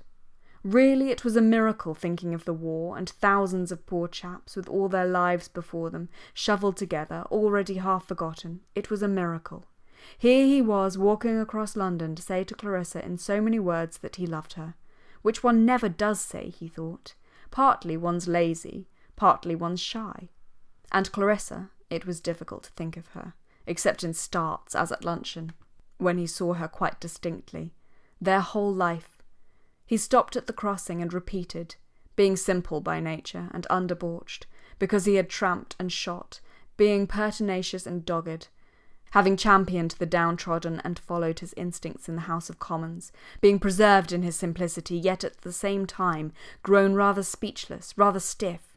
He repeated that it was a miracle that he should have married Clarissa, a miracle. His life had been a miracle, he thought, hesitating to cross. But it did make his blood boil to see little creatures of 5 or 6 crossing Piccadilly alone. The police ought to have stopped the traffic at once. He had no illusions about the London police. Indeed, he was collecting evidence of their malpractices, and those costermongers not allowed to stand their barrows in the streets, and prostitutes. Good Lord, the fault wasn't in them, nor in young men either, but in our detestable social system, and so forth. all of which he considered, could be seen considering, grey, dogged, dapper, clean, as he walked across the park to tell his wife that he loved her. End of section 18. Section 19. For he would say it in so many words when he came into the room, because it is 1,000 pities never to say what one feels, he thought, crossing the green park and observing with pleasure how in the shade of the trees whole families, poor families, were sprawling, children kicking up their legs, sucking milk, paper bags thrown about which could easily be picked up, if people objected, by one of those fat gentlemen in livery, for he was of opinion that every park and every square during the summer months should be open to children. The grass of the park flushed and faded, lighting up the poor mothers of Westminster and their crawling babies as if a yellow lamp were moved beneath. But what could be done for female vagrants like that poor creature stretched on her elbow, as if she had flung herself on the earth, rid of all ties, to observe curiously, to speculate boldly, to consider the whys and the wherefores, impudent, loose-lipped, humorous? He did not know. Bearing his flowers like a weapon, Richard Dalloway approached her. Intent, he passed her. Still there was time for a spark between them. She laughed at the sight of him. He smiled good-humouredly, considering the problem of the female vagrant. Not that they would ever speak. But he would tell Clarissa that he loved her, in so many words. He had, once upon a time, been jealous of Peter Walsh, jealous of him and Clarissa. But she had often said to him that she had been right not to marry Peter Walsh, which, knowing Clarissa, was obviously true. She wanted support. Not that she was weak, but she wanted support. As for Buckingham Palace, like an old prima donna facing the audience all in white, you can't deny it a certain dignity, he considered, nor despise what does, after all, stand to millions of people. A little crowd was waiting at the gate to see the king drive out. For a symbol, absurd though it is, a child with a box of bricks could have done better, he thought, looking at the memorial to Queen Victoria, whom he could remember in her horn spectacles driving through Kensington, its white mound, its billowing motherliness. But he liked being ruled by the descendant of Horsa. He liked continuity and the sense of handing on the traditions of the past. It was a great age in which to have lived. Indeed, his own life was a miracle. Let him make no mistake about it. Here he was, in the prime of life, walking to his house in Westminster to tell Clarissa that he loved her. Happiness is this, he thought. It is this, he said as he entered Dean's Yard. Big Ben was beginning to strike, first the warning, musical, then the hour, irrevocable. Lunch parties waste the entire afternoon, he thought, approaching his door. The sound of Big Ben flooded Clarissa's drawing room where she sat, ever so annoyed, at her writing table, worried, annoyed. It was perfectly true that she had not asked Ellie Henderson to her party, but she had done it on purpose. Now Mrs. Marsham wrote she had told Ellie Henderson she would ask Clarissa. Ellie so much wanted to come. But why should she invite all the dull women in London to her parties? Why should Mrs. Marsham interfere? And there was Elizabeth closeted all this time with Doris Kilman. Anything more nauseating she could not conceive. Prayer at this hour with that woman. And the sound of the bell flooded the room with its melancholy wave, which receded and gathered itself together to fall once more when she heard, distractingly, something fumbling, something scratching at the door. Who at this hour? 3, good heavens! 3 already! For with overpowering directness and dignity the clock struck 3, and she heard nothing else. But the door-handle slipped round, and in came Richard. What a surprise! In came Richard, holding out flowers. She had failed him once at Constantinople, and Lady Bruton, whose lunch parties were said to be extraordinarily amusing, had not asked her. He was holding out flowers, roses, red and white roses. But he could not bring himself to say he loved her, not in so many words. But how lovely, she said, taking his flowers. She understood without his speaking, his Clarissa. She put them in vases on the mantelpiece. How lovely they looked, she said. And was it amusing, she asked? Had Lady Bruton asked after her? Peter Walsh was back. Mrs. Marsham had written. Must she ask Ellie Henderson? That woman Kilman was upstairs. But let us sit down for 5 minutes, said Richard. It all looked so empty. All the chairs were against the wall. What had they been doing? Oh, it was for the party. No, he had not forgotten the party. Peter Walsh was back. Oh yes, she had had him. and he was going to get a divorce, and he was in love with some woman out there, and he hadn't changed in the slightest. There she was, mending her dress. "Thinking of Burton," she said. "Hugh was at lunch," said Richard. She had met him too. Well, he was getting absolutely intolerable, buying Evelyn necklaces, fatter than ever, an intolerable ass. "And it came over me, I might have married you," she said, thinking of Peter, sitting there in his little bow tie, with that knife, opening it, shutting it. Just as he always was, you know. They were talking about him at lunch, said Richard, but he could not tell her he loved her. He held her hand. Happiness is this, he thought. They had been writing a letter to the Times for Millicent Bruton. That was about all Hugh was fit for. "And our dear Miss Kilman?" he asked. Clarissa thought the roses absolutely lovely, first bunched together, now of their own accord starting apart. "Kilman arrives just as we've done lunch," she said. "Elizabeth turns pink. They shut themselves up. I suppose they're praying." Lord, he didn't like it, but these things pass over if you let them. "In a mackintosh with an umbrella," said Clarissa. He had not said "I love you," but he held her hand. Happiness is this, he thought. "But why should I ask all the dull women in London to my parties?" said Clarissa. "And if Mrs. Marsham gave a party, did she invite her guests?" "Poor Ellie Henderson," said Richard. It was a very odd thing how much Clarissa minded about her parties, he thought. But Richard had no notion of the look of a room. However, what was he going to say? If she worried about these parties, he would not let her give them. Did she wish she had married Peter? But he must go. He must be off, he said, getting up, but he stood for a moment as if he were about to say something, and she wondered what, why. There were the roses. "Some committee?" she asked as he opened the door. "Armenians," he said, or perhaps it was Albanians. And there is a dignity in people, a solitude, even between husband and wife, a gulf, and that one must respect, thought Clarissa, watching him open the door, for one would not part with it oneself, or take it against his will from one's husband, without losing one's independence, one's self-respect, something, after all, priceless. He returned with a pillow and a quilt. "An hour's complete rest after luncheon," he said, and he went. How like him! He would go on saying an hour's complete rest after luncheon to the end of time because a doctor had ordered it once. It was like him to take what doctors said literally, part of his adorable, divine simplicity, which no one had to the same extent, which made him go and do the thing, while she and Peter frittered their time away bickering. He was already halfway to the House of Commons, to his Armenians, his Albanians, having settled her on the sofa, looking at his roses. And people would say, Clarissa Dalloway is spoilt. She cared much more for her roses than for the Armenians. Hunted out of existence, maimed, frozen, the victims of cruelty and injustice. She had heard Richard say so over and over again. No, she could feel nothing for the Albanians, or was it the Armenians? But she loved her roses. Didn't that help the Armenians? The only flowers she could bear to see cut. But Richard was already at the House of Commons, at his committee, having settled all her difficulties. But no, alas, that was not true. He did not see the reason against asking Ellie Henderson. She would do it, of course, as he wished it. Since he had brought the pillows, she would lie down.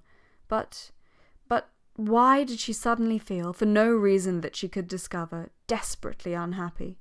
As a person who has dropped some grain of pearl or diamond into the grass and parts the tall blades very carefully, this way and that, and searches here and there vainly, and at last spies it there at the roots, so she went through one thing and another. No, it was not Sally Seton saying that Richard would never be in the cabinet because he had a second-class brain. It came back to her. No, she did not mind that. Nor was it to do with Elizabeth either and Doris Kilman. Those were facts. It was a feeling, some unpleasant feeling, earlier in the day perhaps, something that Peter had said, combined with some depression of her own, in her bedroom, taking off her hat, and what Richard had said had added to it. But what had he said? There were his roses. Her parties, that was it, her parties. Both of them criticised her very unfairly, laughed at her very unjustly for her parties. That was it, that was it. Well, how was she going to defend herself? Now that she knew what it was, she felt perfectly happy. They thought, or Peter at any rate thought, that she enjoyed imposing herself, liked to have famous people about her, great names, was simply a snob in short. Well, Peter might think so. Richard merely thought it foolish of her to like excitement when she knew it was bad for her heart. It was childish, he thought. And both were quite wrong. What she liked was simply life. "That's what I do it for," she said, speaking aloud to life. Since she was lying on the sofa, cloistered, exempt, the presence of this thing which she felt to be so obvious became physically existent, with robes of sound from the street, sunny, with hot breath whispering, blowing out the blinds. But suppose Peter said to her, "Yes, yes, but your parties, what's the sense of your parties?" All she could say was, and nobody could be expected to understand, "They're an offering," which sounded horribly vague. But who was Peter to make out that life was all plain sailing? Peter always in love with the wrong woman. "What's your love?" she might say to him. And she knew his answer, how it is the most important thing in the world, and no woman possibly understood it. Very well. But could any man understand what she meant either, about life? She could not imagine Peter or Richard taking the trouble to give a party for no reason whatever.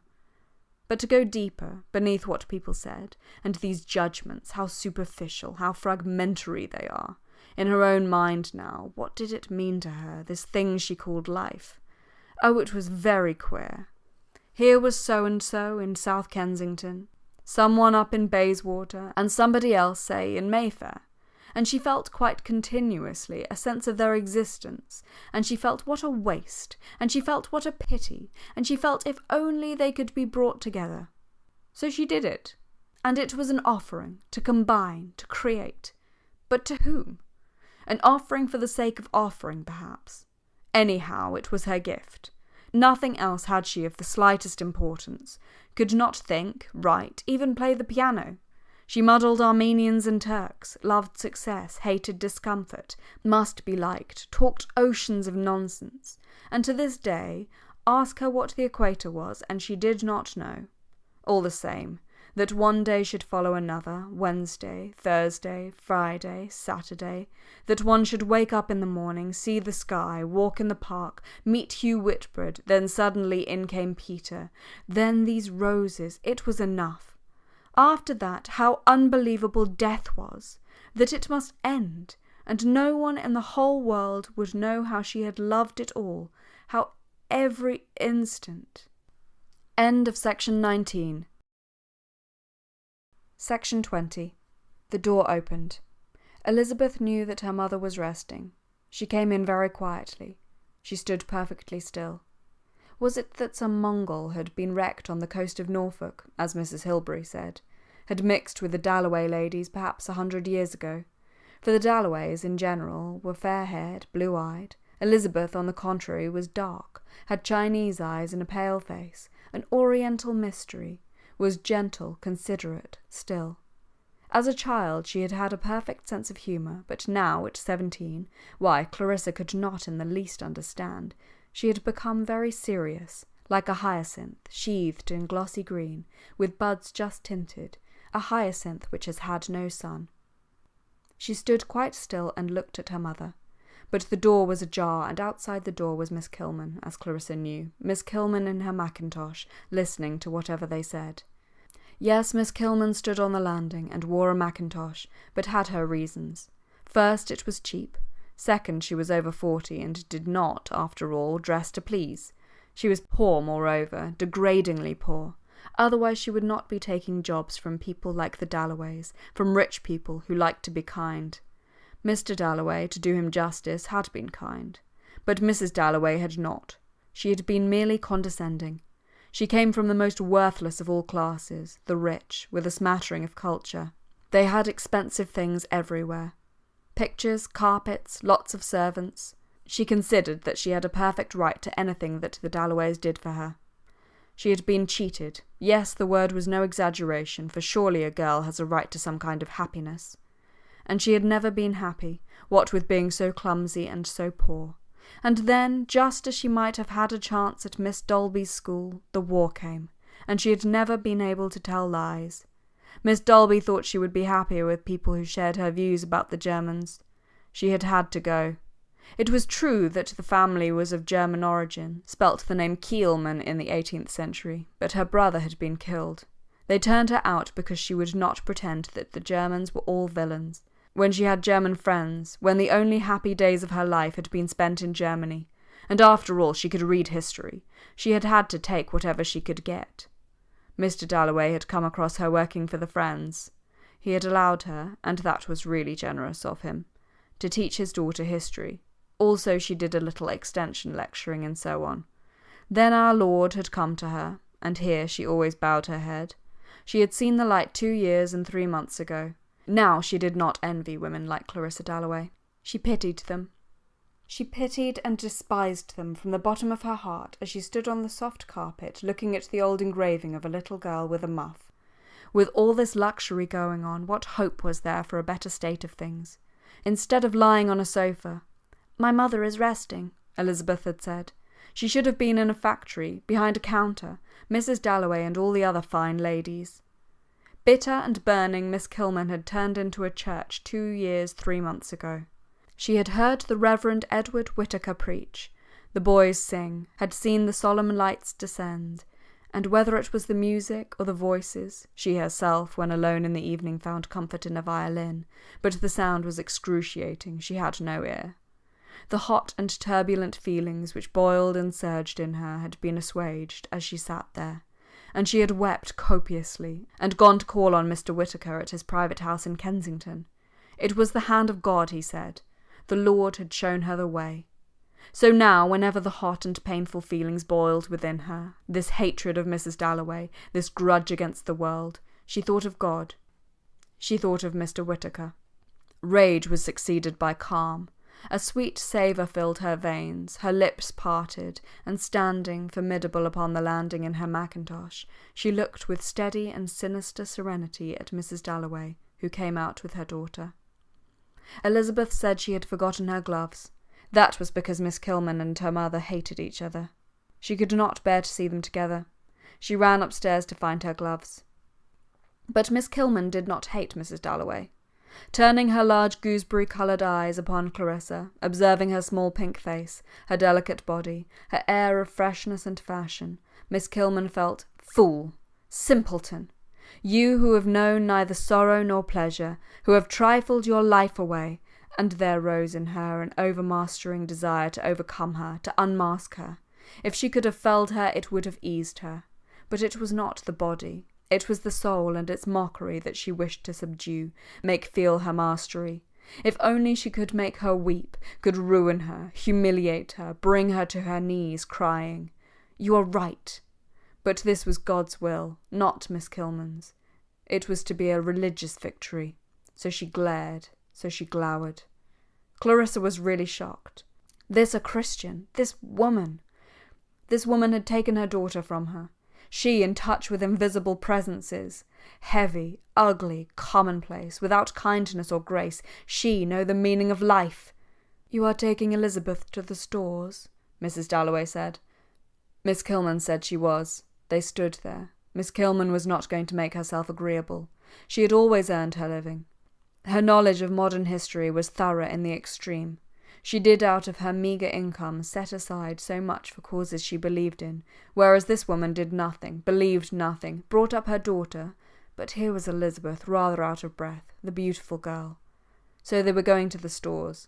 Odd it was, as Miss Kilman stood there, and stand she did, with the power and taciturnity of some prehistoric monster, armoured for primeval warfare.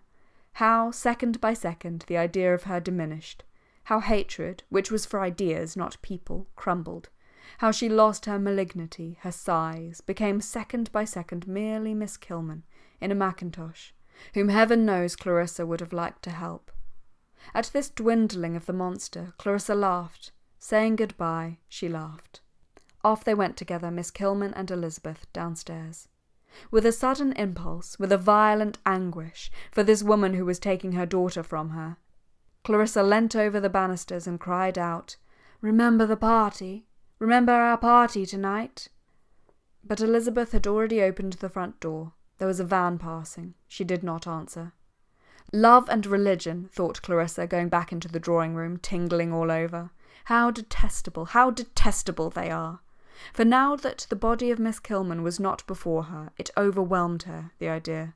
The cruelest things in the world, she thought, seeing them clumsy, hot, domineering, hypocritical, eavesdropping, jealous, infinitely cruel and unscrupulous, dressed in a mackintosh coat on the landing, love and religion. Had she ever tried to convert anyone herself? Did she not wish everybody merely to be themselves? And she watched out of the window the old lady opposite climbing upstairs. Let her climb upstairs if she wanted to. Let her stop. Then let her, as Clarissa had often seen her, gain her bedroom, part her curtains, and disappear again into the background. Somehow one respected that old woman looking out of the window, quite unconscious that she was being watched. There was something solemn in it, but love and religion would destroy that, whatever it was, the privacy of the soul. The odious Kilman would destroy it. Yet it was a sight that made her want to cry. Love destroyed too. Everything that was fine, everything that was true went. Take Peter Walsh now. There was a man, charming, clever, with ideas about everything. If you wanted to know about Pope, say, or Addison, or just to talk nonsense, what people were like, what things meant, Peter knew better than anyone. It was Peter who had helped her, Peter who had lent her books. But look at the women he loved. Vulgar, trivial, commonplace. Think of Peter in love. He came to see her after all these years, and what did he talk about? Himself. Horrible passion, she thought. Degrading passion, she thought, thinking of Kilman and her Elizabeth walking to the Army and Navy stores. Big Ben struck the half-hour. How extraordinary it was, strange, yes, touching, to see the old lady, they had been neighbours ever so many years, move away from the window, as if she were attached to that sound, that string. Gigantic as it was, it had something to do with her. Down, down, into the midst of ordinary things the finger fell, making the moment solemn. She was forced, so Clarissa imagined, by that sound, to move, to go. But where? Clarissa tried to follow her as she turned and disappeared, and could still just see her white cap moving at the back of the bedroom. She was still there, moving about at the other end of the room. Why creeds and prayers and mackintoshes? When, thought Clarissa, that's the miracle, that's the mystery. That old lady, she meant, whom she could see going from chest of drawers to dressing table. She could still see her. And the supreme mystery, which Kilman might say she had solved, or Peter might say he had solved, but Clarissa didn't believe either of them had the ghost of an idea of solving, was simply this. Here was one room, there another. Did religion solve that, or love?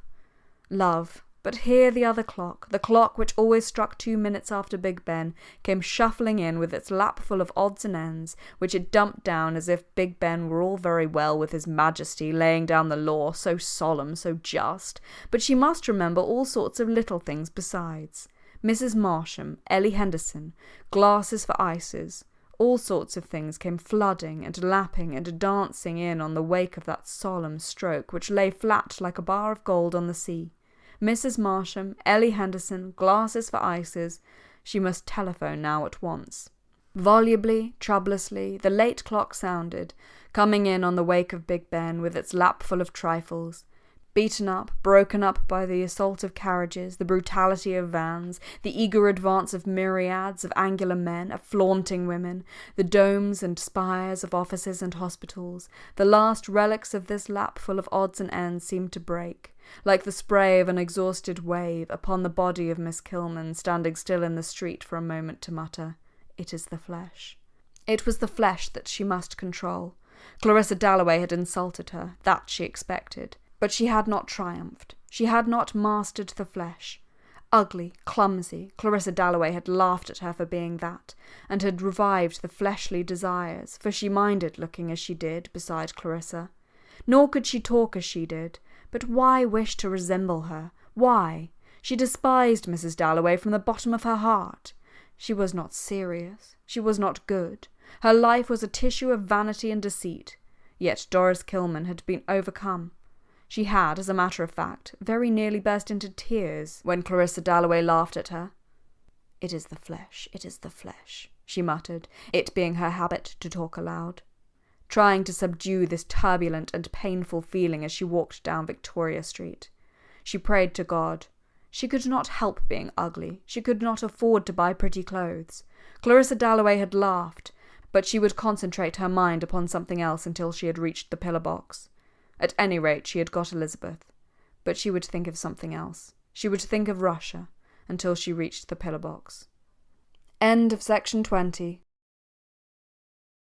Section 21. How nice it must be, she said, in the country, struggling, as Mr. Whittaker had told her, with that violent grudge against the world which had scorned her, sneered at her, cast her off, beginning with this indignity, the infliction of her unlovable body which people could not bear to see. Do her hair as she might, her forehead remained like an egg, bald, white. No clothes suited her. She might buy anything. And for a woman, of course, that meant never meeting the opposite sex. Never would she come first with anyone. Sometimes lately it had seemed to her that, except for Elizabeth, her food was all that she lived for, her comforts, her dinner, her tea, her hot water bottle at night. But one must fight, vanquish, have faith in God. Mr. Whittaker had said she was there for a purpose. But no one knew the agony. He said, pointing to the crucifix, that God knew. But why should she have to suffer when other women like Clarissa Dalloway escaped? Knowledge comes through suffering, said Mr. Whittaker.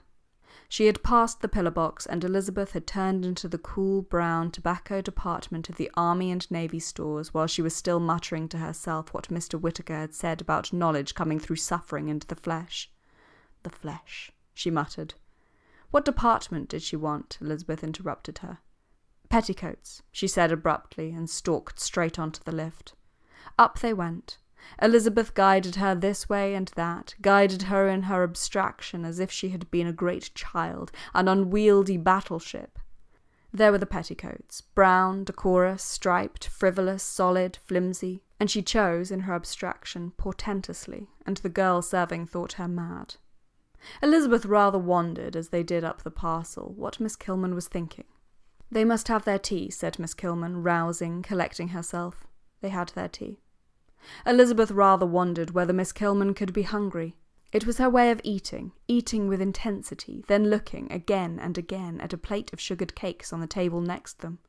Then, when a lady and a child sat down and the child took the cake, could Miss Kilman really mind it? Yes, Miss Kilman did mind it. She had wanted that cake, the pink one. The pleasure of eating was almost the only pure pleasure left her, and then to be baffled even in that.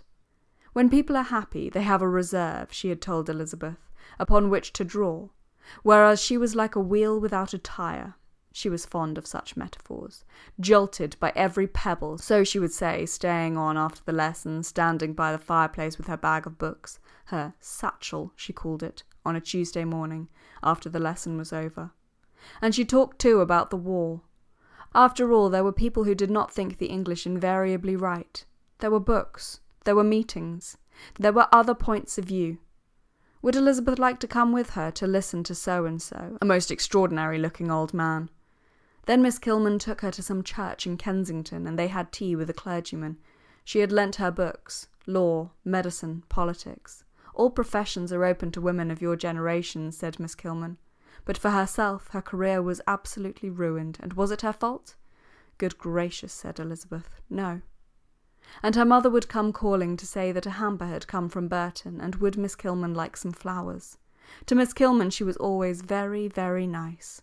But Miss Kilman squashed the flowers all in a bunch, and hadn't any small talk, and what interested Miss Kilman bored her mother, and Miss Kilman and she were terrible together, and Miss Kilman swelled and looked very plain. But then Miss Kilman was frightfully clever. Elizabeth had never thought about the poor. They lived with everything they wanted. Her mother had breakfast in bed every day. Lucy carried it up, and she liked old women because they were duchesses, and being descended from some lord. But Miss Kilman said, one of those Tuesday mornings when the lesson was over, "My grandfather kept an oil and colour shop in Kensington." Miss Kilman made one feel so small. Miss Kilman took another cup of tea. Elizabeth, with her oriental bearing, her inscrutable mystery, sat perfectly upright. No, she did not want anything more. She looked for her gloves, her white gloves. They were under the table. Ah, but she must not go. Miss Kilman could not let her go. This youth that was so beautiful, this girl whom she genuinely loved. Her large hand opened and shut on the table. But perhaps it was a little flat somehow, Elizabeth felt, and really she would like to go. But, said Miss Kilman, I've not quite finished yet. Of course, then, Elizabeth would wait. But it was rather stuffy in here. Are you going to the party tonight? Miss Kilman said. Elizabeth supposed she was going. Her mother wanted her to go. She must not let parties absorb her, Miss Kilman said, fingering the last 2 inches of a chocolate eclair. She did not much like parties, Elizabeth said.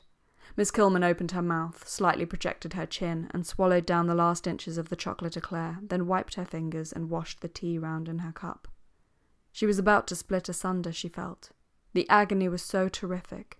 If she could grasp her, if she could clasp her, if she could make her hers absolutely and forever and then die, that was all she wanted. But to sit here, unable to think of anything to say, to see Elizabeth turning against her, to be felt repulsive even by her, it was too much. She could not stand it. The thick fingers curled inwards. I never go to parties, said Miss Kilman, just to keep Elizabeth from going. People don't ask me to parties. And she knew as she said it that it was this egotism that was her undoing. Mr. Whittaker had warned her, but she could not help it. She had suffered so horribly. Why should they ask me? She said. I'm plain. I'm unhappy. She knew it was idiotic, but it was all those people passing, people with parcels who despised her, who made her say it. However, she was Doris Kilman. She had her degree. She was a woman who had made her way in the world. Her knowledge of modern history was more than respectable. I don't pity myself, she said. I pity... She meant to say your mother, but no, she could not to Elizabeth. I pity other people, she said. More. Like some dumb creature who has been brought up to a gate for an unknown purpose, and stands there longing to gallop away, Elizabeth Dalloway sat silent. Was Miss Kilman going to say anything more? Don't quite forget me, said Doris Kilman. Her voice quivered. Right away to the end of the field the dumb creature galloped in terror. The great hand opened and shut. Elizabeth turned her head. The waitress came. One had to pay at the desk, Elizabeth said, and went off, drawing out, so Miss Kilman felt, the very entrails in her body, stretching them as she crossed the room, and then, with a final twist, bowing her head very politely, she went. She had gone. Miss Kilman sat at the marble table among the eclairs, stricken once, twice, thrice by shocks of suffering. She had gone. Mrs. Dalloway had triumphed. Elizabeth had gone. Beauty had gone. Youth had gone. So she sat. She got up, blundered off among the little tables, rocking slightly from side to side, and somebody came after her with her petticoat, and she lost her way, and was hemmed in by trunks specially prepared for taking to India. Next got among the accouchement sets and baby linen. Through all the commodities of the world, perishable and permanent, hams, drugs, flowers, stationery, variously smelling, now sweet, now sour, she lurched, saw herself thus lurching with her hat askew, very red in the face, full length in a looking-glass, and at last came out into the street. The tower of Westminster Cathedral rose in front of her, the habitation of God. In the midst of the traffic there was the habitation of God. Doggedly she set off with her parcel to that other sanctuary, the Abbey, where, raising her hands in a tent before her face, she sat beside those driven into shelter too. The variously assorted worshippers, now divested of social rank, almost of sex, as they raised their hands before their faces, but once they removed them, instantly reverent, middle class, English men and women, some of them desirous of seeing the waxworks. But Miss Kilman held her tent before her face. Now she was deserted, now rejoined. New worshippers came in from the street to replace the strollers, and still, as people gazed round and shuffled past the tomb of the unknown warrior, still she barred her eyes with her fingers and tried, in this double darkness, for the light in the Abbey was bodiless, to aspire above the vanities, the desires, the commodities, to rid herself both of hatred and of love. Her hands twitched. She seemed to struggle. Yet to others God was accessible, and the path to him smooth.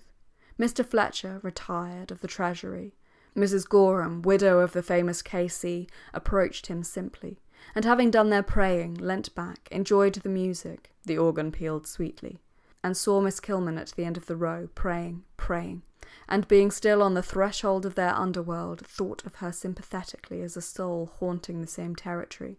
A soul cut out of immaterial substance, not a woman, a soul. But Mr. Fletcher had to go. He had to pass her, and being himself neat as a new pin, could not help being a little distressed by the poor lady's disorder, her hair down, her parcel on the floor. She did not at once let him pass.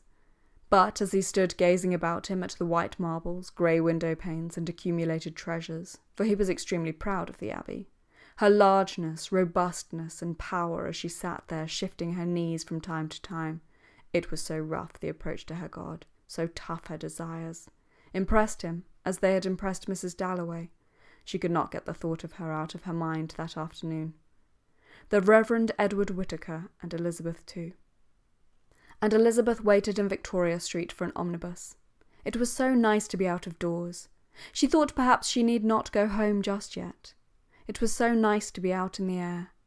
So she would get on to an omnibus. And already, even as she stood there in her very well-cut clothes, it was beginning. People were beginning to compare her to poplar trees, early dawn, hyacinths, fawns, running water, and garden lilies, and it made her life a burden to her, for she so much preferred being left alone to do what she liked in the country. But they would compare her to lilies, and she had to go to parties, and London was so dreary compared with being alone in the country with her father and the dogs. Buses swooped, settled, were off. Garish caravans, glistening with red and yellow varnish. But which should she get on to? She had no preferences. Of course she would not push her way. She inclined to be passive. It was expression she needed, but her eyes were fine, Chinese, oriental, and as her mother said, with such nice shoulders and holding herself so straight, she was always charming to look at. And lately, in the evening especially, when she was interested, for she never seemed excited, she looked almost beautiful, very stately, very serene. What could she be thinking? Every man fell in love with her, and she was really awfully bored. For it was beginning. Her mother could see that. The compliments were beginning. That she did not care more about it, for instance, for her clothes, sometimes worried Clarissa. But perhaps it was as well with all these puppies and guinea pigs about, having distemper, and it gave her a charm. And now there was this odd friendship with Miss Kilman. Well, thought Clarissa about 3 o'clock in the morning, reading Baron Marbo, for she could not sleep, it proves she has a heart. End of section 21. Section 22. Suddenly Elizabeth stepped forward and most competently boarded the omnibus, in front of everybody. She took a seat on top. The impetuous creature, a pirate, started forward, sprang away. She had to hold the rail to steady herself, for a pirate it was, reckless, unscrupulous, bearing down ruthlessly, circumventing dangerously, boldly snatching a passenger or ignoring a passenger, squeezing eel-like and arrogant in between, and then rushing insolently, all sails spread, up Whitehall. And did Elizabeth give one thought to poor Miss Kilman, who loved her without jealousy, to whom she had been a fawn in the open, a moon in a glade? She was delighted to be free. The fresh air was so delicious.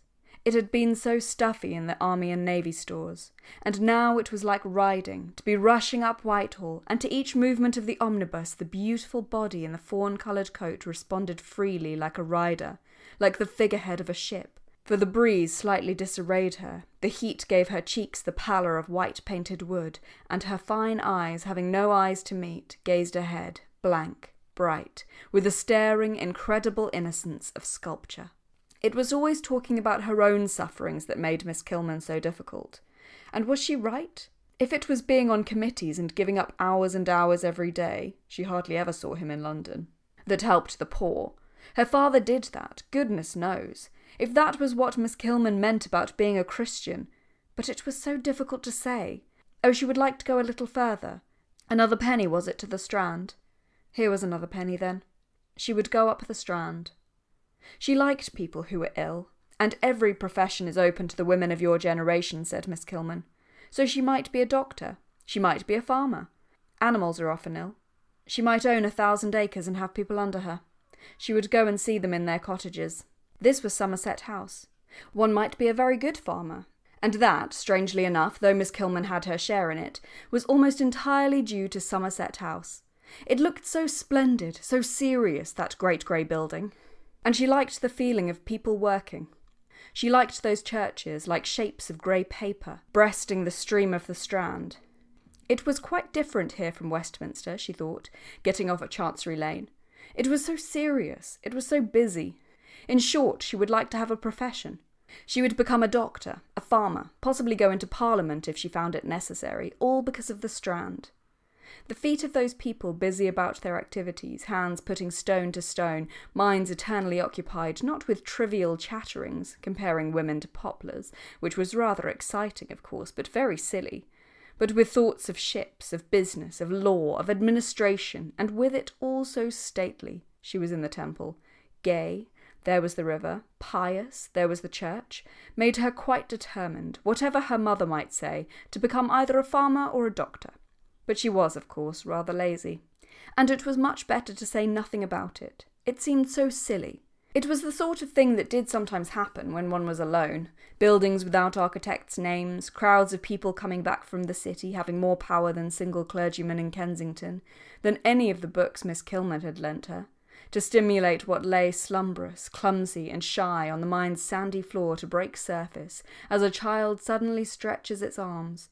It was just that, perhaps, a sigh, a stretch of the arms, an impulse, a revelation, which has its effects forever. And then down again it went to the sandy floor. She must go home. She must dress for dinner. But what was the time? Where was a clock? She looked up Fleet Street. She walked just a little way towards St. Paul's, shyly, like someone penetrating on tiptoe, exploring a strange house by night with a candle, on edge lest the owner should suddenly fling wide his bedroom door and ask her business. Nor did she dare wander off into queer alleys, tempting by-streets, any more than in a strange house open doors which might be bedroom doors, or sitting-room doors, or lead straight to the larder. For no Dalloways came down the Strand daily. She was a pioneer, a stray, venturing, trusting. In many ways, her mother felt, she was extremely immature, like a child still, attached to dolls, to old slippers, a perfect baby, and that was charming. But then, of course, there was in the Dalloway family the tradition of public service, abbesses, principals, headmistresses, dignitaries, in the Republic of Women, without being brilliant, any of them. They were that. She penetrated a little further in the direction of St. Paul's. She liked the geniality, sisterhood, motherhood, brotherhood of this uproar. It seemed to her good. The noise was tremendous, and suddenly there were trumpets, the unemployed, blaring, rattling about in the uproar, military music, as if people were marching. Yet had they been dying, had some woman breathed her last, and whoever was watching, opening the window of the room where she had just brought off that act of supreme dignity, looked down on Fleet Street, that uproar, that military music would have come triumphing up to him, consolatory, indifferent. It was not conscious. There was no recognition in it of one fortune or fate, and for that very reason, even to those dazed with watching for the last shivers of consciousness on the faces of the dying, consoling. Forgetfulness in people might wound, their ingratitude corrode, but this voice, pouring endlessly year in, year out, would take whatever it might be, this vow, this van, this life, this procession, would wrap them all about and carry them on, as in the rough stream of a glacier the ice holds a splinter of bone, a blue petal, some oak trees, and rolls them on. But it was later than she thought. Her mother would not like her to be wandering off alone like this. She turned back down the Strand. A puff of wind, in spite of the heat there was quite a wind, blew a thin black veil over the sun and over the Strand. The faces faded, the omnibuses suddenly lost their glow. For although the clouds were of mountainous white so that one could fancy hacking hard chips off with a hatchet, with broad golden slopes, lawns of celestial pleasure gardens on their flanks, and had all the appearance of settled habitations assembled for the conference of gods above the world, there was a perpetual movement among them. Signs were interchanged when, as if to fulfil some scheme arranged already, now a summit dwindled. Now a whole block of pyramidal size, which had kept its station inalterably, advanced into the midst, or gravely led the procession to fresh anchorage. Fixed though they seemed at their posts, at rest in perfect unanimity, nothing could be fresher, freer, more sensitive superficially than the snow-white or gold-kindled surface. To change, to go, to dismantle the solemn assemblage was immediately possible. And in spite of the grave fixity, the accumulated robustness and solidity, now they struck light to the earth, now darkness.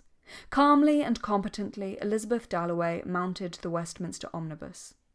Going and coming, beckoning, signalling, so the light and shadow which now made the wall grey, now the bananas bright yellow, now made the Strand grey, now made the omnibuses bright yellow, seemed to Septimus Warren-Smith lying on the sofa in the sitting-room, watching the watery gold glow and fade with the astonishing sensibility of some live creature on the roses, on the wallpaper.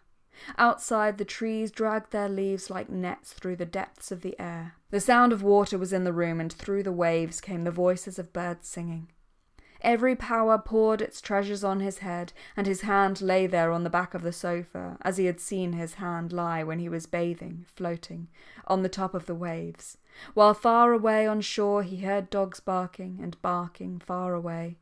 "Fear no more," says the heart in the body, "fear no more." He was not afraid.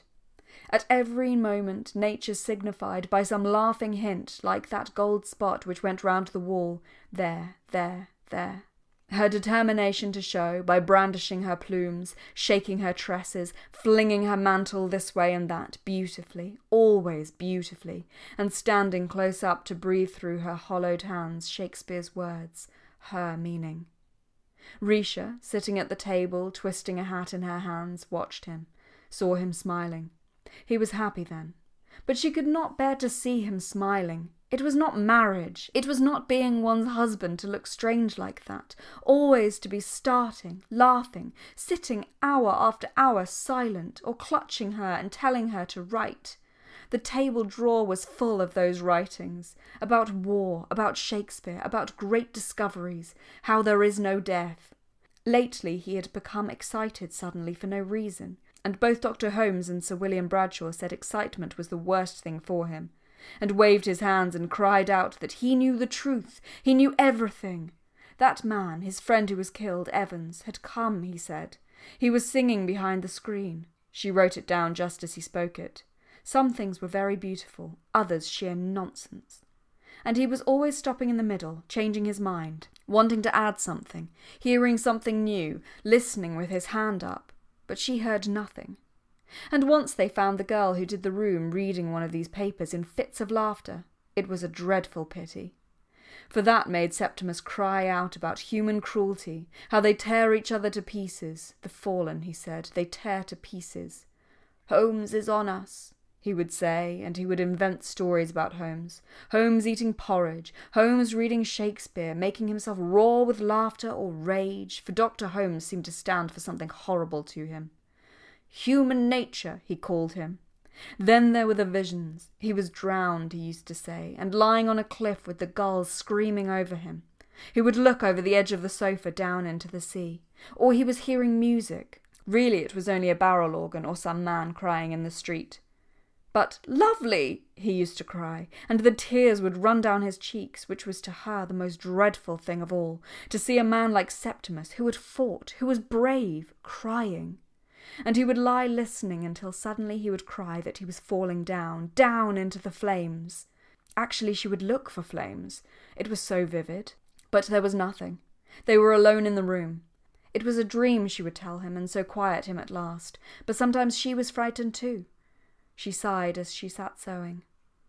Her sigh was tender and enchanting, like the wind outside a wood in the evening. Now she put down her scissors. Now she turned to take something from the table. A little stir, a little crinkling, a little tapping built up something on the table there where she sat sewing. Through his eyelashes he could see her blurred outline, her little black body, her face and hands, her turning movements at the table as she took up a reel, or looked, as she was apt to lose things, for her silk. She was making a hat for Mrs. Filmer's married daughter, whose name was... He had forgotten her name. "What is the name of Mrs. Filmer's married daughter?" he asked. Mrs. Peters, said Risha. She was afraid it was too small, she said, holding it before her. Mrs. Peters was a big woman, but she did not like her. It was only because Mrs. Filmer had been so good to them. She gave me grapes this morning, she said, that Risha wanted to do something to show that they were grateful. She had come into the room the other evening and found Mrs. Peters, who thought they were out, playing the gramophone. Was it true? He asked. She was playing the gramophone? Yes, she had told him about it at the time. She had found Mrs. Peters playing the gramophone. End of section 22. Section 23. He began very cautiously to open his eyes, to see whether a gramophone was really there. But real things were too exciting. He must be cautious. He would not go mad. First he looked at the fashion papers on the lower shelf, then gradually at the gramophone with the green trumpet. Nothing could be more exact. And so, gathering courage, he looked at the sideboard, the plate of bananas, the engraving of Queen Victoria and the Prince Consort, at the mantelpiece with the jar of roses. None of these things moved. All were still. All were real. She is a woman with a spiteful tongue, said Risha. What does Mr. Peters do? Septimus asked. Ah, said Risha, trying to remember. She thought Mrs. Filmer had said that he travelled for some company. Just now he is in Hull, she said. Just now, she said that with her Italian accent. She said that herself. He shaded his eyes so that he might see only a little of her face at a time, first the chin, then the nose, then the forehead, in case it were deformed, or had some terrible mark on it. But no, there she was, perfectly natural, sewing, with the pursed lips that women have, the set, the melancholy expression when sewing. But there was nothing terrible about it, he assured himself, looking a second time, a third time at her face, her hands, for what was frightening or disgusting in her as she sat there in broad daylight sewing? Mrs. Peters had a spiteful tongue. Mr. Peters was in Hull. Why then rage and prophesy? Why fly scourged and outcast? Why be made to tremble and sob by the clouds?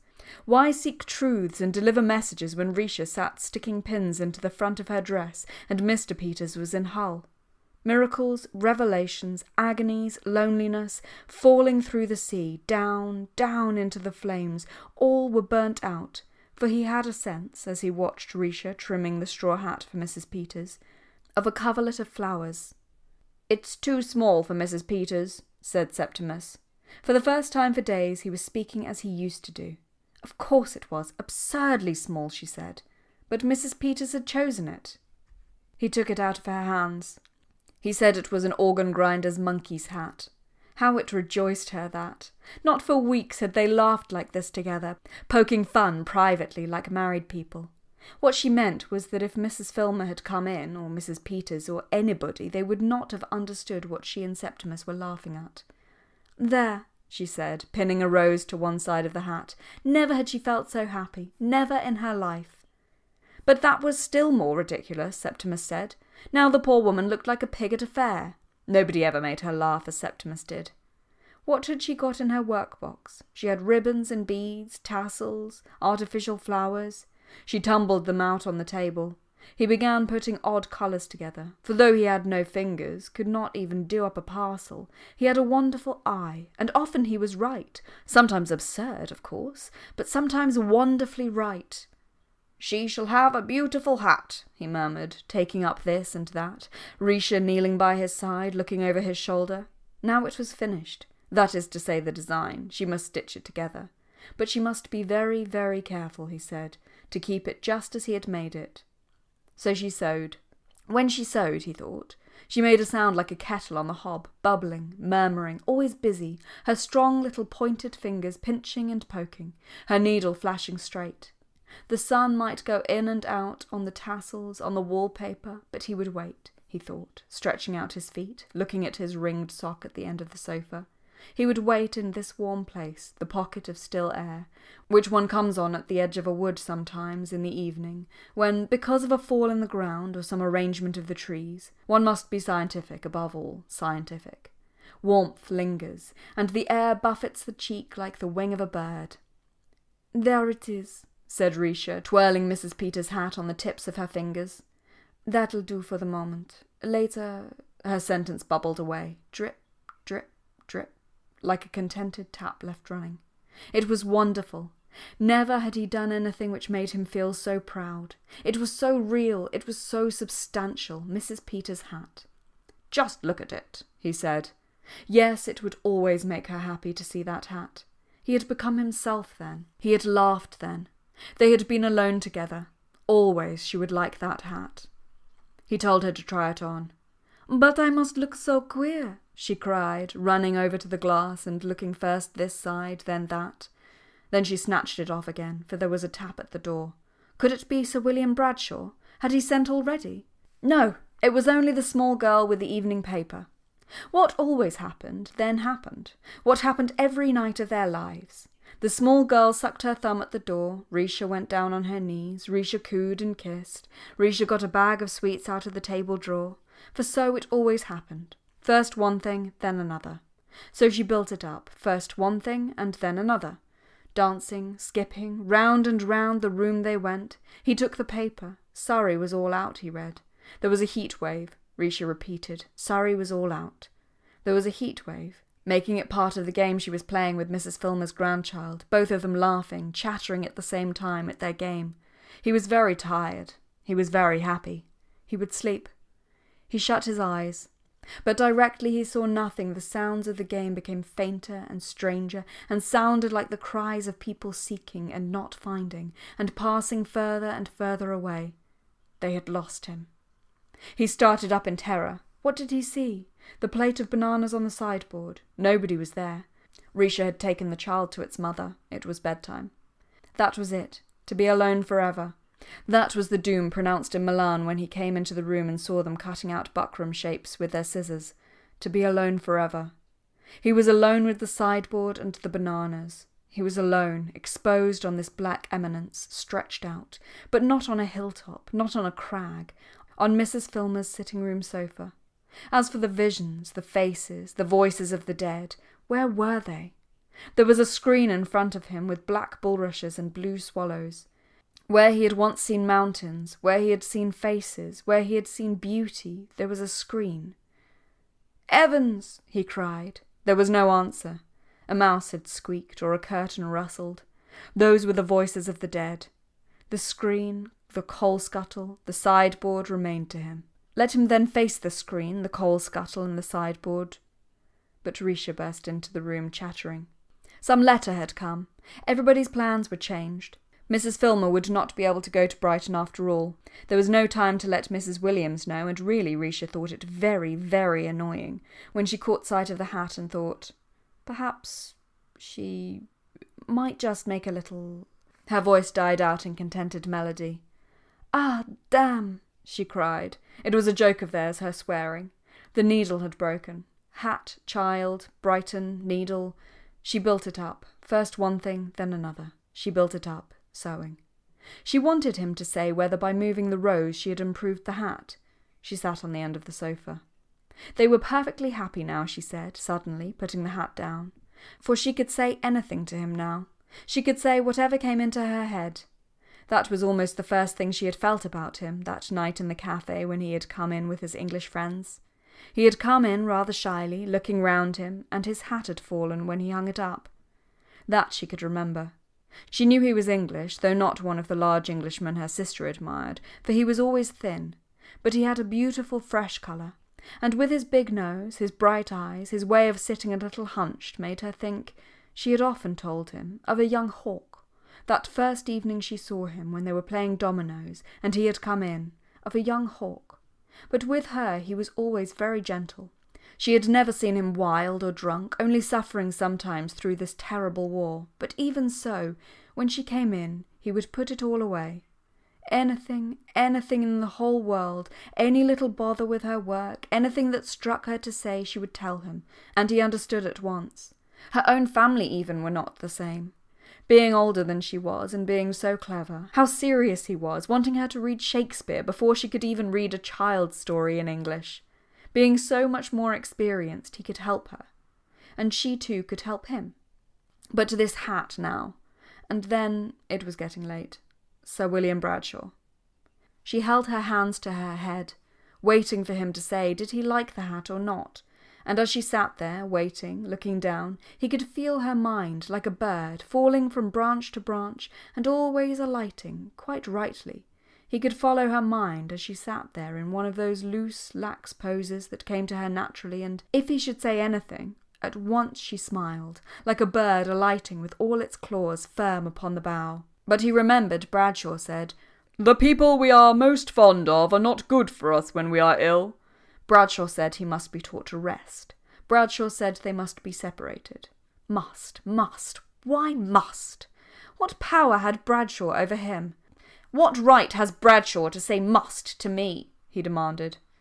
"It is because you talked of killing yourself," said Risha. Mercifully, she could now say anything to Septimus. So he was in their power. Holmes and Bradshaw were on him.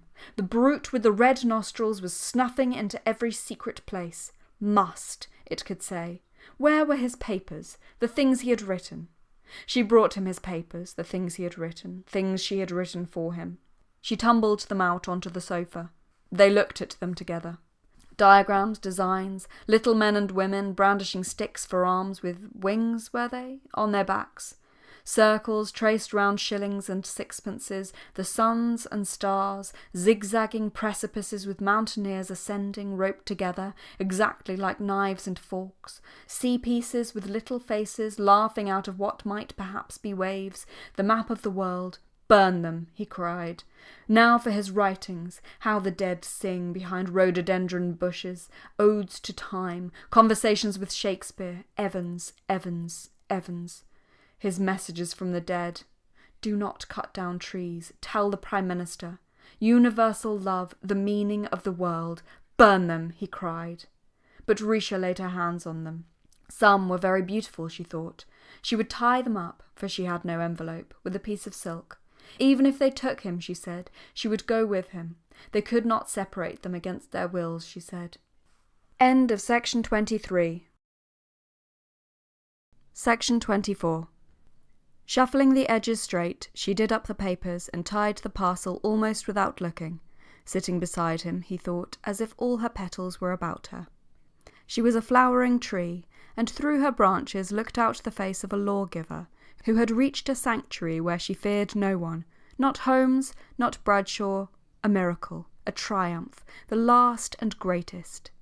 Staggering, he saw her mount the appalling staircase, laden with Holmes and Bradshaw, men who never weighed less than 11 stone 6, who sent their wives to court, men who made 10,000 a year and talked of proportion, who, different in their verdicts, for Holmes said one thing, Bradshaw another, yet judges they were, who mixed the vision and the sideboard, saw nothing clear, yet ruled, yet inflicted.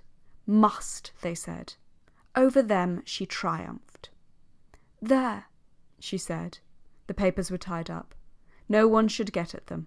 She would put them away, and, she said, nothing should separate them. She sat down beside him and called him by the name of that hawk or crow which, being malicious and a great destroyer of crops, was precisely like him. No one could separate them, she said.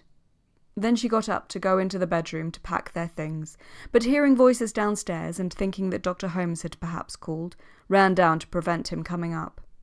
Septimus could hear her talking to Holmes on the staircase. "My dear lady, I have come as a friend," Holmes was saying.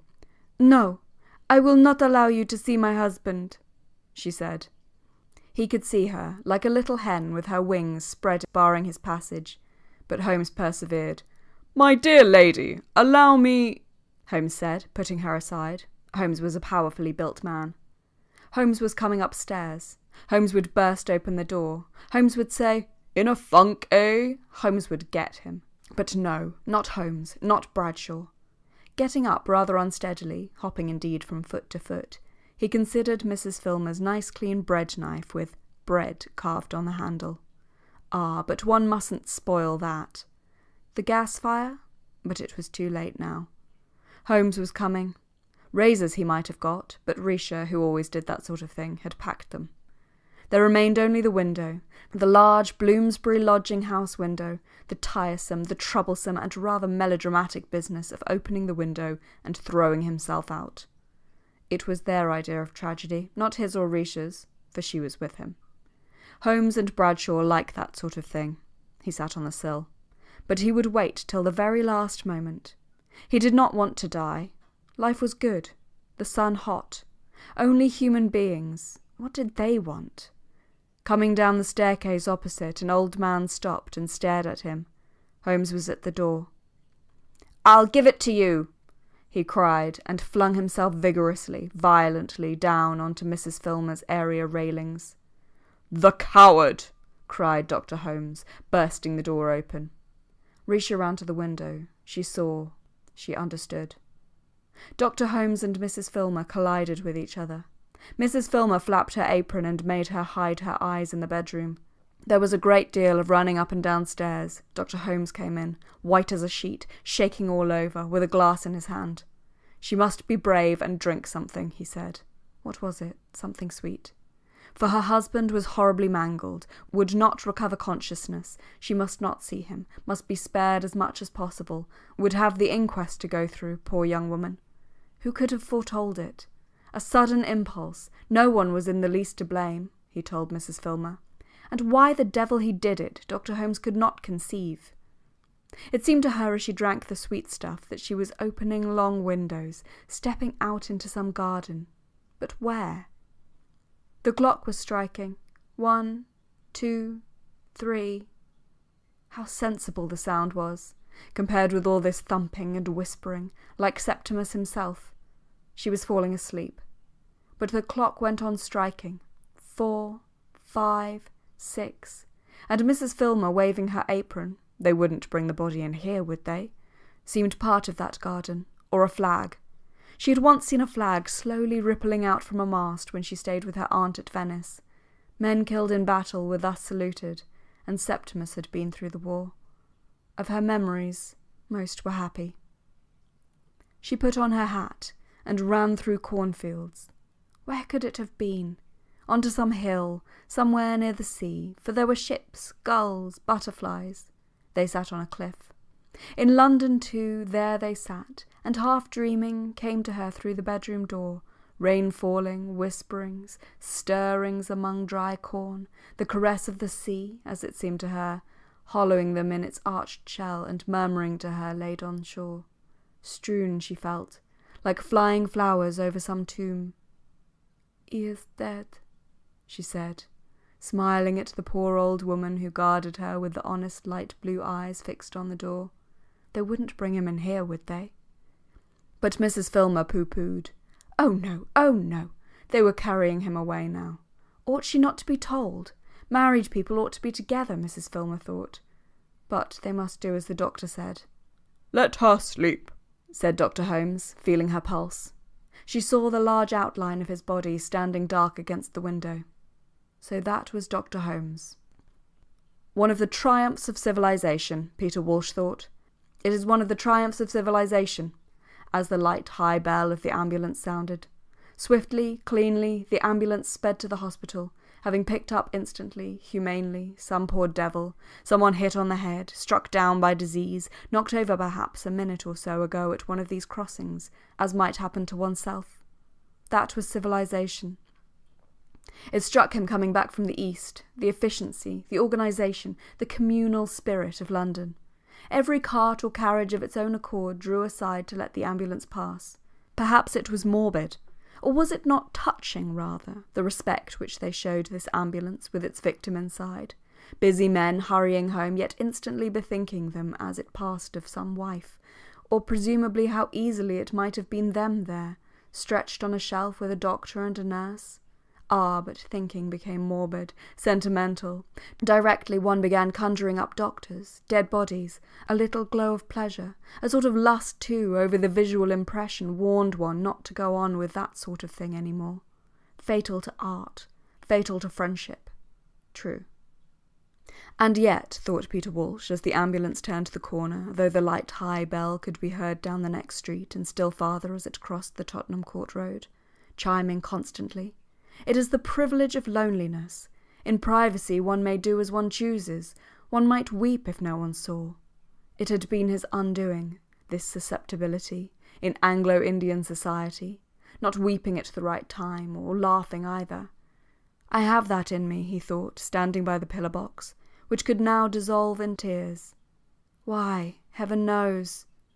Beauty of some sort, probably, and the weight of the day, which, beginning with that visit to Clarissa, had exhausted him with its heat, its intensity, and the drip, drip of one impression after another down into that cellar where they stood, deep, dark, and no one would ever know. Partly for that reason, its secrecy, complete and inviolable, he had found life like an unknown garden, full of turns and corners, surprising, yes. Really, it took one's breath away, these moments. There, coming to him by the pillar box opposite the British Museum, one of them, a moment in which things came together, this ambulance, and life, and death. It was as if he was sucked up to some very high roof by that rush of emotion, and the rest of him, like a white shell-sprinkled beach, left bare. It had been his undoing in Anglo-Indian society, this susceptibility. Clarissa once, going on top of an omnibus with him somewhere, Clarissa superficially at least, so easily moved, now in despair, now in the best of spirits, all a-quiver in those days, and such good company, spotting queer little scenes, names, people from the top of a bus, for they used to explore London and bring back bags full of treasures from the Caledonian market. Clarissa had a theory in those days. They had heaps of theories, always theories, as young people have. It was to explain the feeling they had of dissatisfaction, not knowing people, not being known. For how could they know each other? You met every day, then not for 6 months or years. It was unsatisfactory, they agreed, how little one knew people. But, she said, sitting on the bus going up Shaftesbury Avenue, she felt herself everywhere, not here, here, here. And she tapped the back of the seat, but everywhere. She waved her hand going up Shaftesbury Avenue. She was all that. So that to know her, or anyone, one must seek out the people who completed them, even the places. Odd affinities she had with people she had never spoken to. Some woman in the street, some man behind a counter, even trees or barns. It ended in a transcendental theory which, with her horror of death, allowed her to believe, or say that she believed, for all her scepticism, that since our apparitions, the part of us which appears, are so momentary compared with the other, the unseen part of us, which spreads wide, the unseen might survive, be recovered somehow attached to this person or that, or even haunting certain places after death. Perhaps. Looking back over that long friendship of almost 30 years, her theory worked to this extent. Brief, broken, often painful, as their actual meetings had been, what with his absences and interruptions. This morning, for instance, in came Elizabeth, like a long-legged colt, handsome, dumb, just as he was beginning to talk to Clarissa. The effect of them on his life was immeasurable. There was a mystery about it. You were given a sharp, acute, uncomfortable grain, the actual meeting, horribly painful as often as not, yet in absence, in the most unlikely places, it would flower out, open, shed its scent, let you touch, taste, look about you, get the whole feel of it and understanding after years of lying lost. Thus she had come to him, on board ship, in the Himalayas, suggested by the oddest things. So Sally Seton, generous, enthusiastic goose, thought of him when she saw blue hydrangeas. She had influenced him more than any person he had ever known.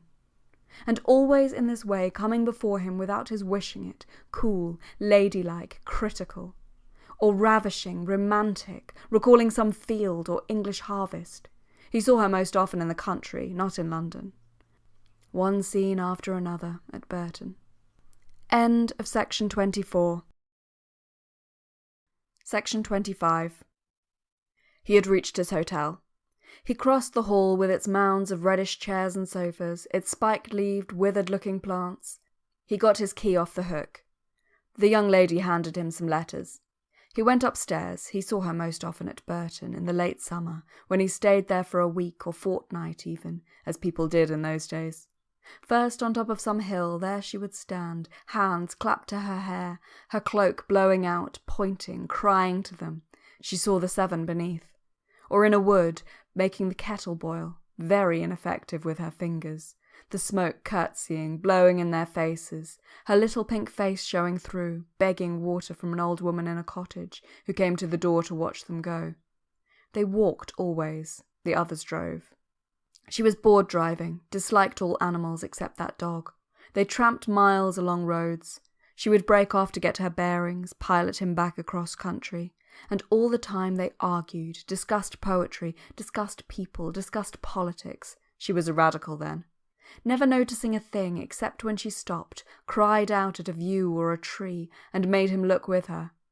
And so on again, through stubble fields, she walking ahead with a flower for her aunt, never tired of walking for all her delicacy, to drop down on Burton in the dusk. Then after dinner old Breitkopf would open the piano and sing without any voice, and they would lie sunk in armchairs, trying not to laugh, but always breaking down and laughing at nothing. Breitkopf was supposed not to see, and then in the morning flirting up and down like a wagtail in front of the house. Oh, it was a letter from her! This blue envelope, that was her hand, and he would have to read it. Here was another of those meetings, bound to be painful. To read her letter needed the devil of an effort. How heavenly it was to see him.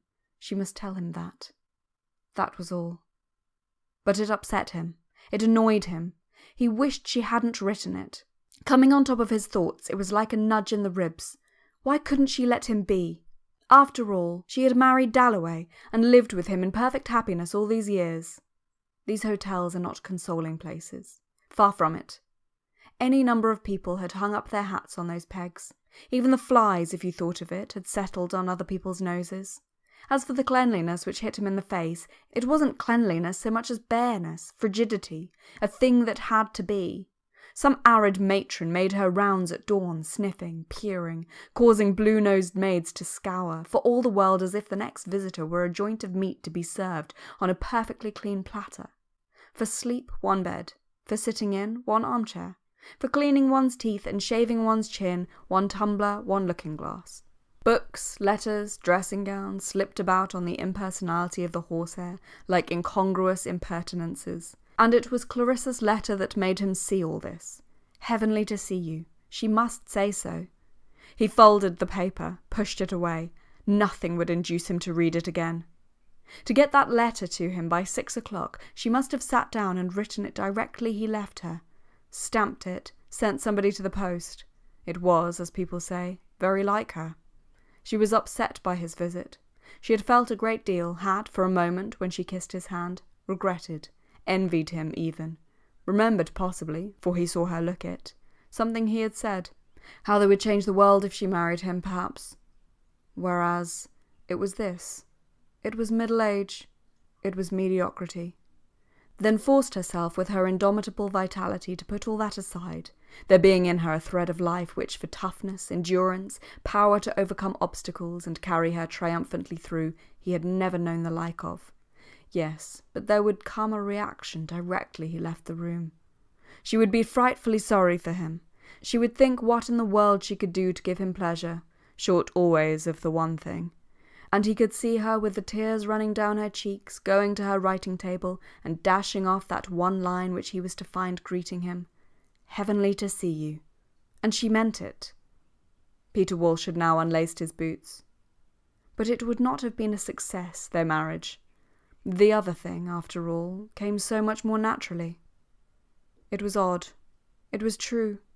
Lots of people felt it. Peter Walsh, who had done just respectably, filled the usual posts adequately, was liked, but thought a little cranky, gave himself airs. It was odd that he should have had, especially now that his hair was grey, a contented look, a look of having reserves. It was this that made him attractive to women who liked the sense that he was not altogether manly. There was something unusual about him, or something behind him. It might be that he was bookish, never came to see you without taking up the book on the table. He was now reading, with his bootlaces trailing on the floor. Or that he was a gentleman, which showed itself in the way he knocked the ashes out of his pipe, and in his manners, of course, to women. For it was very charming and quite ridiculous how easily some girl without a grain of sense could twist him round her finger, but at her own risk. That is to say, though he might be ever so easy, and indeed with his gaiety and good breeding fascinating to be with, it was only up to a point. She said something. No, he saw through that. He wouldn't stand that. No. Then he could shout and rock and hold his sides together over some joke with men. He was the best judge of cooking in India. He was a man. But not the sort of man one had to respect, which was a mercy, not like Major Simmons, for instance. Not in the least like that, Daisy thought, when, in spite of her 2 small children, she used to compare them. He pulled off his boots. He emptied his pockets. Out came with his pocket-knife a snapshot of Daisy on the veranda. Daisy all in white, with a fox terrier on her knee. Very charming, very dark. The best he had ever seen of her. It did come, after all, so naturally. So much more naturally than Clarissa. No fuss, no bother, no finicking and fidgeting, all plain sailing. And the dark, adorably pretty girl on the veranda exclaimed. He could hear her. Of course she would give him everything, she cried. She had no sense of discretion. Everything he wanted, she cried, running to meet him, whoever might be looking. And she was only 24, and she had 2 children. Well, indeed, he had got himself into a mess at his age, and it came over him when he woke in the night pretty forcibly. Suppose they did marry.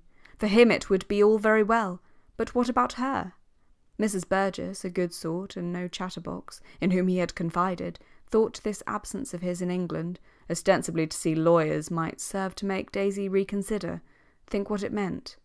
It was a question of her position, Mrs. Burgess said, the social barrier, giving up her children. She'd be a widow with a past one of these days, draggling about in the suburbs, or more likely, indiscriminate.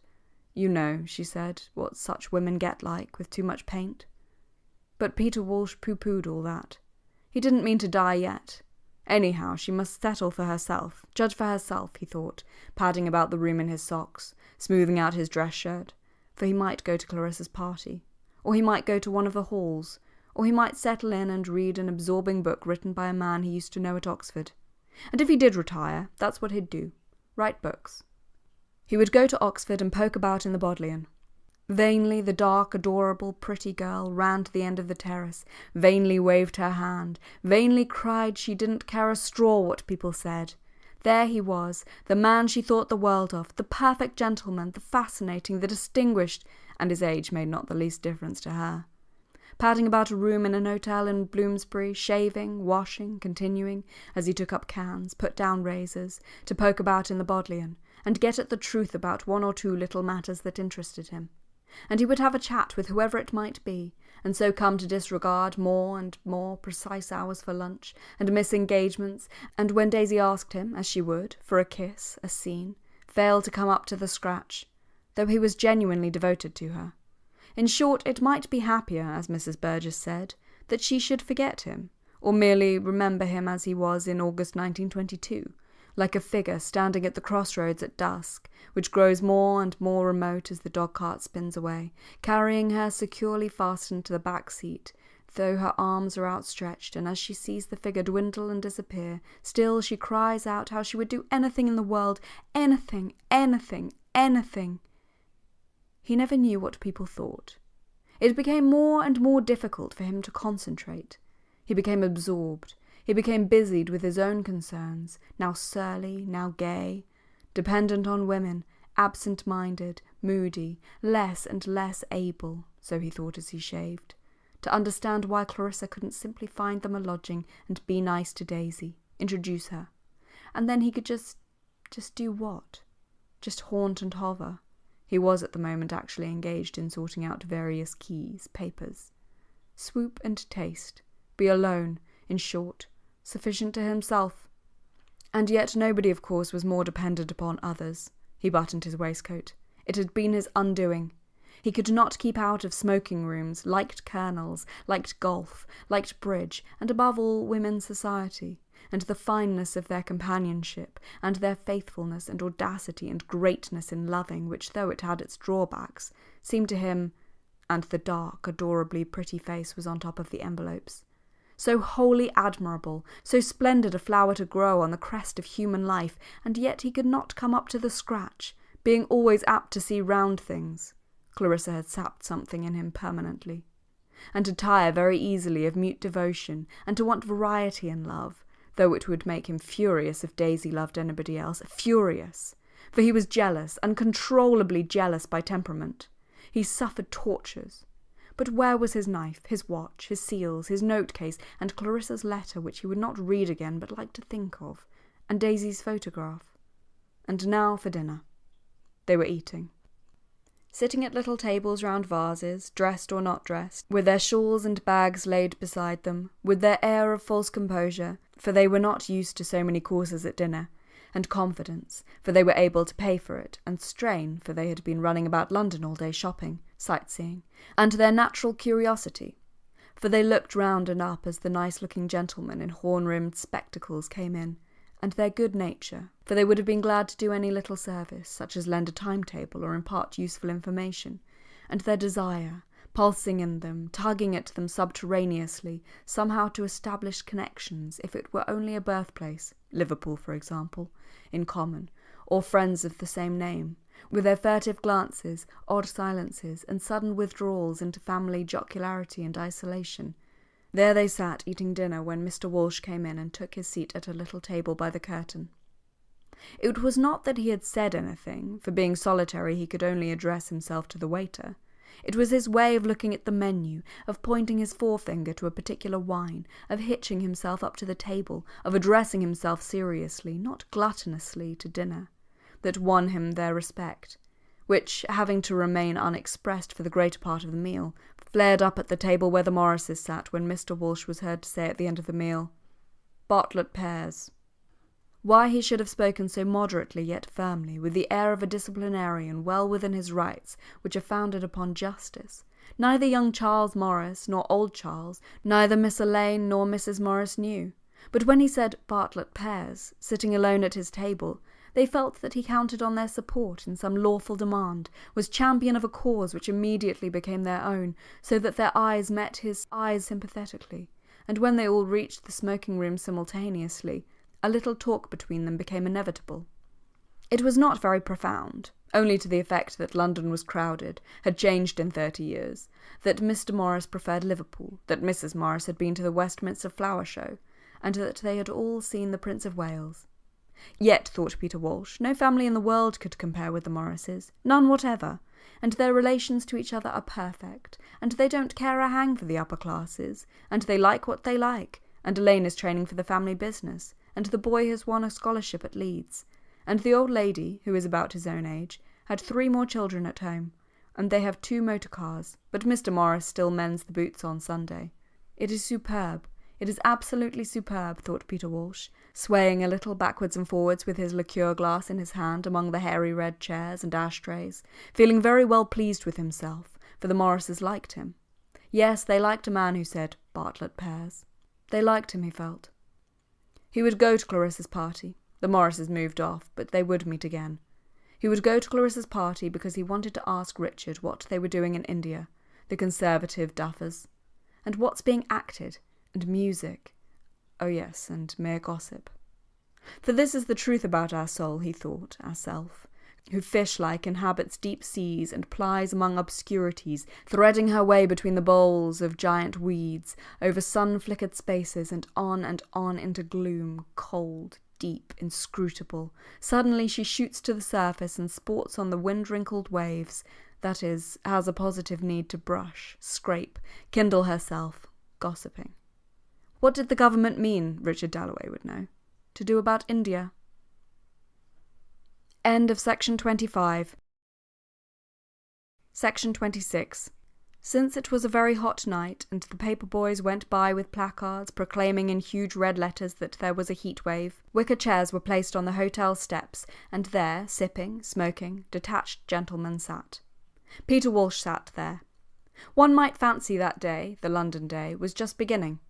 Like a woman who had slipped off her print dress and white apron to array herself in blue and pearls, the day changed, put off stuff, took gauze, changed to an evening, and with the same sigh of exhilaration that a woman breathes, tumbling petticoats on the floor, it too shed dust, heat, colour.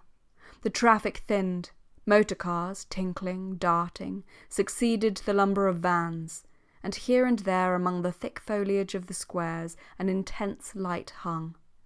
I resign, the evening seemed to say. as it paled and faded above the battlements and prominences, moulded, pointed, of hotel, flat, and block of shops. I fade, she was beginning. I disappear. But London would have none of it, and rushed her bayonets into the sky, pinioned her, constrained her to partnership in her revelry. For the great revolution of Mr. Willett's summer-time had taken place since Peter Walsh's last visit to England. The prolonged evening was new to him. It was inspiriting, rather. For as the young people went by with their dispatch boxes, awfully glad to be free, proud too, dumbly, of stepping this famous pavement, joy of a kind, cheap, tinselly, if you like, but all the same rapture flushed their faces. They dressed well too, pink stockings, pretty shoes. They would now have 2 hours at the pictures.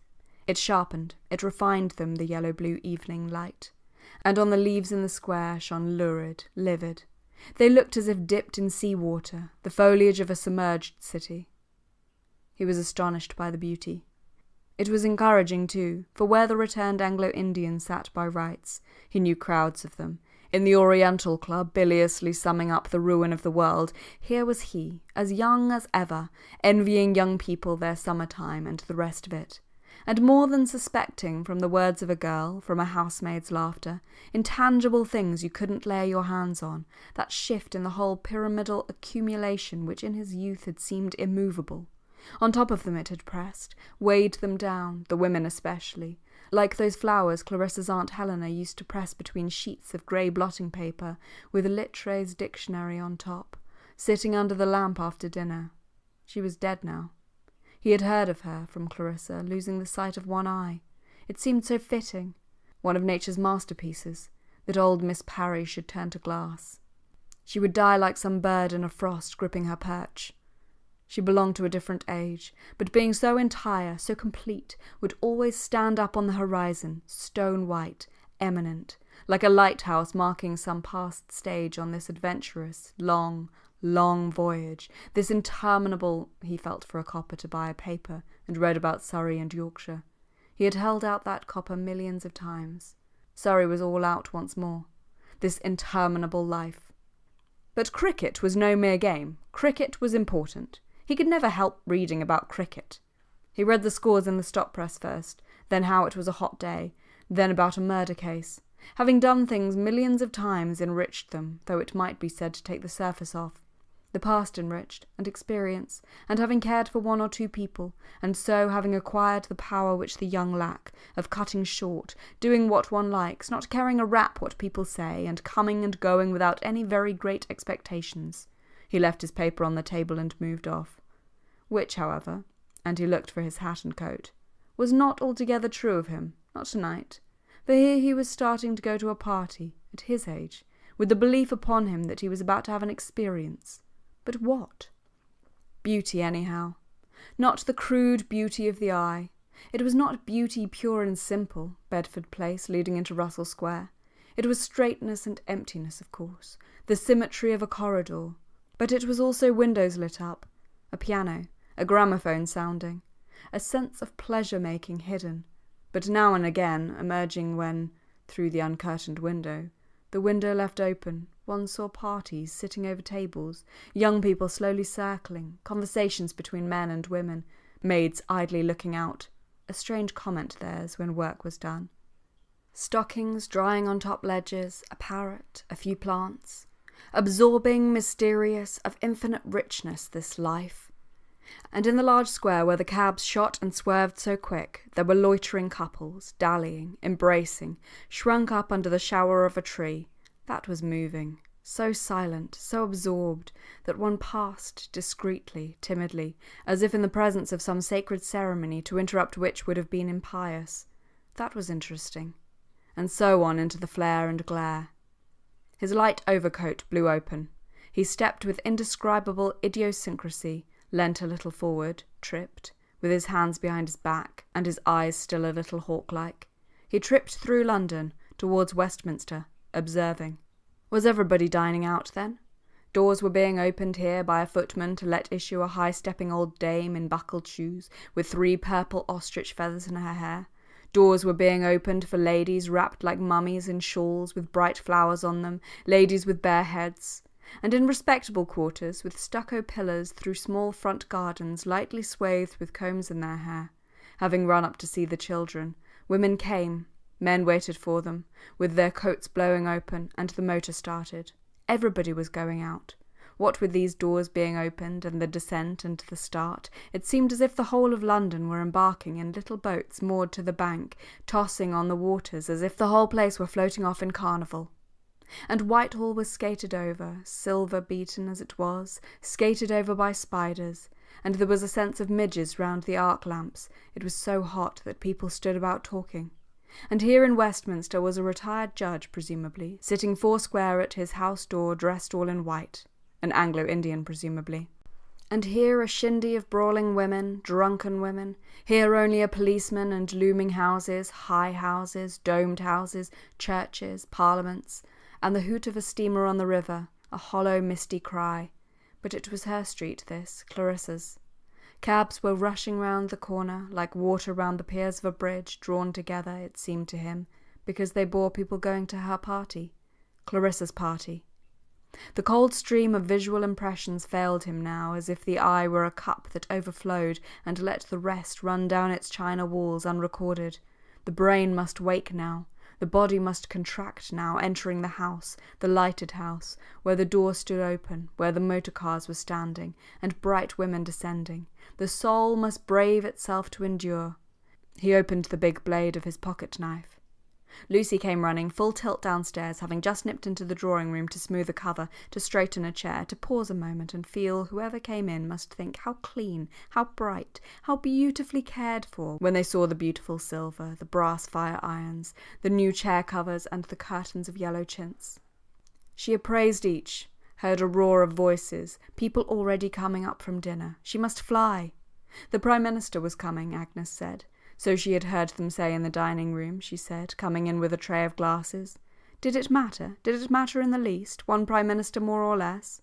It made no difference at this hour of the night to Mrs. Walker among the plates, saucepans, colanders, frying pans, chicken in aspic, ice-cream freezers, pared crusts of bread, lemons, soup tureens and pudding basins which, however hard they washed up in the scullery, seemed to be all on top of her, on the kitchen table, on chairs, while the fire blared and roared, the electric lights glared, and still supper had to be laid. All she felt was, one Prime Minister more or less made not a scrap of difference to Mrs. Walker. The ladies were going upstairs already, said Lucy. The ladies were going up, one by one, Mrs. Dalloway walking last, and almost always sending back some message to the kitchen. My love to Mrs. Walker, that was it one night. Next morning they would go over the dishes, the soup, the salmon, Mrs. Walker knew, as usual, underdone, for she always got nervous about the pudding and left it to Jenny. So it happened, the salmon was always underdone. But some lady with fair hair and silver ornaments had said, Lucy said, about the entree, was it really made at home? But it was the salmon that bothered Mrs. Walker, as she spun the plates round and pulled in dampers and pulled out dampers, and there came a burst of laughter from the dining-room, a voice speaking, then another burst of laughter, the gentlemen enjoying themselves when the ladies had gone. The Tokay, said Lucy, running in. Mr. Dalloway had sent for the Tokay from the Emperor's cellars, the Imperial Tokay. It was borne through the kitchen. Over her shoulder, Lucy reported how Miss Elizabeth looked quite lovely. She couldn't take her eyes off her, in her pink dress, wearing the necklace Mr. Dalloway had given her. Jenny must remember the dog, Miss Elizabeth's fox terrier, which, since it bit, had to be shut up and might, Elizabeth thought, want something. Jenny must remember the dog. But Jenny was not going upstairs with all those people about. There was a motor at the door already. There was a ring at the bell, and the gentleman still in the dining-room drinking Tokay.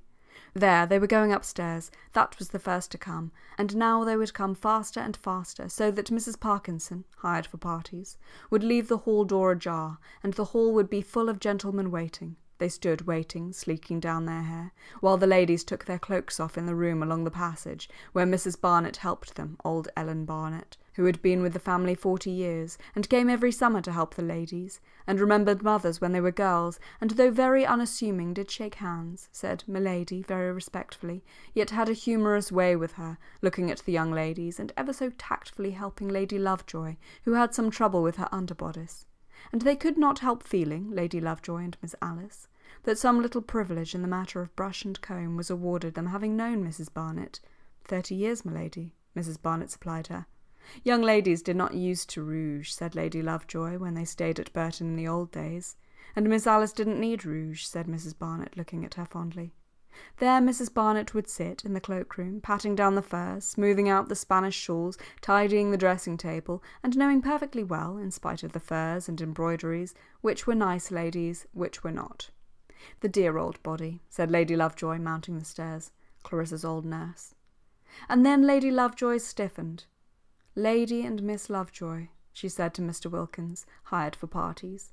He had an admirable manner as he bent and straightened himself, and announced with perfect impartiality, "Lady and Miss Lovejoy, Sir John and Lady Needham, Miss Weld, Mr. Walsh." His manner was admirable. His family life must be irreproachable, except that it seemed impossible that a being with greenish lips and shaven cheeks could ever have blundered into the nuisance of children. "How delightful to see you," said Clarissa. She said it to everyone. "How delightful to see you." She was at her worst, effusive, insincere. It was a great mistake to have come. He should have stayed at home and read his book, thought Peter Walsh. Should have gone to a music hall. He should have stayed at home, for he knew no one. Oh dear, it was going to be a failure, a complete failure. Clarissa felt it in her bones as dear old Lord Lexham stood there apologising for his wife who had caught cold at the Buckingham Palace garden party. She could see Peter out of the tail of her eye, criticising her, there in that corner. Why, after all, did she do these things? Why seek pinnacles and stand drenched in fire? Might it consume her anyhow, burn her to cinders? Better anything. Better brandish one's torch and hurl it to earth than taper and dwindle away like some Ellie Henderson. It was extraordinary how Peter put her into these states just by coming and standing in a corner. He made her see herself, exaggerate. It was idiotic. But why did he come then, merely to criticise? Why always take, never give? Why not risk one's one little point of view? There he was, wandering off, and she must speak to him. But she would not get the chance. Life was that. Humiliation, renunciation. What Lord Lexham was saying was that his wife would not wear her furs at the garden party because, "My dear, you ladies are all alike." Lady Lexham being 75 at least. It was delicious how they petted each other, that old couple. She did like old Lord Lexham. She did think it mattered, her party, and it made her feel quite sick to know that it was all going wrong, all falling flat. Anything, any explosion, any horror was better than people wandering aimlessly, standing in a bunch at a corner like Ellie Henderson, not even caring to hold themselves upright. End of section 26. Section 27. Gently the yellow curtain with all the birds of paradise blew out, and it seemed as if there were a flight of wings into the room, right out, then sucked back, for the windows were open. Was it draughty, Ellie Henderson wondered. She was subject to chills. But it did not matter that she should come down sneezing tomorrow. It was the girls with their naked shoulders she thought of, being trained to think of others by an old father, an invalid, late vicar of Burton. But he was dead now. And her chills never went to her chest, never. It was the girls she thought of, the young girls with their bare shoulders, she herself having always been a wisp of a creature, with her thin hair and meagre profile.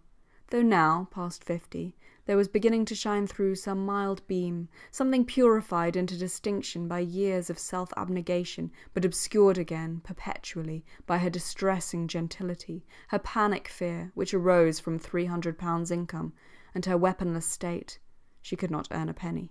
And it made her timid, and more disqualified year by year to meet well-dressed people who did this sort of thing every night of the season, merely telling their maids, "I'll wear so-and-so," whereas Ellie Henderson ran out nervously and bought cheap pink flowers, half a dozen, and then threw a shawl over her old black dress. For her invitation to Clarissa's party had come at the last moment. She was not quite happy about it. She had a sort of feeling that Clarissa had not meant to ask her this year. Why should she? There was no reason, really, except that they had always known each other. Indeed, they were cousins. But naturally they had rather drifted apart, Clarissa being so sought after. It was an event to her, going to a party. It was quite a treat just to see the lovely clothes. Wasn't that Elizabeth, grown up, with her hair done in the fashionable way, in the pink dress? Yet she could not be more than 17. She was very, very handsome. But girls, when they first came out, didn't seem to wear white as they used. She must remember everything to tell Edith. Girls wore straight frocks, perfectly tight, with skirts well above the ankles. It was not becoming, she thought. So with her weak eyesight, Ellie Henderson craned rather forward, and it wasn't so much she who minded not having anyone to talk to. She hardly knew anybody there, for she felt that they were all such interesting people to watch, politicians presumably, Richard Dalloway's friends. But it was Richard himself who felt that he could not let the poor creature go on standing there all the evening by herself. "Well, Ellie, and how's the world treating you?" he said in his genial way, and Ellie Henderson, getting nervous and flushing and feeling that it was extraordinarily nice of him to come and talk to her, said that many people really felt the heat more than the cold. "Yes, they do," said Richard Dalloway. "Yes." But what more did one say? "Hello, Richard," said somebody, taking him by the elbow, and good Lord, there was old Peter Walsh. He was delighted to see him, ever so pleased to see him. He hadn't changed a bit. And off they went together, walking right across the room, giving each other little pats, as if they hadn't met for a long time, Ellie Henderson thought, watching them go. Certain she knew that man's face. A tall man, middle-aged, rather fine eyes, dark, wearing spectacles, with a look of John Burroughs. Edith would be sure to know. The curtain with its flight of birds of paradise blew out again, and Clarissa saw Ralph Lyon beat it back, and go on talking. So it wasn't a failure after all. It was going to be all right now, her party. It had begun. It had started. But it was still touch and go. She must stand there for the present. People seemed to come in a rush. Colonel and Mrs. Garrard, Mr. Hugh Whitbread, Mr. Bowley, Mrs. Hilbery, Lady Mary Maddox, Mr. Quinn, intoned Wilkin. She had 6 or 7 words with each, and they went on. They went into the rooms, into something now, not nothing, since Ralph Lyon had beat back the curtain. And yet for her own part, it was too much of an effort. She was not enjoying it.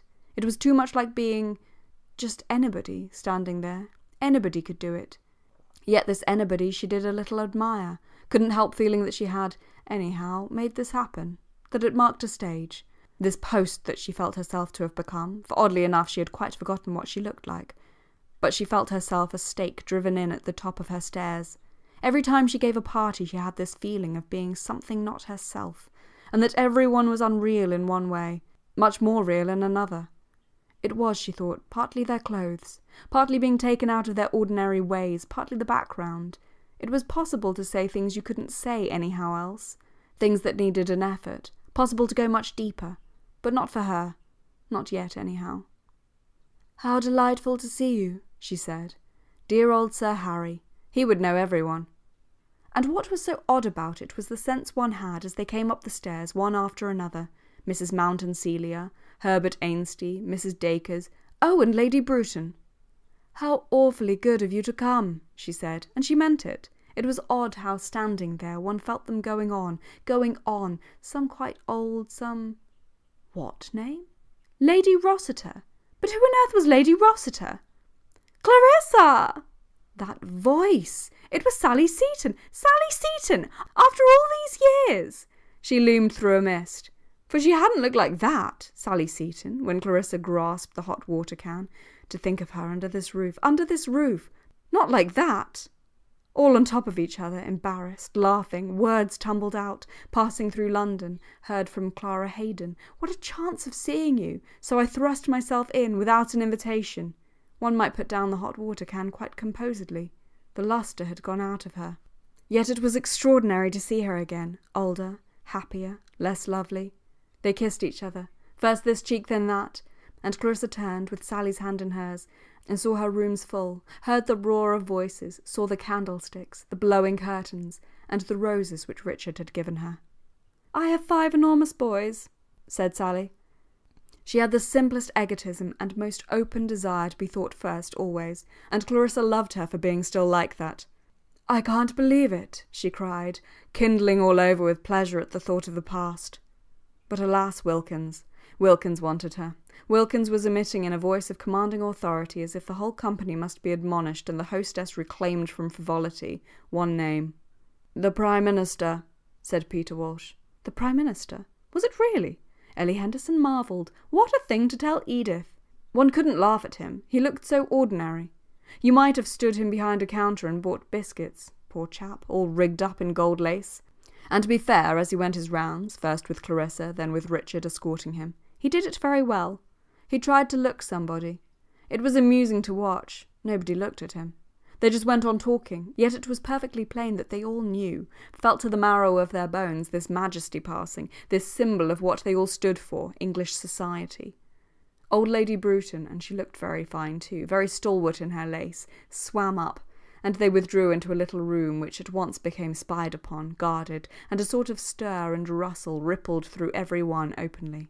The Prime Minister! Lord, Lord, the snobbery of the English, thought Peter Walsh, standing in the corner. How they love dressing up in gold lace and doing homage. There. That must be, by Jove, it was, Hugh Whitbread snuffing round the precincts of the great, grown rather fatter, rather whiter, the admirable Hugh.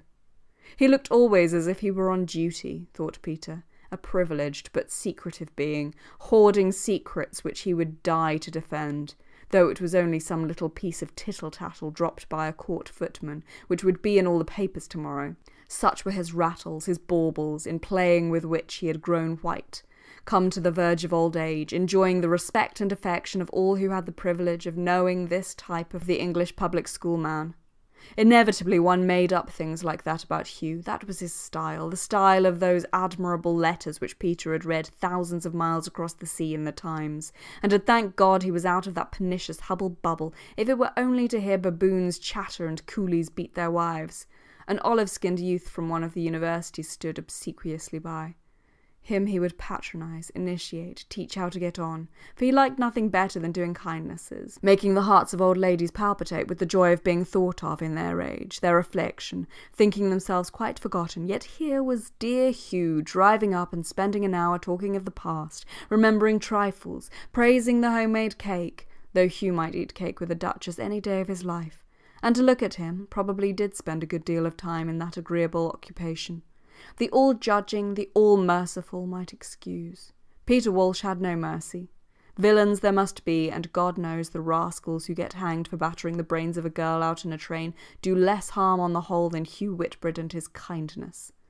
Look at him now, on tiptoe, dancing forward, bowing and scraping as the Prime Minister and Lady Bruton emerged, intimating for all the world to see that he was privileged to say something private, to Lady Bruton as she passed. She stopped. She wagged her fine old head. She was thanking him, presumably, for some piece of civility.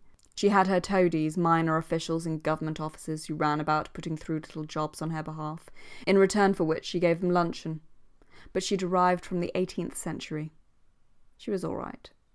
And now Clarissa escorted her Prime Minister down the room, prancing, sparkling, with the stateliness of her grey hair.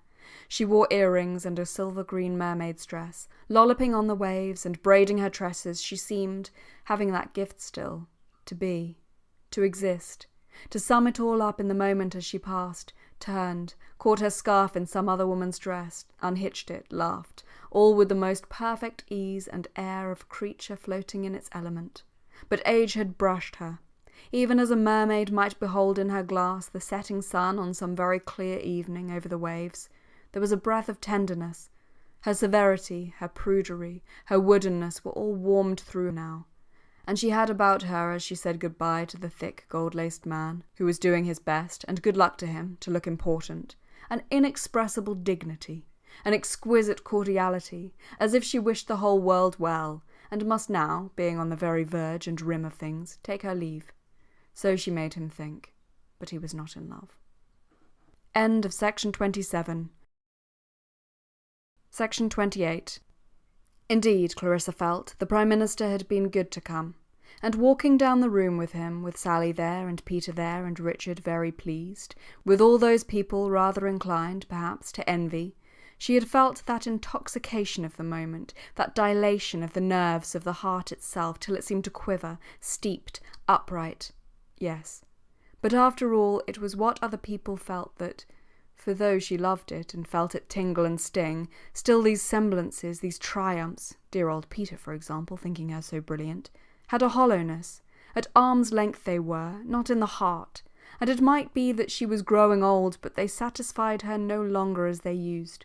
And suddenly, as she saw the Prime Minister go down the stairs, the gilt rim of the Sir Joshua picture of the little girl with a muff brought back Kilman with a rush.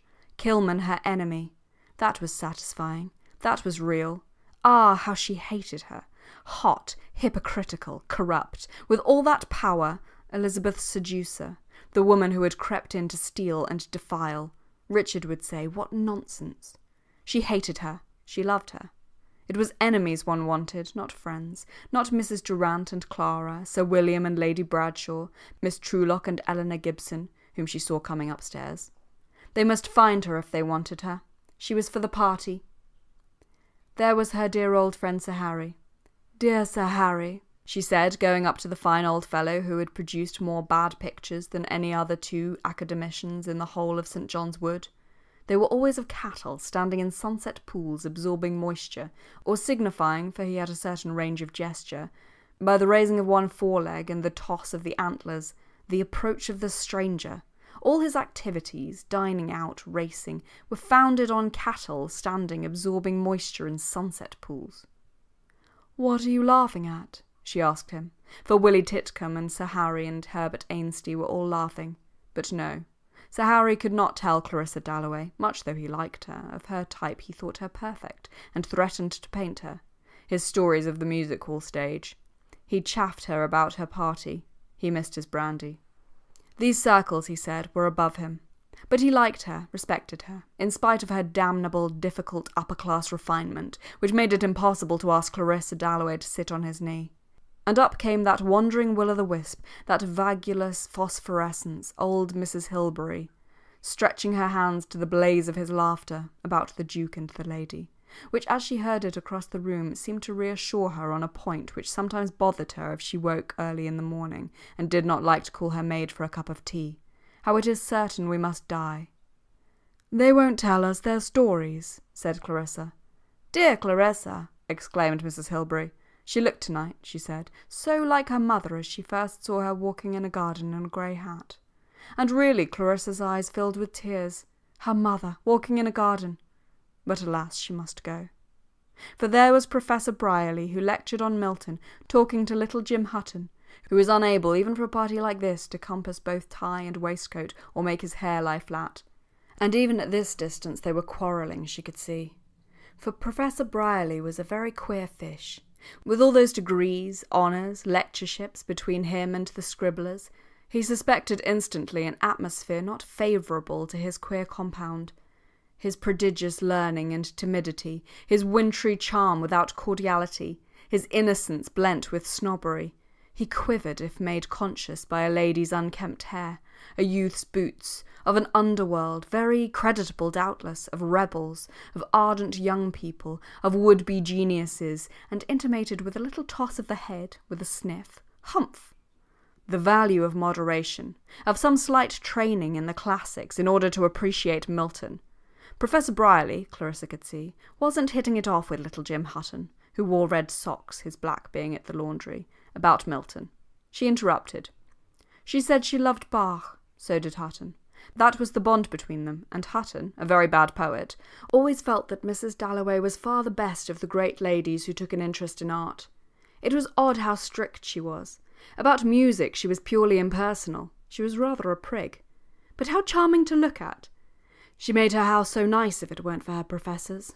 Clarissa had half a mind to snatch him off and set him down at the piano in the back room, for he played divinely. "But the noise," she said, "the noise." "The sign of a successful party." Nodding urbanely, the professor stepped delicately off. "He knows everything in the whole world about Milton," said Clarissa. "Does he indeed?" said Hutton, who would imitate the professor throughout Hampstead, the professor on Milton, the professor on moderation, the professor stepping delicately off. "But she must speak to that couple," said Clarissa, "Lord Gayton and Lancey Blow." Not that they added perceptibly to the noise of the party. They were not talking, perceptibly, as they stood side by the yellow curtains. They would soon be off elsewhere, together, and never had very much to say in any circumstances. They looked, that was all. That was enough. They looked so clean, so sound, she with an apricot bloom of powder and paint, but he scrubbed, rinsed, with the eyes of a bird, so that no ball could pass him or stroke surprise him. He struck, he leapt, accurately on the spot. Ponies' mouths quivered at the end of his reins. He had his honours, ancestral monuments, banners hanging in the church at home. He had his duties, his tenants, a mother and sisters. Had been all day at Lord's, and that was what they were talking about. Cricket, cousins, the movies, when Mrs. Dalloway came up. Lord Gayton liked her most awfully. So did Miss Blow. She had such charming manners. "It is angelic, it is delicious of you to have come," she said.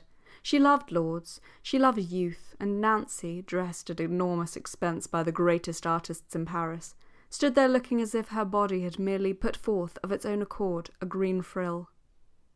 "I had meant to have dancing," said Clarissa, "for the young people could not talk. And why should they? Shout, embrace, swing, be up at dawn, carry sugar to ponies, kiss and caress the snouts of adorable chows, and then, all tingling and streaming, plunge and swim. But the enormous resources of the English language, the power it bestows, after all, of communicating feelings, at their age she and Peter would have been arguing all the evening, was not for them. They would solidify young. They would be good beyond measure to the people on the estate, but alone, perhaps, rather dull." "What a pity," she said.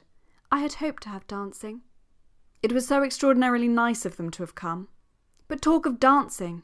The rooms were packed."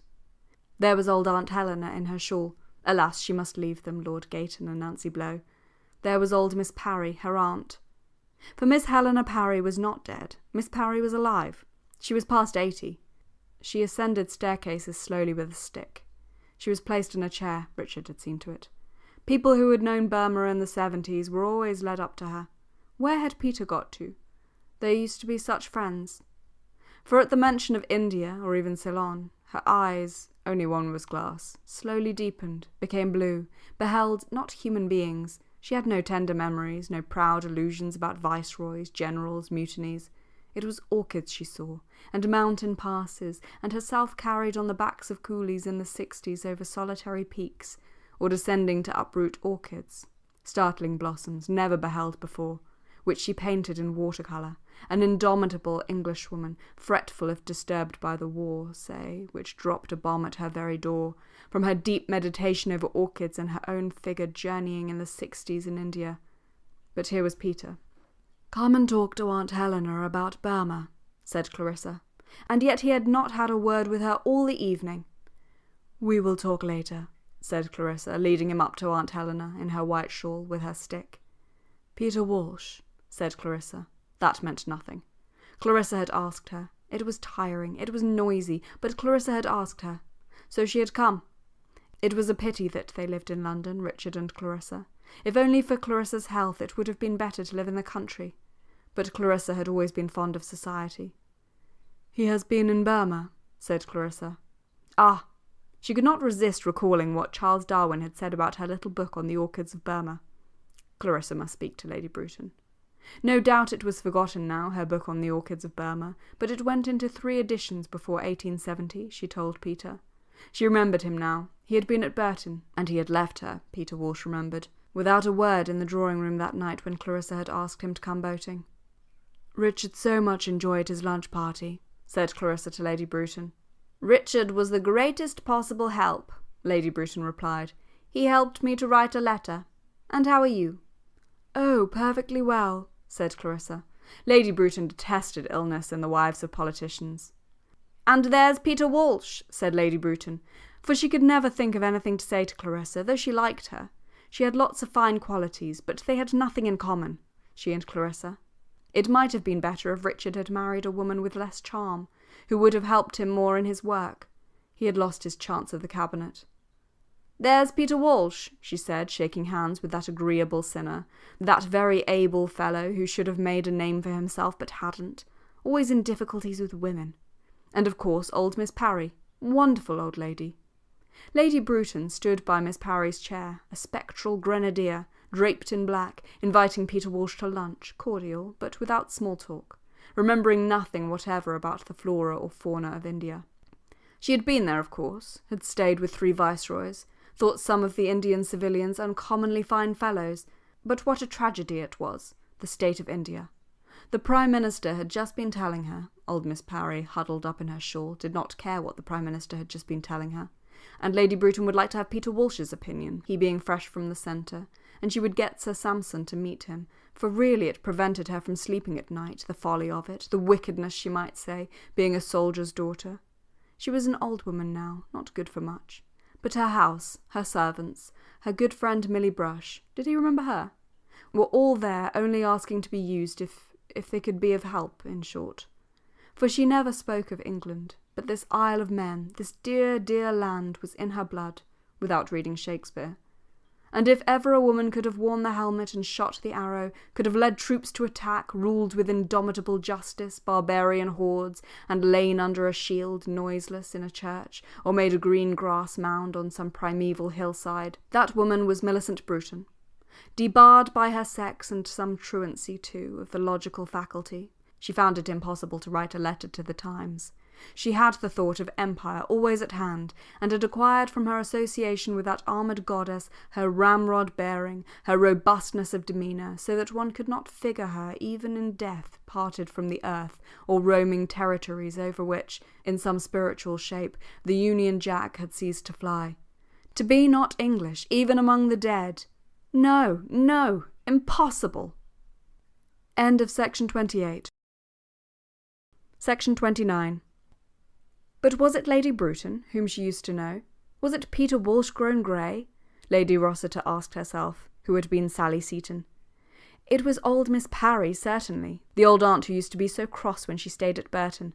Never should she forget running along the passage naked and being sent for by Miss Parry. And Clarissa, oh, Clarissa! Sally caught her by the arm. Clarissa stopped beside them. "But I can't stay," she said. "I shall come later. Wait," she said, looking at Peter and Sally. They must wait, she meant, until all these people had gone.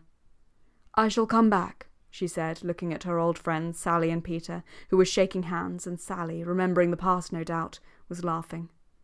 But her voice was wrung of its old ravishing richness, her eyes not aglow as they used to be when she smoked cigars, when she ran down the passage to fetch her sponge bag without a stitch of clothing on her. And Ellen Atkins asked, what if the gentleman had met her?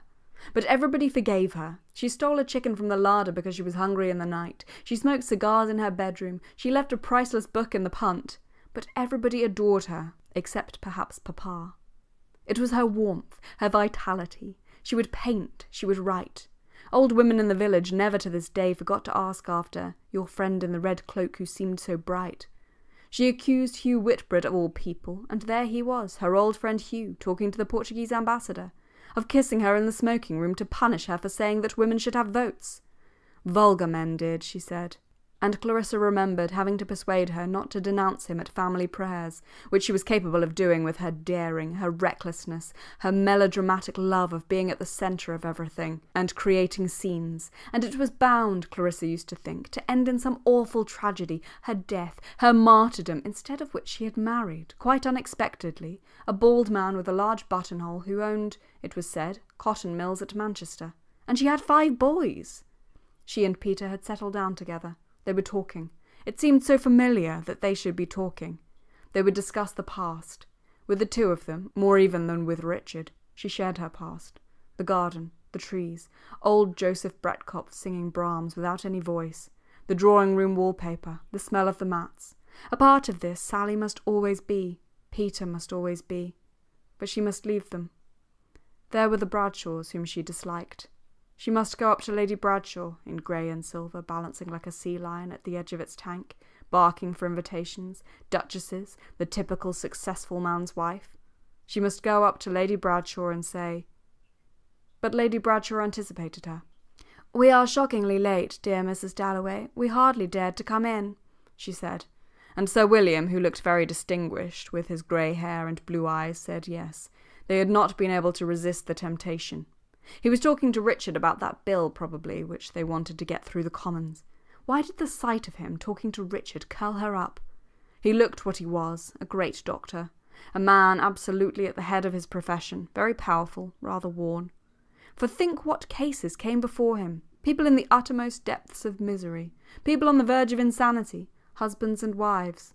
He had to decide questions of appalling difficulty. Yet what she felt was... one wouldn't like Sir William to see one unhappy. No, not that man. "How is your son at Eton?" she asked Lady Bradshaw. He had just missed his 11, said Lady Bradshaw, because of the mumps. His father minded even more than he did, she thought, being, she said, nothing but a great boy himself. Clarissa looked at Sir William, talking to Richard. He did not look like a boy, not in the least like a boy. She had once gone with someone to ask his advice. He had been perfectly right, extremely sensible. But heavens, what a relief to get out to the street again! There was some poor wretch sobbing, she remembered, in the waiting-room. But she did not know what it was about Sir William. What exactly she disliked. Only Richard agreed with her. Didn't like his taste, didn't like his smell. But he was extraordinarily able. They were talking about this bill. Some case, Sir William was mentioning, lowering his voice. It had its bearing upon what he was saying about the deferred effects of shell shock. There must be some provision in the bill. Sinking her voice, drawing Mrs. Dalloway into the shelter of a common femininity, a common pride in the illustrious qualities of husbands and their sad tendency to overwork, Lady Bradshaw, poor goose, one didn't dislike her, murmured how, just as we were starting, my husband was called upon the telephone. A very sad case. A young man, that is what Sir William is telling Mr. Dalloway, had killed himself. He had been in the army. Oh, thought Clarissa, in the middle of my party, here's death, she thought. She went on into the little room where the Prime Minister had gone with Lady Bruton. Perhaps there was somebody there, but there was nobody. The chairs still kept the impress of the Prime Minister and Lady Bruton. She turned deferentially, he sitting foursquare, authoritatively. They had been talking about India. There was nobody. The party's splendour fell to the floor. So strange it was to come in alone in her finery. What business had the Bradshaws to talk of death at her party? A young man had killed himself, and they talked of it at her party. The Bradshaws talked of death. He had killed himself. But how? Always her body went through it first when she was told, suddenly, of an accident. Her dress flamed, her body burnt. He had thrown himself from a window. Up had flashed the ground, through him, blundering, bruising, went the rusty spikes. There he lay with a thud, thud, thud in his brain, and then a suffocation of blackness. So she saw it. But why had he done it? And the Bradshaws talked of it at her party. She had once thrown a shilling into the Serpentine, never anything more, but he had flung it away. They went on living. She would have to go back. The rooms were still crowded. People kept on coming. They, all day she had been thinking of Burton, of Peter, of Sally. They would grow old. A thing there was that mattered, a thing, wreathed about with chatter, defaced, obscured in her own life, let drop every day in corruption, lies, chatter. This he had preserved. Death was defiance. Death was an attempt to communicate, people feeling the impossibility of reaching the centre, which mystically evaded them. Closeness drew apart, rapture faded, one was alone.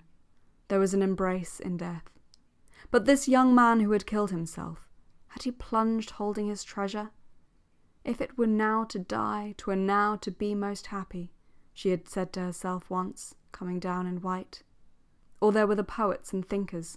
Suppose he had had that passion and had gone to Sir William Bradshaw, a great doctor, yet to her obscurely evil, without sex or lust, extremely polite to women, but capable of some indescribable outrage, forcing your soul, that was it. If this young man had gone to him, and Sir William had impressed him like that with his power, might he not then have said, indeed she felt it now, life is made intolerable. They make life intolerable, men like that.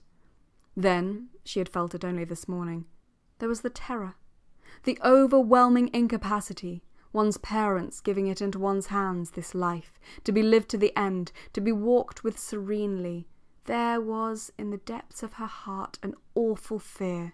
Even now, quite often if Richard had not been there reading the Times, so that she could crouch like a bird and gradually revive, send roaring up that immeasurable delight, rubbing stick to stick, one thing with another, she must have perished. But that young man had killed himself. Somehow it was her disaster, her disgrace. It was her punishment to see sink and disappear, here a man, there a woman, in this profound darkness. And she, forced to stand here in her evening dress. She had schemed, she had pilfered. She was never wholly admirable. She had wanted success, Lady Bexborough and the rest of it, and once she had walked on the terrace at Burton. It was due to Richard. She had never been so happy. Nothing could be slow enough, Nothing lasts too long.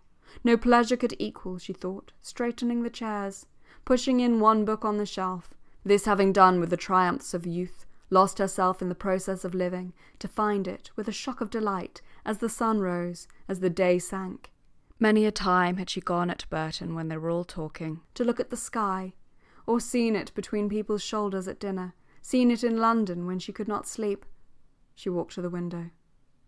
It held, foolish as the idea was, something of her own in it, this country sky, this sky above Westminster. She parted the curtains. She looked. Oh, but how surprising! In the room opposite, the old lady stared straight at her. She was going to bed. And the sky. It will be a solemn sky, she had thought. It will be a dusky sky, turning away its cheek in beauty. But there it was, ashen, pale, raced over quickly by tapering vast clouds. It was new to her. The wind must have risen. She was going to bed in the room opposite. It was fascinating to watch her moving about, that old lady, crossing the room, coming to the window. Could she see her? It was fascinating, with people still laughing and shouting in the drawing-room, to watch that old woman, quite quietly, going to bed. She pulled the blind now. The clock began striking. The young man had killed himself, but she did not pity him.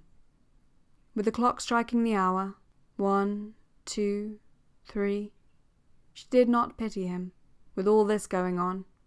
There, the old lady had put out her light. The whole house was dark now with this going on, she repeated, and the words came to her. Fear no more the heat of the sun. She must go back to them. But what an extraordinary night! She felt somehow very like him, the young man who had killed himself. She felt glad that he had done it, thrown it away. The clock was striking. The leaden circles dissolved in the air. He made her feel the beauty, made her feel the fun. But she must go back. She must assemble. She must find Sally and Peter. And she came in from the little room. "But where is Clarissa?" said Peter. He was sitting on the sofa with Sally. After all these years, he really could not call her Lady Rossiter. "Where's the woman gone to?" he asked. "Where's Clarissa?" Sally supposed, and so did Peter for the matter of that there were people of importance, politicians, whom neither of them knew unless by sight in the picture papers, whom Clarissa had to be nice to, had to talk to. She was with them. Yet there was Richard Dalloway not in the cabinet. He hadn't been a success, Sally supposed. For herself, she scarcely ever read the papers. She sometimes saw his name mentioned. But then, well, she lived a very solitary life in the wilds, Clarissa would say, among great merchants, great manufacturers, men, after all, who did things. She had done things too. "I have 5 sons," she told him. Lord, Lord, what a change had come over her! The softness of motherhood, its egotism too. Last time they met, Peter remembered, had been among the cauliflowers in the moonlight. The leaves, like rough bronze, she had said, with her literary turn, and she had picked a rose. She had marched him up and down that awful night, after the scene by the fountain. He was to catch the midnight train. Heavens, he had wept. End of section 29. Section 30. That was his old trick, opening a pocket-knife, thought Sally, always opening and shutting a knife when he got excited. They had been very, very intimate, she and Peter Walsh, when he was in love with Clarissa, and there was that dreadful, ridiculous scene over Richard Dalloway at lunch. She had called Richard Wickham. Why not call Richard Wickham? Clarissa had flared up, and indeed they had never seen each other since, she and Clarissa, not more than 6 times perhaps in the last 10 years, and Peter Walsh had gone off to India, and she had heard vaguely that he had made an unhappy marriage, and she didn't know whether he had any children, and she couldn't ask him, for he had changed. He was rather shrivelled looking, but kinder, she felt, and she had a real affection for him, for he was connected with her youth, and she still had a little Emily Bronte he had given her, and he was to write, surely. In those days he was to write. "Have you written?" she asked him, spreading her hand, her firm and shapely hand, on her knee in a way he recalled. "Not a word," said Peter Walsh, and she laughed. She was still attractive, still a personage, Sally Seaton. But who was this Rossiter? He wore 2 camellias on his wedding day. That was all Peter knew of him. "They have myriads of servants, miles of conservatories," Clarissa wrote, something like that. Sally owned it with a shout of laughter. Yes, I have 10,000 a year. Whether before the tax was paid or after, she couldn't remember. For her husband, whom you must meet, she said. Whom you would like, she said. Did all that for her. And Sally used to be in rags and tatters. She had pawned her grandmother's ring, which Marie Antoinette had given her great-grandfather to come to Burton. Oh yes, Sally remembered. She had it still. A ruby ring which Marie Antoinette had given her great-grandfather. She never had a penny to her name in those days, and going to Burton always meant some frightful pinch. But going to Burton had meant so much to her. Had kept her sane, she believed. So unhappy she had been at home.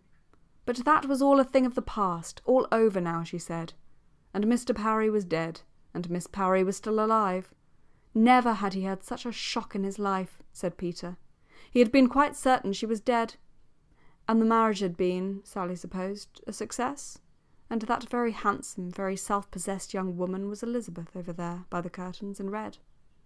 She was like a poplar, she was like a river, she was like a hyacinth, Willie Titcombe was thinking. Oh, how much nicer to be in the country and do what she liked. She could hear her poor dog howling, Elizabeth was certain. She was not a bit like Clarissa, Peter Walsh said. Oh, Clarissa, said Sally. What Sally felt was simply this. She had owed Clarissa an enormous amount. They had been friends, not acquaintances, friends, and she still saw Clarissa all in white going about the house with her hands full of flowers. To this day tobacco plants made her think of Burton. But did Peter understand? She lacked something. Lacked, what was it? She had charm, she had extraordinary charm. But to be frank, and she felt that Peter was an old friend, a real friend, did absence matter? Did distance matter? She had often wanted to write to him, but torn it up, yet felt he understood, for people understand without things being said, as one realises growing old, and old she was. Had been that afternoon to see her sons at Eton, where they had the mumps. To be quite frank, then, how could Clarissa have done it? Married Richard Dalloway, a sportsman, a man who cared only for dogs. Literally, when he came into the room, he smelt of the stables. And then all this, she waved her hand. Hugh Whitbread it was, strolling past in his white waistcoat, dim, fat, blind, past everything he looked, except self-esteem and comfort. "He's not going to recognise us," said Sally, and really she hadn't the courage. So that was Hugh, the admirable Hugh. "And what does he do?" she asked Peter. He blacked the king's boots or counted bottles at Windsor, Peter told her. Peter kept his sharp tongue still. But Sally must be frank, Peter said. That kiss now, Hugh's. On the lips, she assured him, in the smoking room one evening. She went straight to Clarissa in a rage. "Hugh didn't do such things," Clarissa said. "The admirable Hugh." Hugh's socks were without exception the most beautiful she had ever seen, and now his evening dress. Perfect. And had he children? "Everybody in the room has 6 sons at Eton," Peter told her, except himself. He, thank God, had none. No sons, no daughters, no wife. Well, he didn't seem to mind, said Sally. He looked younger, she thought, than any of them.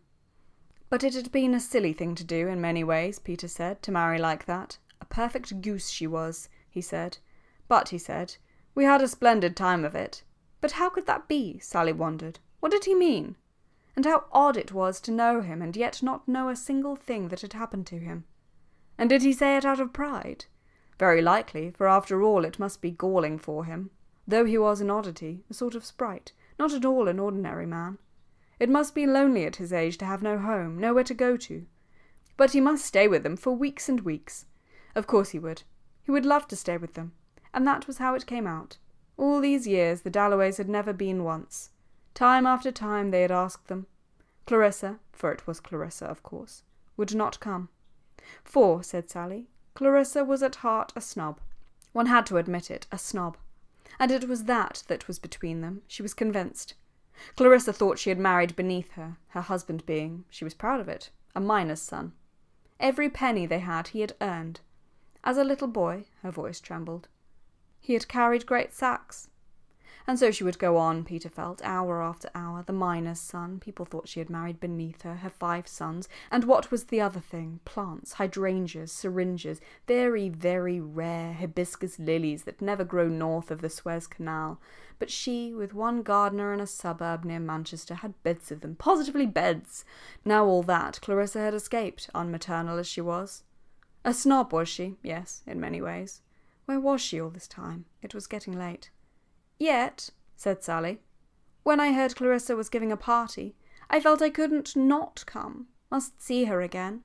And I'm staying in Victoria Street, practically next door. So I just came without an invitation. But, she whispered, tell me, do. Who is this? It was Mrs. Hilbery looking for the door. For how late it was getting. And, she murmured, as the night grew later, as people went, one found old friends, quiet nooks and corners, and the loveliest views. Did they know, she asked, that they were surrounded by an enchanted garden?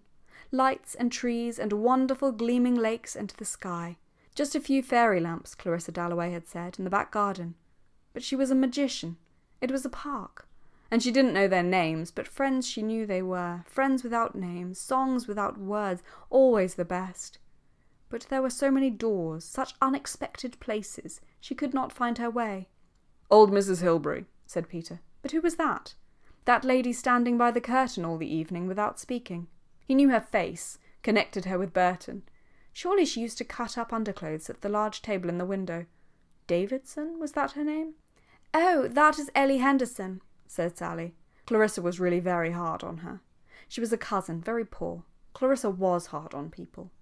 She was rather, said Peter.